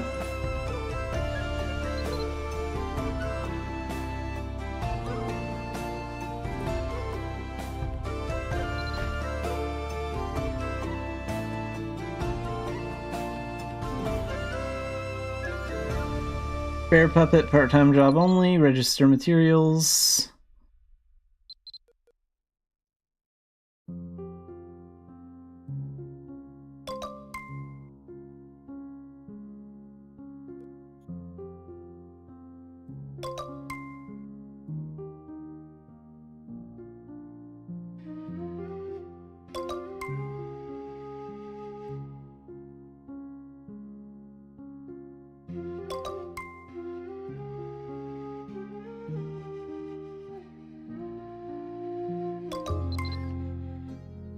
Alright, and then let's turn that in, and done. And then let's delete some part-time job material too, because I don't need all of it. I have some part-time job material left over from the quests I've been doing. We got 3 smoldering thread from that veteran dungeon, which was nice. Is there any other... Yeah, that can go too. What about from that, yeah, we got these part-time job engineering hammers from the Hillman one. Alright, all that crap can go.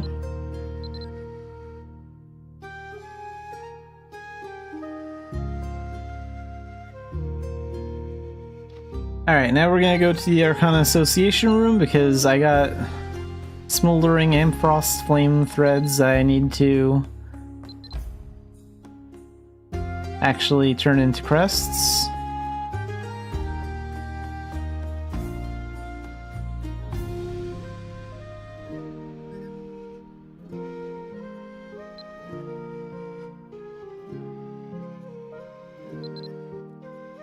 $30,000 gold.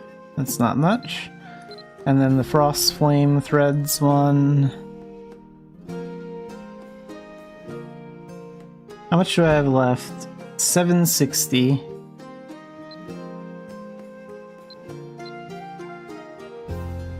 So 750,000. We can get 5 of the frost flame out of the 8 that I have done. Perfect. Then I'll get those other 3 done tomorrow then, probably after I do some more commerce. Takes a lot to upgrade the next link. Like, I still need 20 more frost flame crests and 224 more smoldering.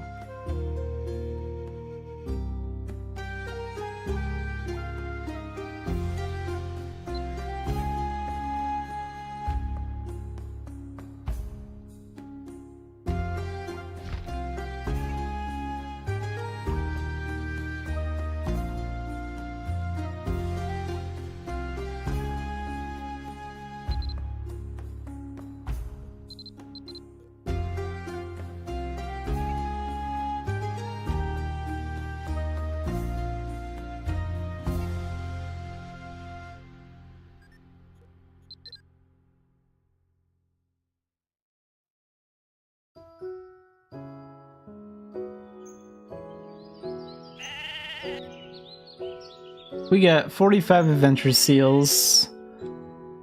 Good, I ain't have hardly any when I started today.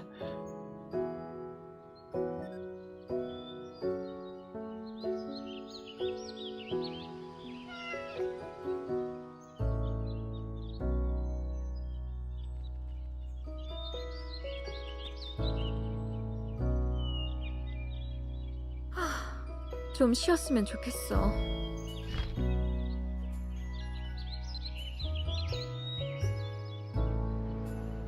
And we're gonna do Warden of the Gods, I think. Or no, wait, maybe Guardian of Avon. Yeah, sure. I'm only gonna do one of these today. I'm gonna do it to get some points on the Aaron Adventure Pass. So that cost me 7 seals. We should have 38 left. And then let's go to Avon. Avon is still like one of the most beautiful areas in the game. I can't wait to see this place in Unreal Engine, honestly. Like, you can kind of tell the few spots like Avon is dated as far as looks go, but this will look fantastic in Unreal Engine.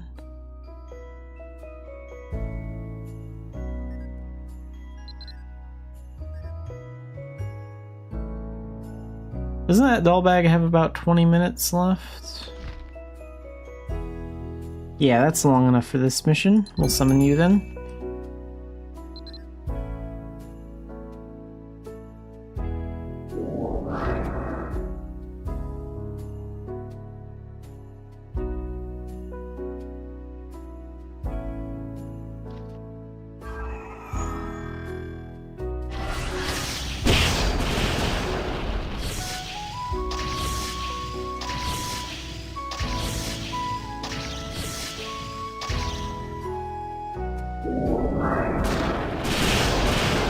I won't do Warden of the Gods unless like a hard mode pass from the end chest here drops for it or something.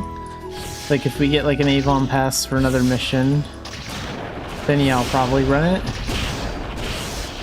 Because sometimes passes drop here.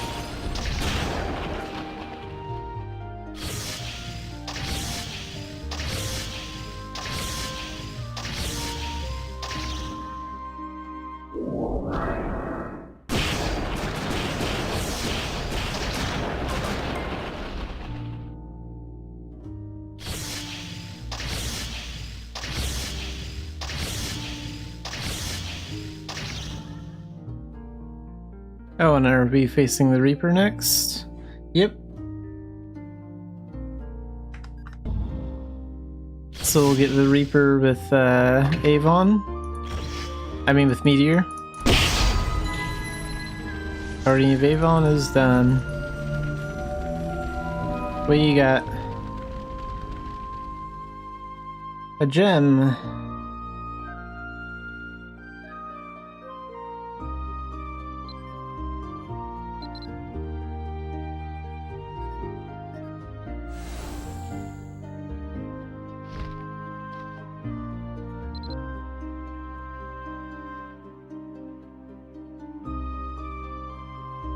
Okay, let's go ahead and cancel the summon. Open the bag.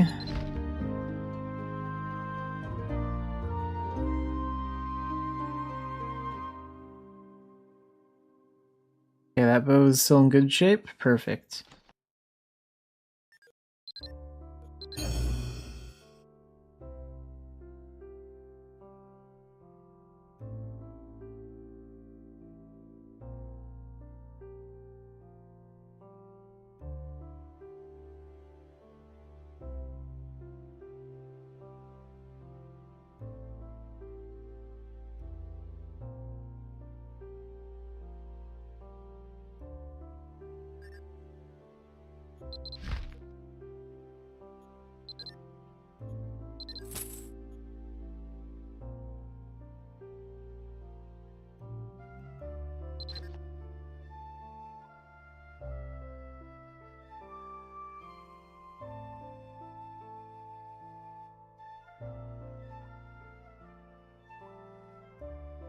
Alright, and this is a pretty good spot to wrap up the stream here for today. So today we got a lot of commerce done, and a lot of dailies done, and then more commerce. So I will be playing Mabinogi again tomorrow and Friday.